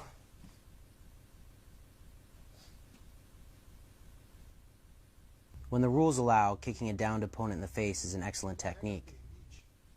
It will catch a lot of opponents by surprise because they're expecting you to kick their legs, not their head. So, to prevent your opponent from kicking you in the face, you grab both of his ankles at the same time, spread his legs apart, and then step between his legs and onto his face. Once you've smashed his face, you'll usually end up with one foot between his legs and one above his head. From this position, I like to drop a hammer fist into the side of his head. Once more.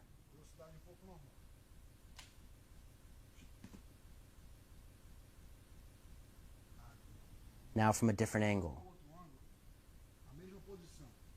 If my opponent places his feet on my legs, as long as the rules permit, I like to grab his legs, open them, and then stomp his face. Now faster.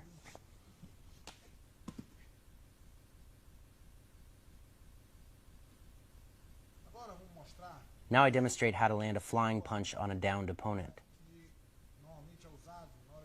Because you're jumping over the top of your opponent's legs, it can be difficult for him to defend against the technique. If his legs are up, I will either support myself on his knee or on his stomach as I go over. Both work.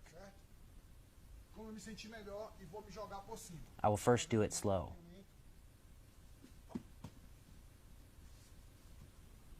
Now a little faster.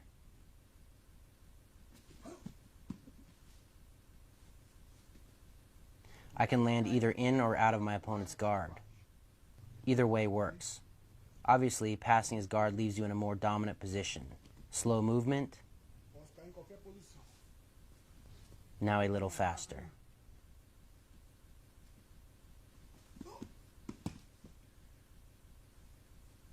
Mais uma vez. Once more slowly. Posso apoiar aqui, ó.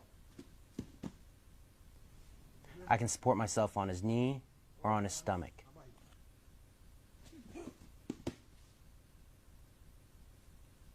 Agora vou mostrar uma passagem. Now I will show you a technique for passing the guard of a downed opponent. If I feel I am better on the ground than my opponent, I might use this technique to pass his guard rather than use one of the previous striking techniques. Tô na base. I have my base here, and my opponent wants to pull me into his guard as I go down. Só que quando eu for entrar na guarda dele, eu vou baixar essa perna. So as I go down, I grab his ankle and force his leg between my legs. If I can pass over his leg, then I reach side control. Faço isso e vai meter na guarda, ó. But if your opponent is game, most of the time you will not be able to immediately pass his guard. In such a case, I will push on his knee here, and then pass my far leg over his leg and reach side control.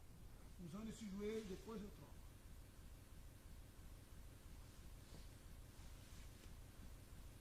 Mais uma vez. Estou na posição. Ele vai querer me colocar na guarda. Eu dropo e entro aqui, fechando esse gancho. Once in side control, I switch the positioning of my knees to secure a sturdy base. One more time. My opponent wants to put me in his guard as I go down. So I force his leg between my legs, enter, and push on his knee. Next, I straighten my far leg, step over his leg, and reach side control. Once in side control, I switch the positioning of my knees. One more time. I am in the standing position, and my opponent wants to pull me into his guard as I come down. I go to his guard, but I drive his leg between my legs. Pushing on his knee, I extend my far leg, step over his leg, and reach side control. I go to the guard, and then I pass into side control.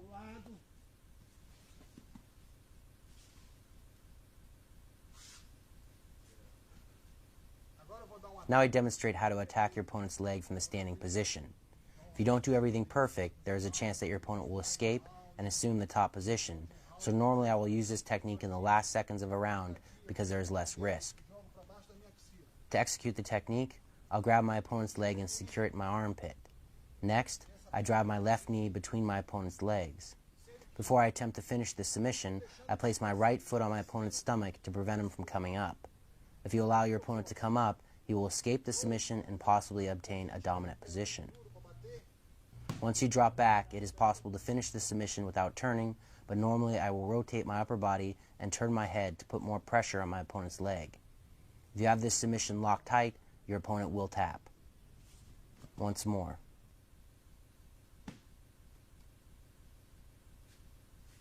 The same submission.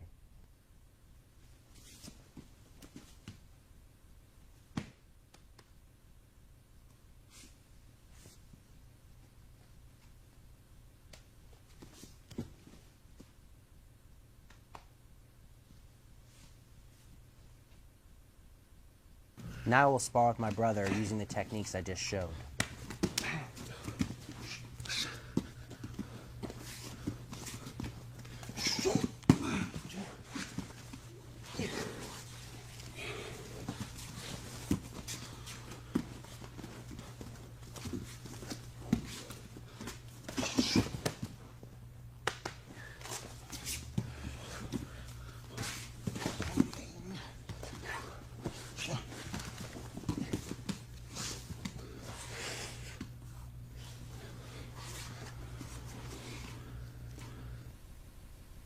Now we'll demonstrate ground and pound techniques when you're in your opponent's closed guard, which is when you're between his legs and he locks his feet together behind your back.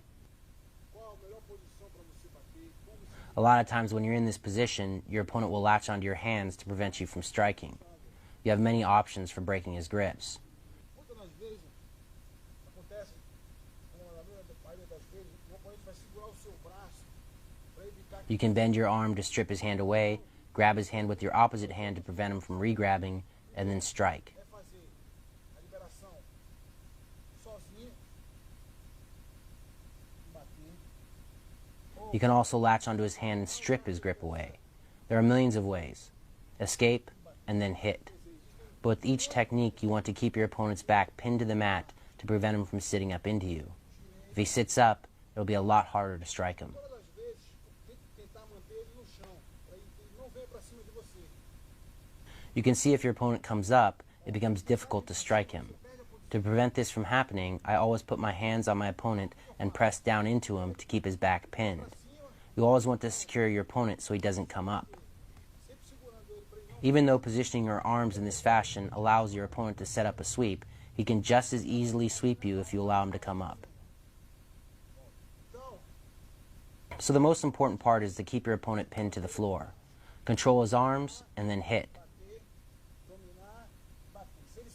If he secures your hand or wrist, pull out, grab his hand, and then hit.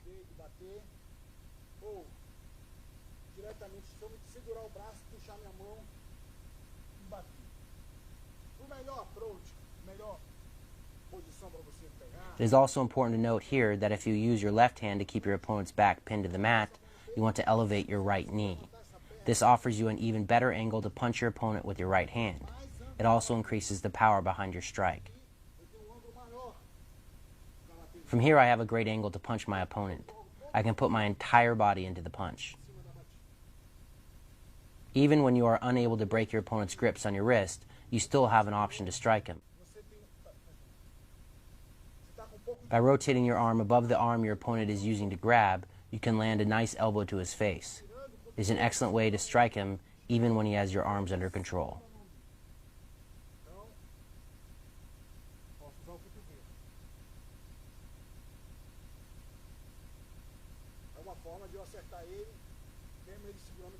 When you manage to break your opponent's grip on your arm and then secure his arm to his chest, you can also throw an elbow strike to his thigh. You can go high to his face, or you can go low to his thigh. Just like it is when you are standing, going low is a good tactic for setting up a high strike. So, here I elbow my opponent's thigh, and then I go to his head with the punch. So there are many ways you can use punches and elbow strikes when in your opponent's guard, such as lifting a leg and striking over the top. If your opponent secures your hand, you can break his grip with elbow movement, grab his hand to prevent him from re-grabbing, and then throw a punch. Or you can grab his hand, strip away his grip, and then punch. You can also throw your elbow over the top, putting your whole body into the strike. You can also elbow your opponent's thigh to set up a punch to his head. Remember, hitting low will draw your opponent's focus low, allowing you to go high with your next strike. The thigh, the head. If you're holding your opponent down with your left hand, lifting your right knee will provide a better angle for striking with your right hand. It allows you to drop all of your weight down with the punch. Now I spar with my brother using the ground and pound techniques I just demonstrated.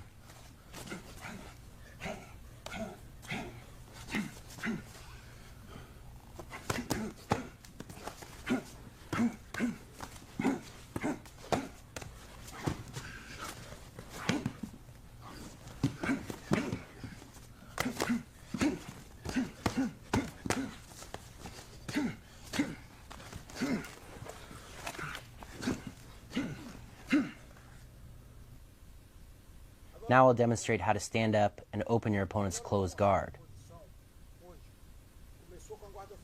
You do not want to keep your arms extended as you stand up because it gives your opponent an opportunity to attack.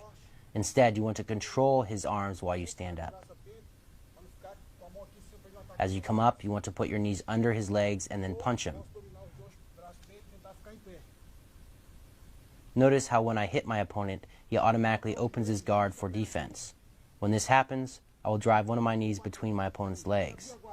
He will want to sit up here. To prevent him from making anything happen, I pummel my right arm underneath his left arm. At the same time, I use my opposite hand to push his right leg to the mat. Next, I drop my right knee on top of his right leg to keep it pinned to the mat. This allows me to pass over his leg and into side control.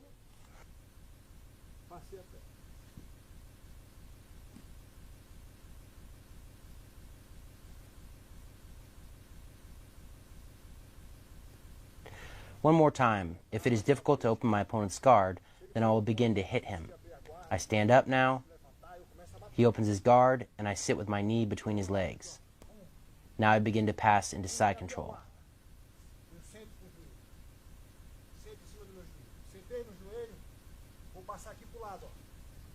I have passed into side control.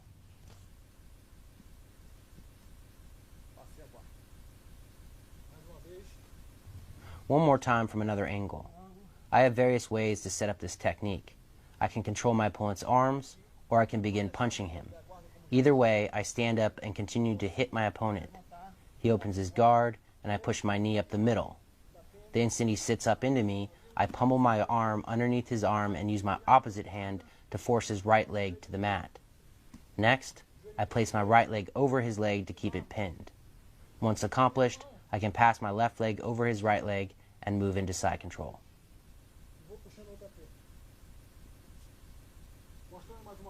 One more time from another angle. I have various ways to set up this technique. I can control my opponent's arms, or I can begin punching him. I am always using my arms to keep my opponent's back pinned to the mat. I begin to hit him. I stand up. I hit him. He opens his guard, and I drive my knee up the middle. He sits up to pummel, and I beat him to the punch by pummeling my right arm underneath his left arm. With my opposite hand, I push his leg to the mat, place my knee over his leg, and then pass into side control.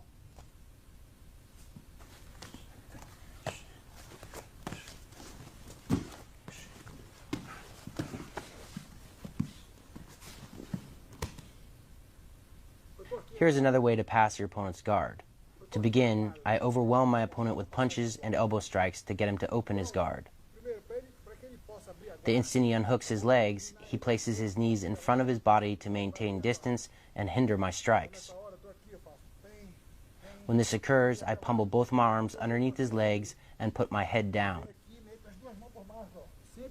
If you leave your head up, you will get punched, so keep your head down.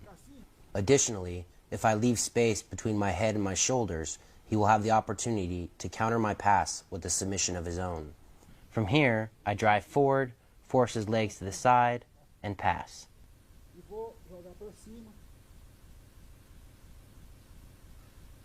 One more time, he opens his guard to defend. I pummel my arms underneath his legs, and then I drive his legs forward and to the side, allowing me to pass into side control. Now from another angle. I overwhelm my opponent with strikes. He opens his guard and brings his knees to my chest to defend. I pummel my arms underneath his legs and lower my head.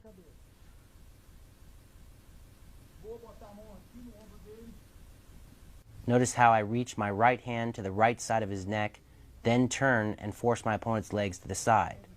By forcing your opponent's legs toward his head, it eliminates his control and makes passing much easier.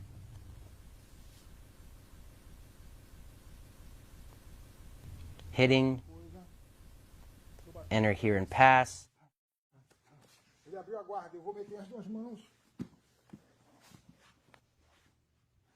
I am hitting him, and he opens his guard. I enter with both of my hands.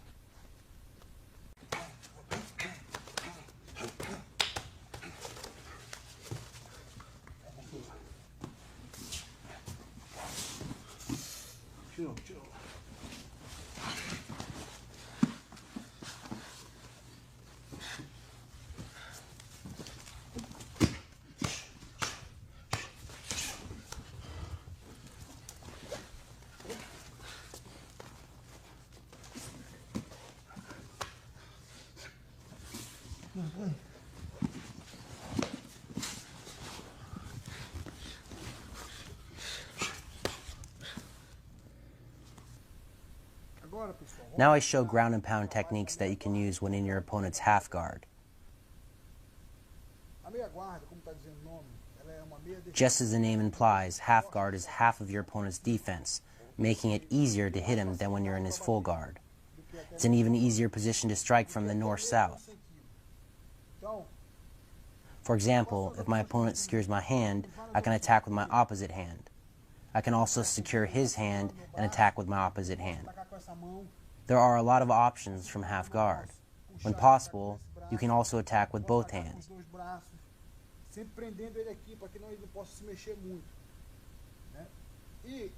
Another scenario is when you have one of your opponent's arms secured to keep him on his back, and he uses his free arm to secure your free arm. Even in such a situation, you can attack with an elbow strike. So, elbow from top to bottom. Just as when in the guard, you can target your opponent's thigh with elbow strikes. Again, by striking your opponent's leg, you pull his focus low, creating an opening to go high with the punch. Once you go high, to switch things up, you strike with your opposite hand. You can even use faking techniques. For example, you place one hand on your opponent's mouth and then strike his thigh with your opposite elbow. If you've already gone low and then high several times, your opponent will expect you to strike him with the same arm you elbowed him with. As he goes to defend, you drop an elbow strike to his face using your lead arm instead. It is important to keep your opponent's back pinned to the mat. Sometimes this can be difficult because he wants to get to his side. If he gets to his side, he will have a lot of options. So to prevent this, place your hand on his chest and hold him down. Here's another way to keep your opponent pinned. I drop my body low, slide my left arm across his neck, and apply downward pressure. Once I have him pinned in this position, I can hit him.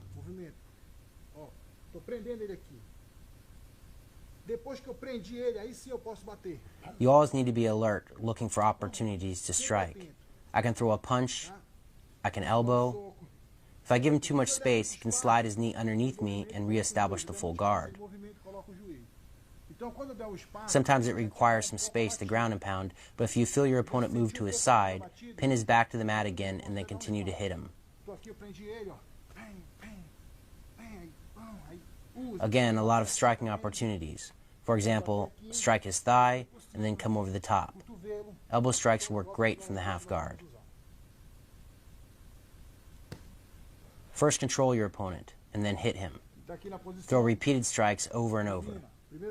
Control his arm, elbow over the top, elbow to the thigh, throw to the top, elbow top to bottom, always changing your angle.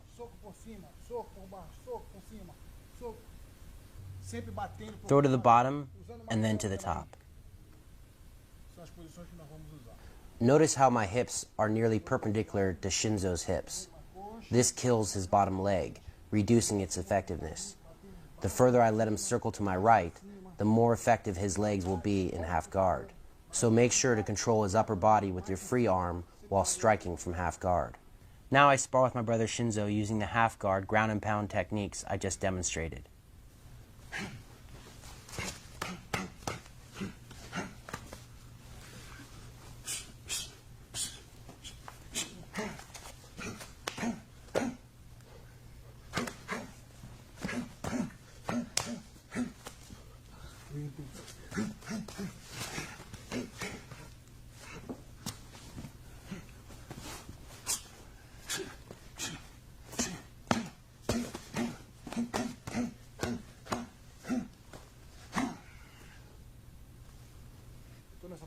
Now I demonstrate the figure 4 armbar. First off, I change my base so that my back is facing my opponent's head. Next, I will pretend as though I'm going to pass his half guard. I accomplish this by placing my hand on my opponent's knee and pressing outward. Thinking I am trying to separate his legs and pull my trap leg free, he reaches his left arm up to defend. The instant he does this, I establish a figure 4 lock on his arm and apply the submission. So, I grab his left wrist with my right hand, slide my left arm under his left elbow, and then grab my right wrist with my left hand.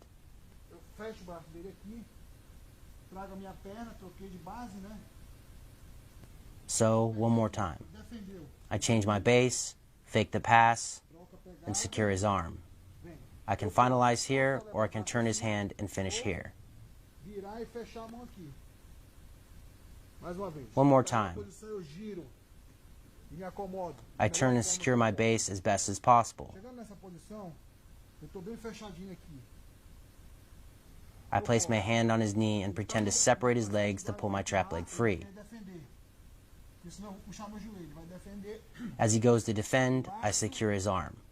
Laço bem embaixo do I hook my cabelo. left arm underneath his left elbow and grab his left wrist with my right hand. Posso finalizar ele I aqui. can finish the submission here, or I can turn and finish him here.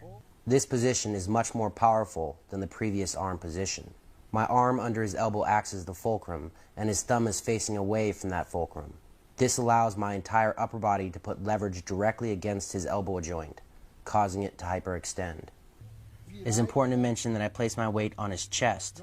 If I lean too far over to the side, he can sweep me over to my back and obtain a dominant position. If I am too low on the opposite side, then I don't have the leverage needed to finish the submission. Se eu ficar muito embaixo, So I place my center of gravity in the center of his body. sempre dividindo o peso no meio do corpo. Dominei, I fake the pass, pegar. Aí defender. he defends, and then I secure the submission. Finalizei. Agora vamos mostrar. Now I demonstrate the katagatame submission from half guard, a technique I use to finish Sakaju in the UFC. Como eu tô na meia guarda, To set up the submission, I secure my opponent's forearm with one hand and then hit him with my opposite arm. batendo aqui, batendo aqui. Mesmo que ele Even segure if he o secures my wrist, I can come over the top and hit him with my vou elbow. abrir, batendo nele. Quando eu bater nele, ele vai se When I hit defender. him with the elbow, he defends against my attack by raising his Aqui, ó. elbows. Vou largar essa mão This is the reaction that I wanted. por baixo. The instant his elbow goes up, I slide my right arm under his head and place my head against the right side of his elevated arm. Essa perna. Next, passa aqui em I will cima. pass into side control. I accomplish this by placing my left foot on top of his knee and then forcing his knee downward. Sendo que aqui This eu allows me to posso pull my trap leg free and move colocar into esse side joelho onde control. tá aqui na barriga dele e colocar o meu queixo na direção do olho dele. Isso Once varia there, I muito. finish the submission by placing my knee in his stomach, driving my chin into his eye, and squeezing my arms tight. Mais uma vez, Sometimes you need to play around with the finish to discover what works best for tô you. aqui, One more time. bati. Pum, I'm hitting my opponent. pum, ele se He protegeu, elevates his eu elbow to protect himself, and I secure his head. Vem I lá, place my left foot on top of his leg and pull my right leg out. Vou botar aqui e fechar. Desse mesmo local aqui, Sometimes when I'm holding my opponent down in the half guard, he wants to push me. ele quer me empurrar assim. To set up the submission, I will strike his arm through, place my head on the side of his arm to trap it to the side of his neck, Meu corpo lá pra frente, ó. Travo aqui. pass to side control in the opposite direction, stabilize the position, Passo, guarda pra and finish trás, the submission. estabilizo e finalizo. Agora, Once more, I am in the half guard position, eu tô dominado. my opponent pushes his arm into me, Quando ele me empurrou, and I strike his arm over and push my body forward, driving my head toward the floor. Notice how I post out wide with my right arm. Unlike in the previous katagatame variation, now my head is across Shinzo's body. Because my weight is far across his center line, and his legs are blocking my right foot as a point of base, my right hand will be the only thing stopping my brother from executing a sweep in the middle of my transition. nesse momento, ele tá segurando meu braço Here I show the submission again. I hit, hit, aqui, ele se defendeu. hit. Bati, ele se defendeu e When my opponent defends, I enter. I place my foot on top of his leg, I pull it, free my trap leg, move to the side control position.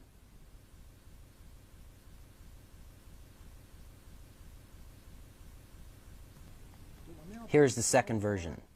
I am in side control, my opponent pushes into me with his arm, I hit it to the side, push my head forward, place my foot on his leg, entra essa perna pass into side control, and finish the submission. para o lado. Finalizo. Mais uma vez, One more time. I strike my opponent from the half guard. He defends. I slide my arm under his head. Next, I place my foot on top of his leg, pass, and finish the submission. do outro lado, Now I demonstrate to the opposite side. I'm holding my opponent down. He pushes into me with his arm. Drop my head down, pass, Finish. Now I demonstrate how to submit your opponent with a leg lock from the half guard. With my back turned toward my opponent's head, I wrap my right arm underneath his far leg and pull it toward my body. You don't want to let him pull his leg toward the mat. You want to keep it tight to your body. Next, I place my left hand on the mat, post, and move my left knee over his body. This puts me in a perfect position to apply the leg lock.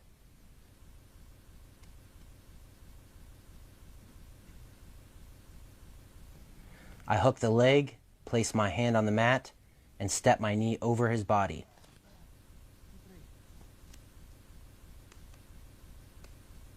From here you can see the space I need to slide across his body. I make that space by posting up on my hand, driving my leg across his torso, and pinching my knees together. In this position, you can see how my knees and hips are both at a 90-degree angle. This body position allows me to apply much more forward pressure with my hips than if my legs and hips were straight. When I pin his foot to my chest, my hips become the fulcrum, applying pressure and hyperextending the knee joint. Then I finish the submission.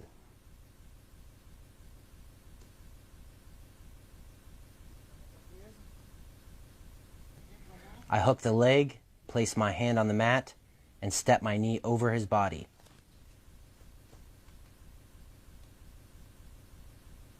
Now I will demonstrate a leg lock that is not very traditional, but highly effective nonetheless.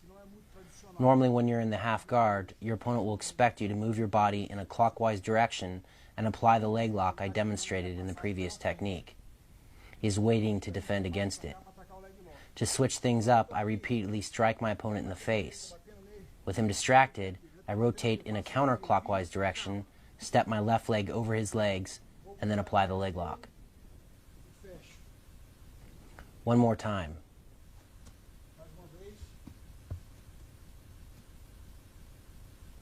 I am hitting my opponent. When he is distracted, I rotate in a counterclockwise direction, step over his legs, and apply the submission.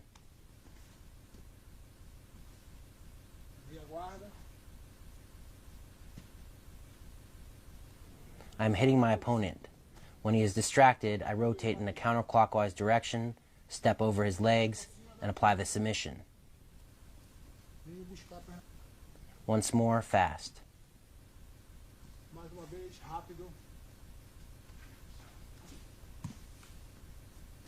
I am hitting my opponent, rotate, and lock in the submission.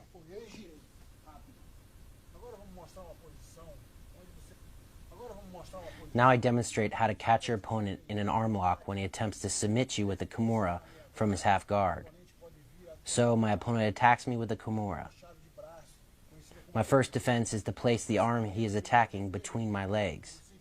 This takes away his leverage, making it difficult for him to lock in his hold. If I leave my arm to the outside, he can elevate it and apply the submission.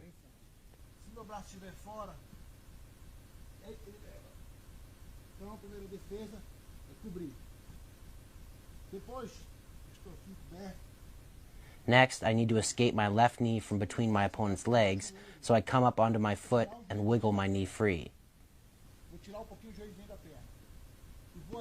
Once accomplished, I step my right foot over my opponent's head and secure his arm.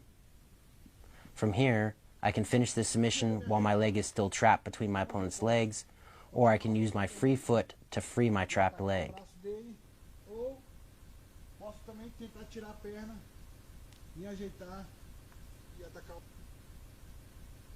Again, my opponent secures the kimura, and I place my arm between my legs to eliminate his leverage. I straighten my trapped leg, step my free leg over his head, and attack his arm. I can finish with my leg still trapped, or I can free my leg and then finish. Once more, I am working to pass my opponent's guard, and he surprises me by locking in a kimura. I place my trapped hand between my legs, free my knee, step over his head, sit, and attack his arm. Again, there are two ways to finish. You can apply the submission with your leg still trapped, or you can free your leg first.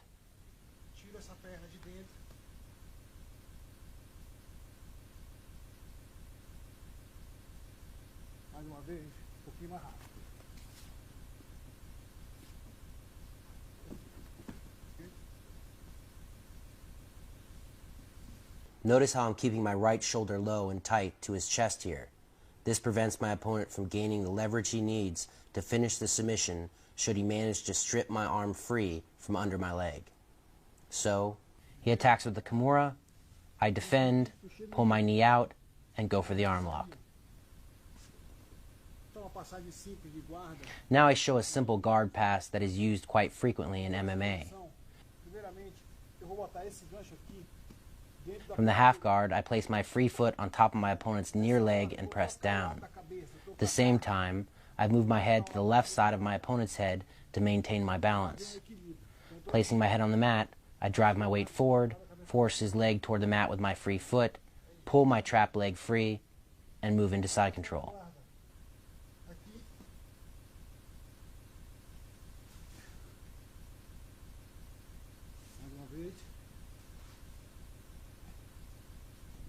Like I said before, I establish a hook on my opponent's leg with my free foot, move my head to the opposite side, drive forward, and move into side control.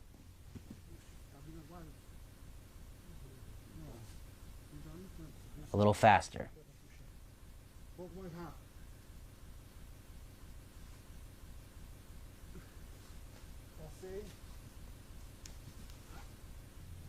Once more.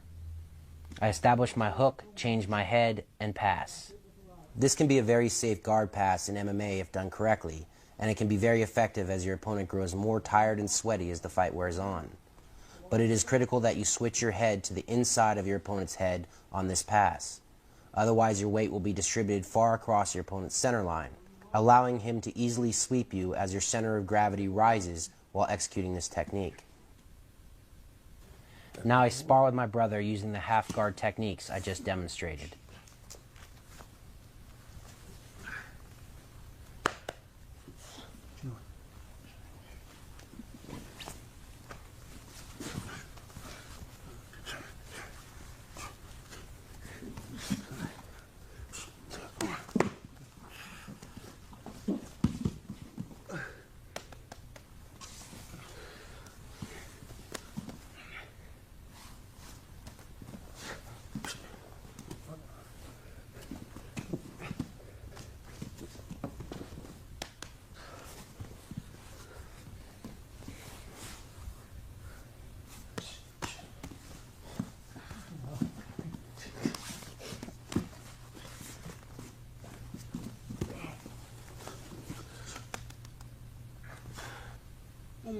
Now we'll demonstrate some ground and pound techniques from the 100 kilos or side control position. When in side control, it is very important to establish a solid base and to constantly apply downward pressure on your opponent. Once accomplished, you have many options to strike. You can elbow your opponent in the face. You can drop hammer fists to the side of his face. You can trap his near arm between your legs, which prevents him from defending against your strikes. You can also turn into him and place your knee against the side of his head, opening up even more options to strike him. From this position, you can drive elbows into the opposite side of his head. You also have the opportunity to pull your opponent towards you and place your knee on his stomach. From the knee on belly position, you can drive in elbow strikes and hammer fists.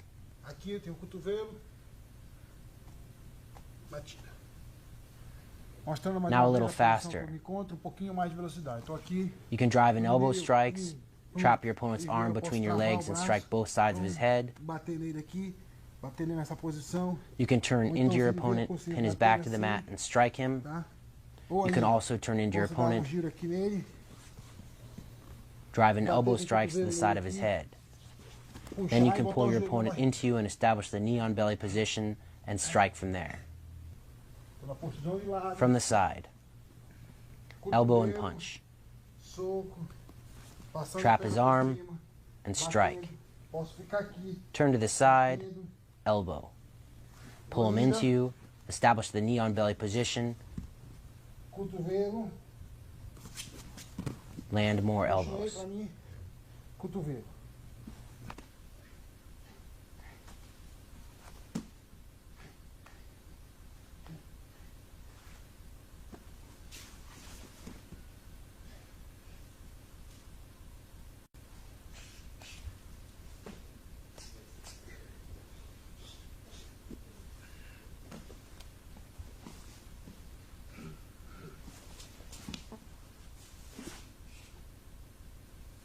Now I spar with my brother from side control using the ground and pound techniques I just demonstrated.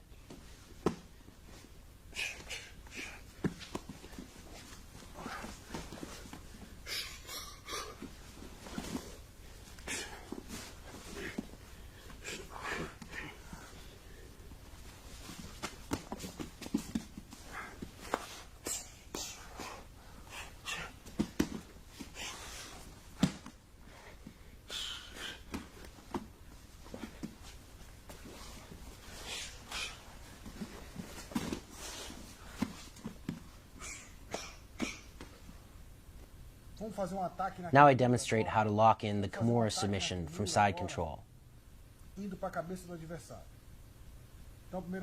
To start, I pull my opponent toward me using my right hand and move my left knee over his head.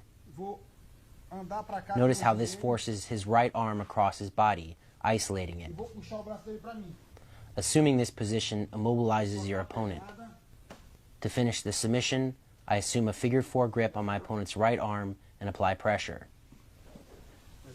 One more time.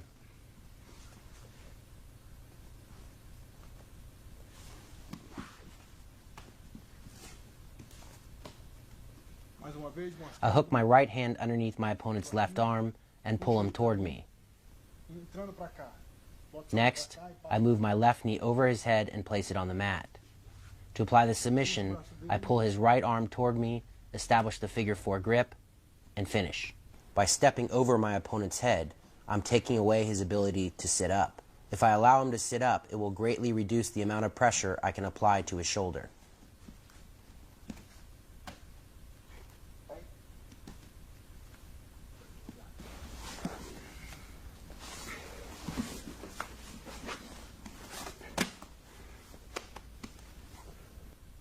Now I show a technique for transitioning from side control into the mount position. When you want to make this transition, it might feel natural to simply step your leg over your opponent's body, but a lot of times he will trap your leg as you bring it over, putting you in his half guard. To prevent this from happening, I'll place my knee on my opponent's stomach instead. Next, I'll walk my far hand forward, forcing my opponent's left arm toward his head. This action provides the room I need to slide my knee over my opponent's stomach and drop it down to the opposite side of his body. One more time. I'm in side control.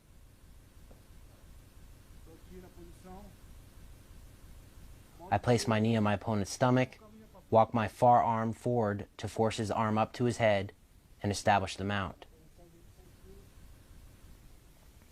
From side control, place your knee on the stomach, walk your hand up, establish the mount.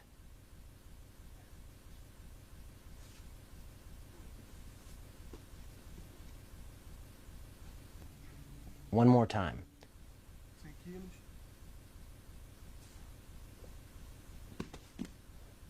Now I will spar with my brother from side control using the techniques I demonstrated.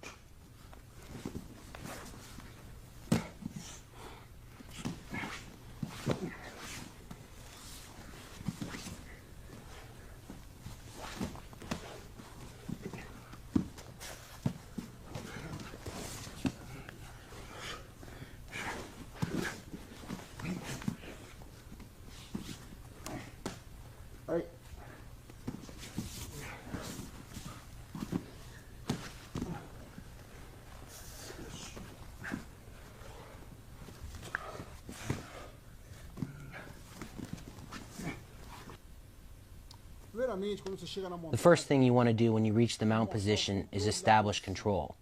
If you fail to control your opponent, you will lose the position. So you want to mount a little low on your opponent's body and spread out. You can lock your legs underneath your opponent's legs or not. It depends upon what you feel is most comfortable. Just make sure you have a solid base and you're spread out.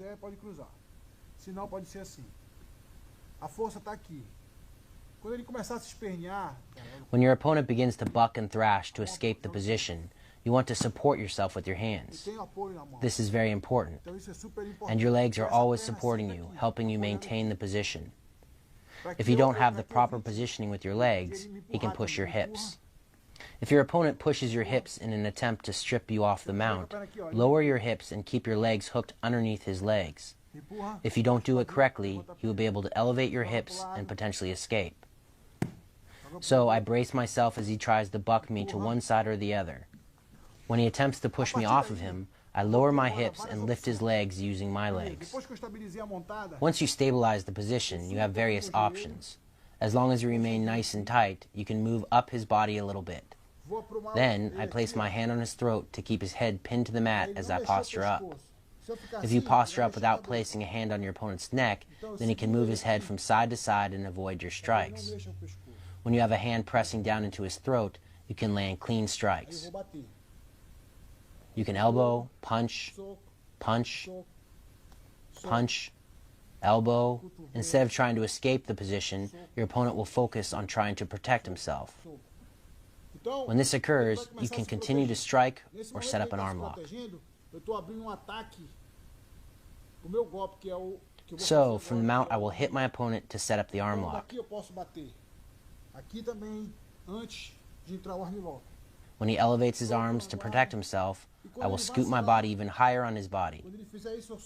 Then, I will slide my foot up by his head. It is important to remain nice and tight and sit your weight on your opponent's chest to prevent him from moving. With my opponent pinned, I hook my right arm around his left arm and sit back. From there, I move my right leg over his head, pull on his arm, and finish the submission. One more time. I mount and stabilize the position. He moves, and I brace myself with my arms.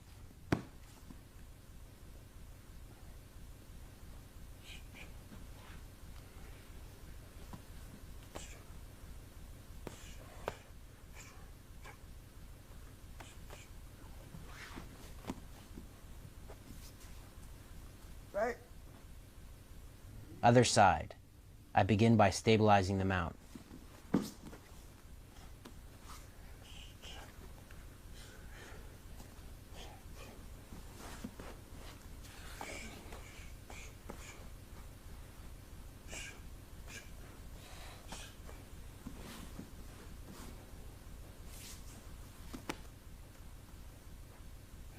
One more time on the other side. Quadril baixo. Levanta, levanta. Levanta. Levanta.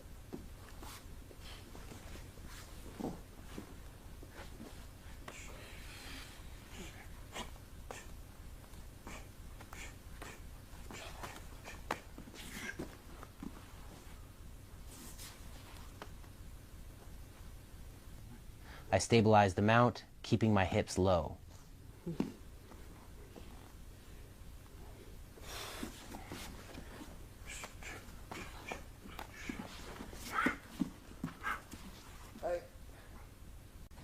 Now I spar with my brother from the mount position.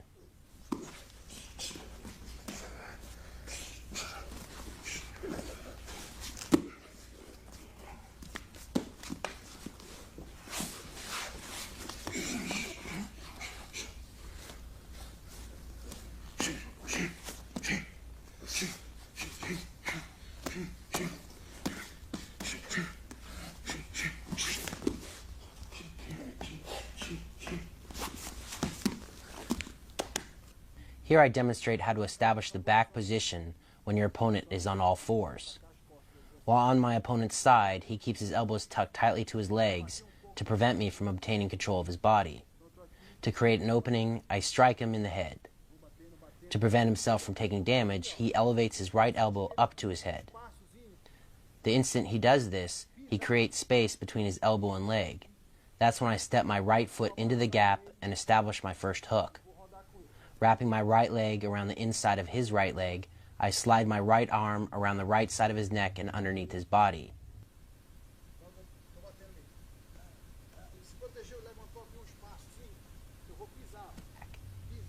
The instant I land on my back, I establish my second hook by wrapping my left leg over the top of his left leg. Now I have excellent control over my opponent and can begin working for a submission. Once more, kneeling on the side of my opponent with one arm wrapped over his body, I begin striking him in the head. When he lifts his right elbow to defend my shots, I establish my first hook with my right leg. Wrapping up his upper body, I pull him on top of me. My opponent is on all fours, and I'm on his side, controlling him with one arm wrapped over his back. I hit him to create an opening, step my foot into the gap, hug his body, and pull him on top of me. Notice how I establish an underhook on the arm opposite to the side of my leg hook. This will keep him from rolling face to face with me during the brief transition to my back. Now I show how to apply a rear naked choke when you take your opponent's back. First off, it is very important that you establish both of your hooks using your legs. This prevents your opponent from turning into you and landing in your guard. Sometimes it helps to use the strength of your legs to spread your opponent's legs. If you can do this, it will be even more difficult for him to turn his body. However, you never want to cross your feet because it allows your opponent to apply a leg lock. You want to keep your legs parallel to one another. When you accomplish this, you want to establish over-under control. To do this, wrap one arm over his shoulder and your other arm underneath his arm.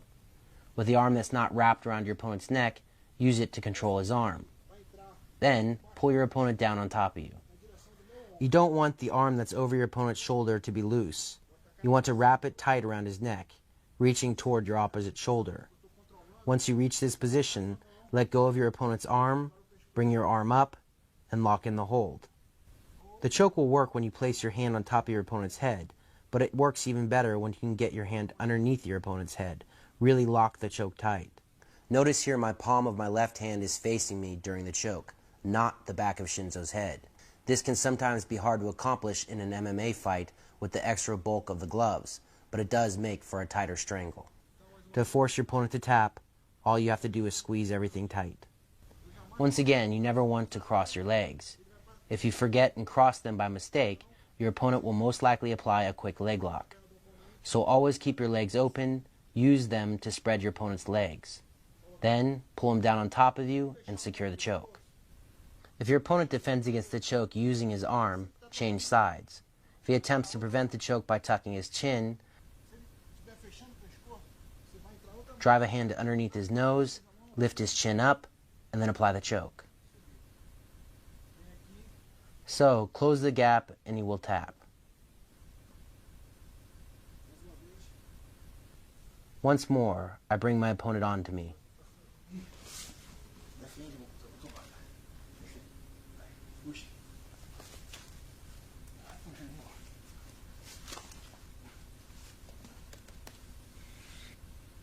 Now I demonstrate how to submit your opponent with an armbar from the back position. Just as I did before, I pull my opponent onto me. In order for this submission to work, you want your opponent's body lying on top of you. If he falls to his side, then your leg will be trapped to the mat, making it impossible to move your leg around his head. So, you always want to keep your leg free when executing the submission. If you are doing this submission to the opposite side, then you want to keep your opposite leg free. If he rolls to that side, then your leg will be trapped. As long as you keep that leg free, you can throw it over his head and finish the armbar.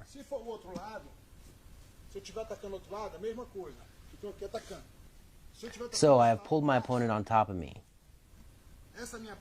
I attempt to finish him with a rear naked choke, but he defends against the submission. So I switch to the armbar. Então, eu tô aqui. Agora, se ele prender para cá, eu posso continuar. E vou atacar o braço aqui. Mais uma vez, mostrando. One more time. I attack my opponent's neck with the choke. He defends, so I release the arm I have wrapped around his neck, move it to the opposite side of his head, and grab his wrist. Mais uma vez. Notice how once I grab his left wrist with my right hand, I grab my right wrist with my left hand. This is a figure 4 grip, and it allows you to maintain control of your opponent's arm while you throw your leg over his head. Um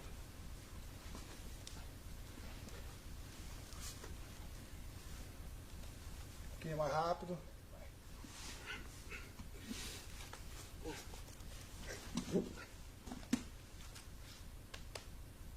Now I demonstrate how to submit your opponent with katagatame from the back position when he is defending against the rear naked choke. Having secured an underhook with my right arm and an overhook with my left arm, I pull my opponent onto me. With his hands tied up defending the rear naked choke, I hook my left leg underneath his left leg and apply pressure to remove his post. This redistributes his weight, which will make it easier for me to slip out from underneath him. Next, I slide my right arm across his neck, drop my left elbow down to the mat, and establish a 10-finger grip. It is important that I tuck my left elbow to my side in order not to hinder my roll. Once accomplished, I force my opponent to my left and roll onto my left side. Notice how I have his right arm trapped between my head and right arm. To defend against this submission, my opponent attempts to turn back into me. If I allow him to do this, he could possibly escape. So I place my right foot in the crook of his left leg, which allows me to prevent him from posting on that foot and rolling into me.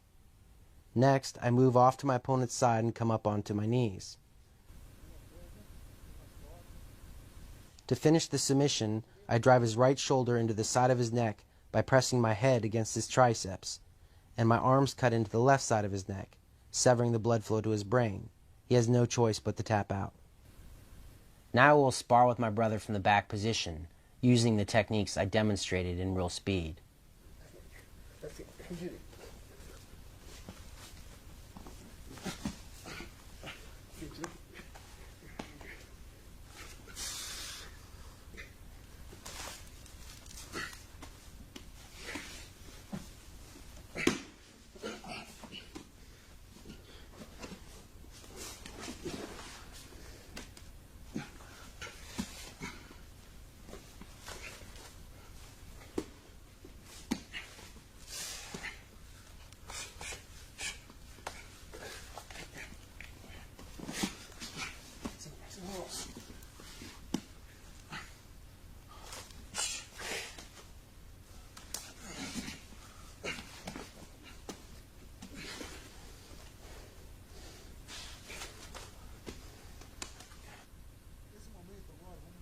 Now I will focus on the bottom guard position. When you're lying on your back with an opponent in your guard, you must be very alert. If you have your guard closed, meaning your feet are locked together behind your opponent's back, then you'll be very easy to hit. So most of the time you don't want to stay in closed guard for long. The tendency is to open your guard and place your feet on your opponent's hips. You can have your opponent's arms between your legs or on the outside of your legs. For defense, the most important thing is that your feet on your opponent's hips.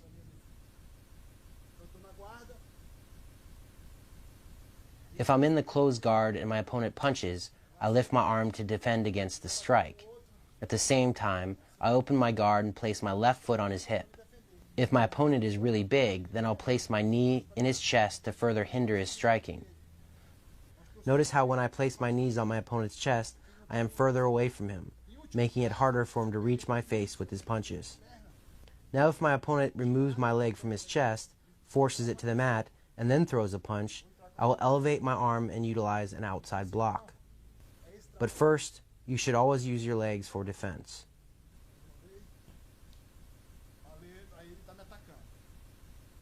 Once more, my opponent begins attacking me, and I use my legs for defense.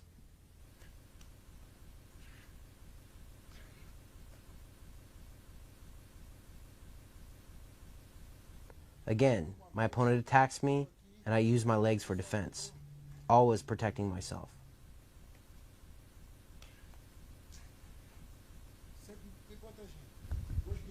Now I demonstrate what to do when your opponent decides to stand up in your guard.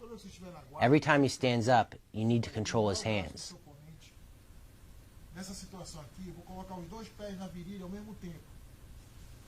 In this situation, I place both of my feet on his hips at the same time, and as he stands up, I use my legs to push his body away from me. If he comes back toward me, then I'll kick his knee, move onto my side, and plant my elbow on the mat. To protect my head from kicks, I always keep my opposite hand elevated. Next, I will kick his knee and then come up onto my hand. I will kick his knee one last time and pop back up to the standing position. The opposite points of base on my body are what allow me to swing my hips underneath me effortlessly and assume a standing position while facing my opponent throughout the entire transition. So here, my left foot and right hand. When you have an opponent in your guard, a lot of times you will place his hands on your chest or hook them around the back of your head. In such a situation, I'll wrap my arms over his arms to control them. There are many ways to secure the arms, and it's up to you to discover what feels best. Once I'm controlling his arms, I'll dig my free hand underneath his knee. While still controlling his arms, I will use my hook on his knee to turn my body toward my right side. At the same time, I elevate my right leg over his back and swing my left leg over his head.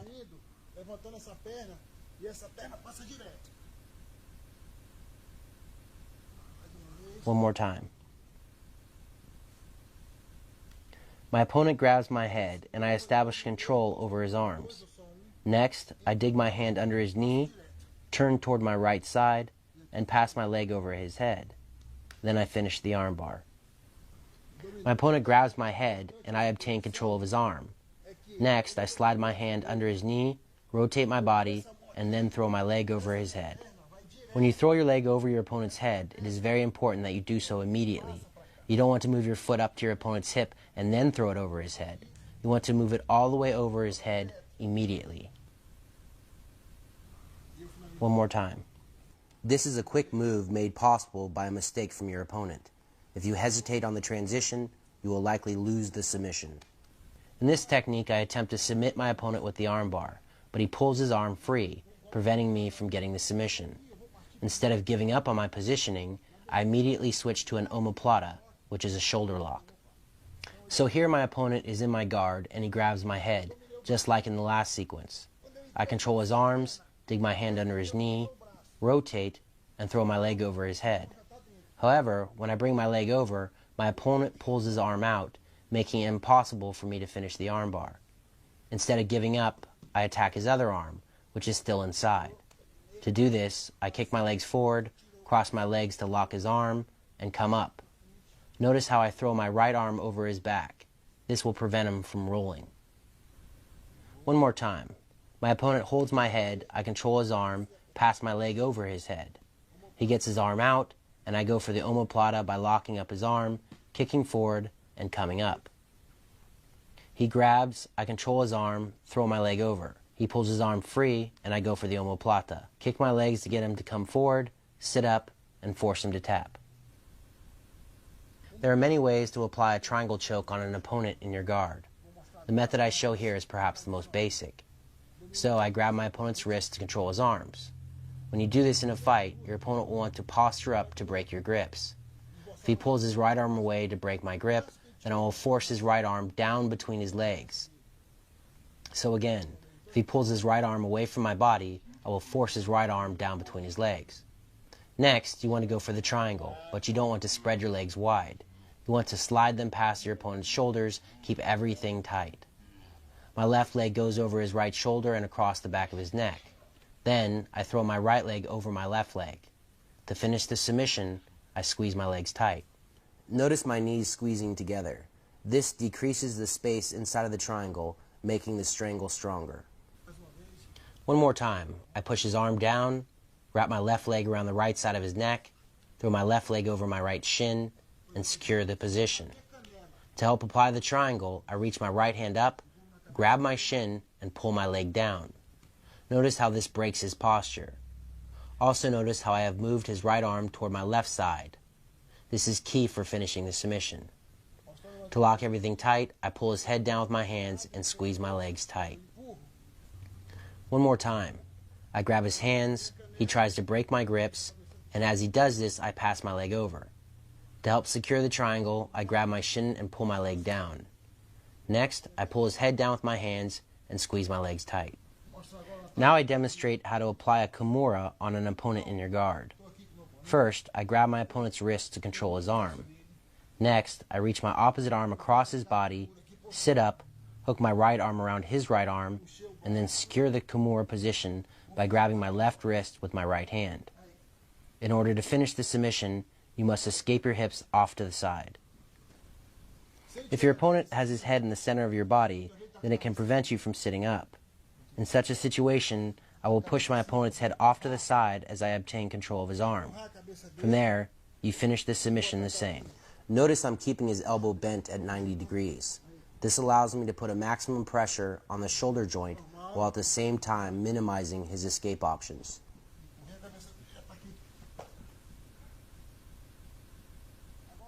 Now I demonstrate a technique for sweeping your opponent to his back when he's in your guard. I like this sweep a lot because it often catches your opponent by surprise. To set it up, I will lock in a kimura on my opponent's arm and then use my positioning to execute the sweep.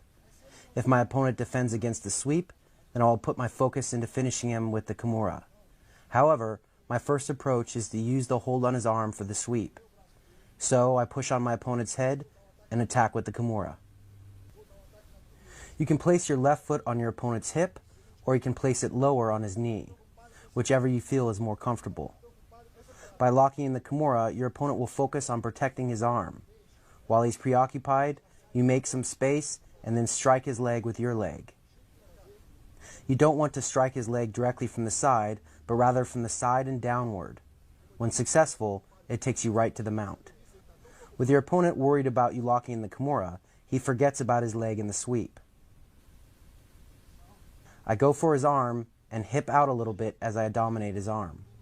As he defends against the kimura, I kick, sweep him, and end up in the mount.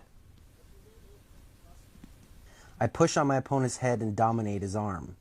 Notice how as I attack his arm, I scoot my hips out to my right side. When I do this, my left leg gets closer to my opponent's right leg. Next, I execute the sweep and claim the mount position. Mais uma vez, tire a cabeça dele, vou me ajeitando, coloco esse pé aqui, ele está defendendo o braço,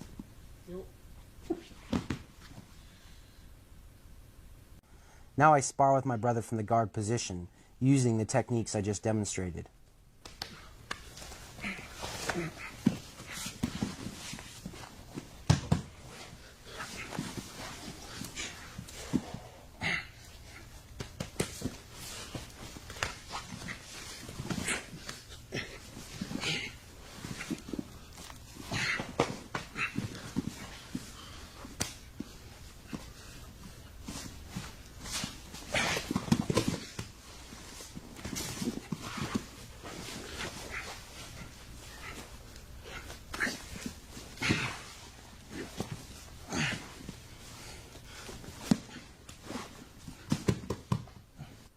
Now I show a very basic sweep, one that is taught to Jiu-Jitsu white belts. Although it's quite simple, it's highly effective. To begin, I place my feet on my opponent's hips, which is a defensive position. Next, I slide my left foot between my opponent's legs, hook my right foot around the inside of his left leg, drive my left arm underneath his right arm, and sit up. I do not keep my hips square with my opponent's hips. When I sit up, I turn to my side. I grab his left arm with my right hand and then pull his arm into me and secure it underneath my arm. My left arm is hooked underneath his right arm and is wrapped tightly around his back. With everything secure, I fall to my right side, elevate my left leg into his right leg, and sweep him over. Because I have control of his left arm, he can't place his left hand on the mat to block the sweep. One more time. I sit up into my opponent, establish an underhook with my left arm, grab his right arm, hip out to my left side, and sweep. It is important to notice the positioning of my right leg. You can hook it around the inside of your opponent's left leg, or you can place your foot on his left knee. You can even place it to the outside of your opponent's left leg. All the positions work. It boils down to what you find works best. I am in the guard, establish an underhook, sit up, dominate his arm, and execute the sweep.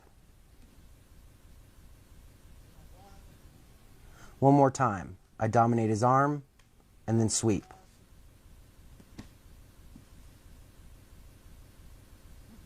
When you're in the half guard, it is very important that you establish an underhook and get up to your side. If you're flat on your back, your opponent has total control. So once I dig my right arm under my opponent's left arm and establish an underhook, I grab his far side to maintain the position. Next, I pull my left leg out from between my opponent's legs. To get the sweep, I hook my left arm around his far leg, pull his leg into me, and drive into him to put him on his back.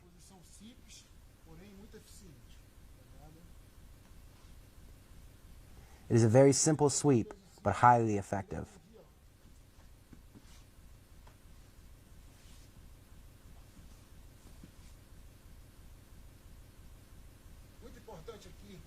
As I mentioned, it is very important to establish the underhook.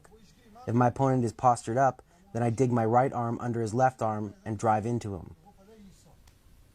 If you establish the underhook and don't move into your opponent, he can establish an overhook on your arm and then use his position to punch you in the face. So you want to get very close to your opponent to prevent him from striking you. It destroys his angle to strike. Now I come to all fours, block the knee, and drive. Now fast.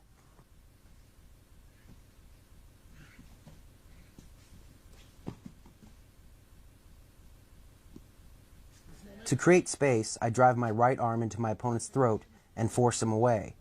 With his body pushed away from my body, it is much easier to pummel my right arm underneath his left arm and establish an underhook. Next, I move my body into him to prevent him from having a strong angle to strike me. So I'm in the half guard and I enter like this.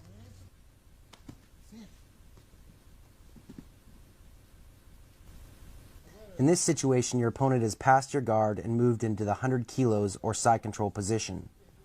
First off, I place my right forearm into my opponent's throat and apply upward pressure. If I wrap my right arm around the back of his head, it makes it easier for my opponent to make offensive movements. So I place my arm across his throat. Once I accomplish this, I create space between our bodies by pushing off my feet, elevating my hips, and pushing him upward using my arms. Keeping him elevated with my arms, I drop my back to the mat. Using the space I just created, I pummel my right arm under his left arm and establish an underhook. At the same time, I escape out to the side and come up to my knees. Establishing a seatbelt around his waist using my right arm, I am now in a position to strike him with my left hand. I have escaped side control. I drive my right arm into my opponent's neck, elevate his body, establish an underhook, and escape out from underneath him. I drive my arm across my opponent's throat, push off, make space, establish an underhook, and move around to take my opponent's back. One more time. He holds me, I get my arm across his throat, elevate him, and escape to a position where I can strike. Here my opponent establishes side control and drops his weight down to keep me pinned. No problem, you can still execute this technique.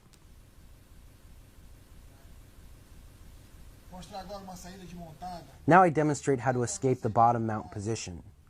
It is a simple technique, but it is very important that you drill it over and over. So I start by placing my right arm across my opponent's hips and pushing him away to create space. This allows me to place my left elbow to the inside of his right leg and elevate it.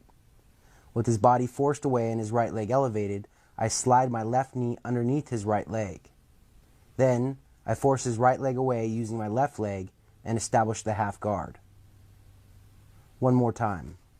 My left elbow enters here and I push him away. At the same time, I put my left leg out and place it against the inside of his leg.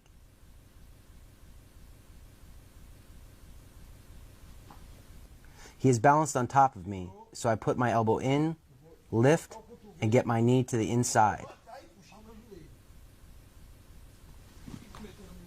One more time faster.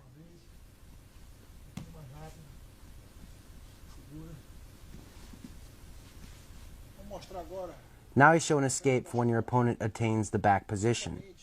The first thing you must do in this position is defend your neck. So I obtain control of the arm my opponent has wrapped around my neck with his left hand.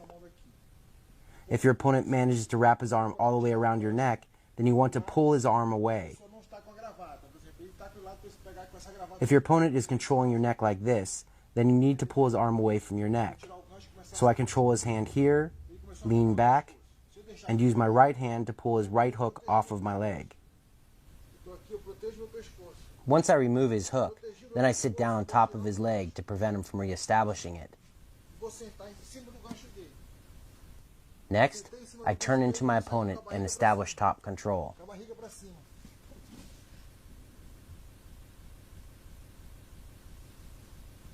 Atacou meu pescoço. With my opponent attacking my neck, I have to defend against the Aqui é o choke. principal. That is my primary goal. Eu vou Next, sentar I em remove esse his gancho hook, aqui. sit on top of his leg, and then turn and establish the top position. Vou virar pra cima. One more time, normal speed.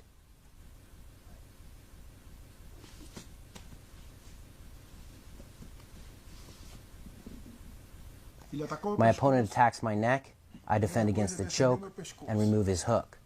Next, I sit on top of his leg, turn, and establish the top position. Notice how I drive my leg flat in this angle. This helps to pop off his inside leg hook.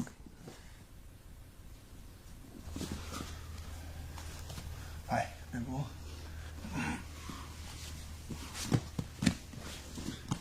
Vou mostrar agora. Now I show how to escape when you're in your opponent's guard and he locks in a triangle choke. Quando o seu oponente pega você no triângulo. What I don't want is to allow my opponent to move my right arm towards my left side because it allows him to lock in the choke tight. So when he applies a triangle, my first goal is to keep my right hand on his A stomach. partir daí você senta na base. If you let your opponent cross your arm, it will be difficult to bring it back, so don't let it happen. With my right hand on his stomach, I maintain my base, look up, and push my right hand into his stomach. Já olha pra cima. Look up and push on his stomach. Tira aqui. Mais uma vez. If you lower your head, it allows him to lock the choke tight. Fechou. So, once he gets the triangle, I look up and break his legs apart. To finish, I move my left arm in front of his right leg. Mais uma vez, ele consegue encaixar melhor o triângulo. Again, I show the defense for the triangle Dá o choke. braço, eu fico mais First, preso, I mais don't difícil let my sair. opponent cross my right arm to the left side of my body. Deixar o braço aqui. If I allow him to do this, I'll be trapped and it will be very difficult to Eu escape. sento. Aí, fechou. So I place my right hand on his stomach, look up, posture, and break his legs apart. One more time. Mais uma vez, ele pegou. He gets the triangle, and I cannot allow him to lower my head, so I look up, push on his stomach, and break his legs apart. O estômago dele. One more time.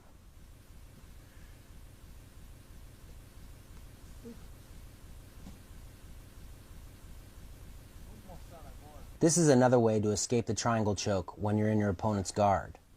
In this situation, he has control of your head, which prevents you from looking up and posturing. Fechou. To prevent my opponent from locking in the submission, I climb to my feet, step my right leg over his chest, and then drop back, breaking his legs apart. My opponent locks in the triangle. First, I prevent him from moving my right arm towards my left side. Next, I stand up. Notice how I'm grabbing my right hand with my left hand to prevent him from pushing my right arm to my left side. Finally, I step my right leg over his chest and drop back, breaking his legs apart.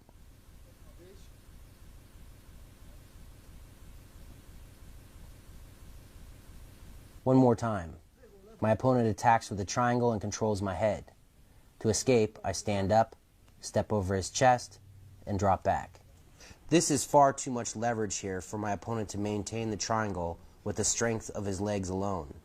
The reason I step over his chest is to keep his back flat to the mat, allowing my upper body to pry his legs apart. Without this step, he may very likely follow you backwards and finish the triangle from the mount. Ó, ele vai. Now I show a simple defense for when you're in your opponent's guard and he applies an arm lock. Vou mostrar. First off, it is very important to pay attention to your arm.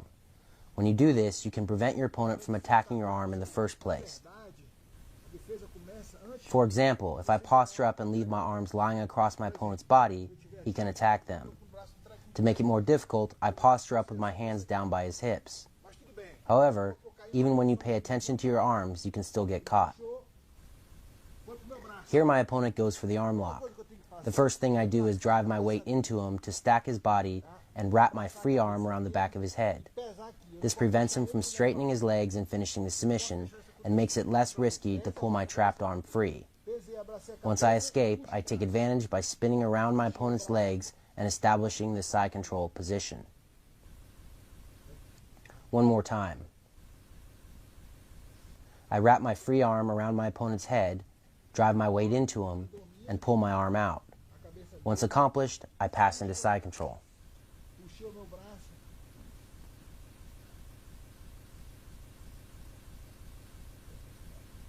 One more time. He attacks with the arm lock. I wrap my free arm around his head, pull my trapped arm out, and pass.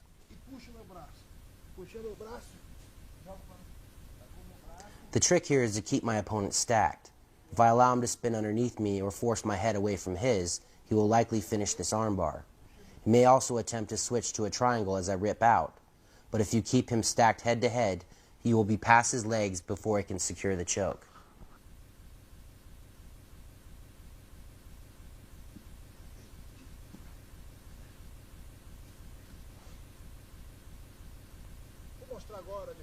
Now I demonstrate how to defend against the guillotine choke when you're in your opponent's guard. First off, you need to think about protecting your neck before attempting to escape. You do not want to hit him. You must defend your neck or you will pass out. So my opponent wraps his right arm around my neck, and I defend against the choke by grabbing his right wrist with my left hand and laying down with him. Next, I wrap my right arm underneath his head. If he is stubborn and continues to hold on to my head, then I post on my left leg, drive my right shoulder down into his face, and pull his right arm away from my neck using my left hand. One more time. He gets the guillotine and I defend my neck. I wrap my arm around his head, place my weight on his face, and pull his arm away from my neck. For Shinzo to finish this guillotine, he needs my hips and my head on the right side of his belly button, all on one side of his midline. So you can see here by driving my shoulder into his neck, walking my hips to the right, and driving them into the ground, I make this impossible. From here, I posture up.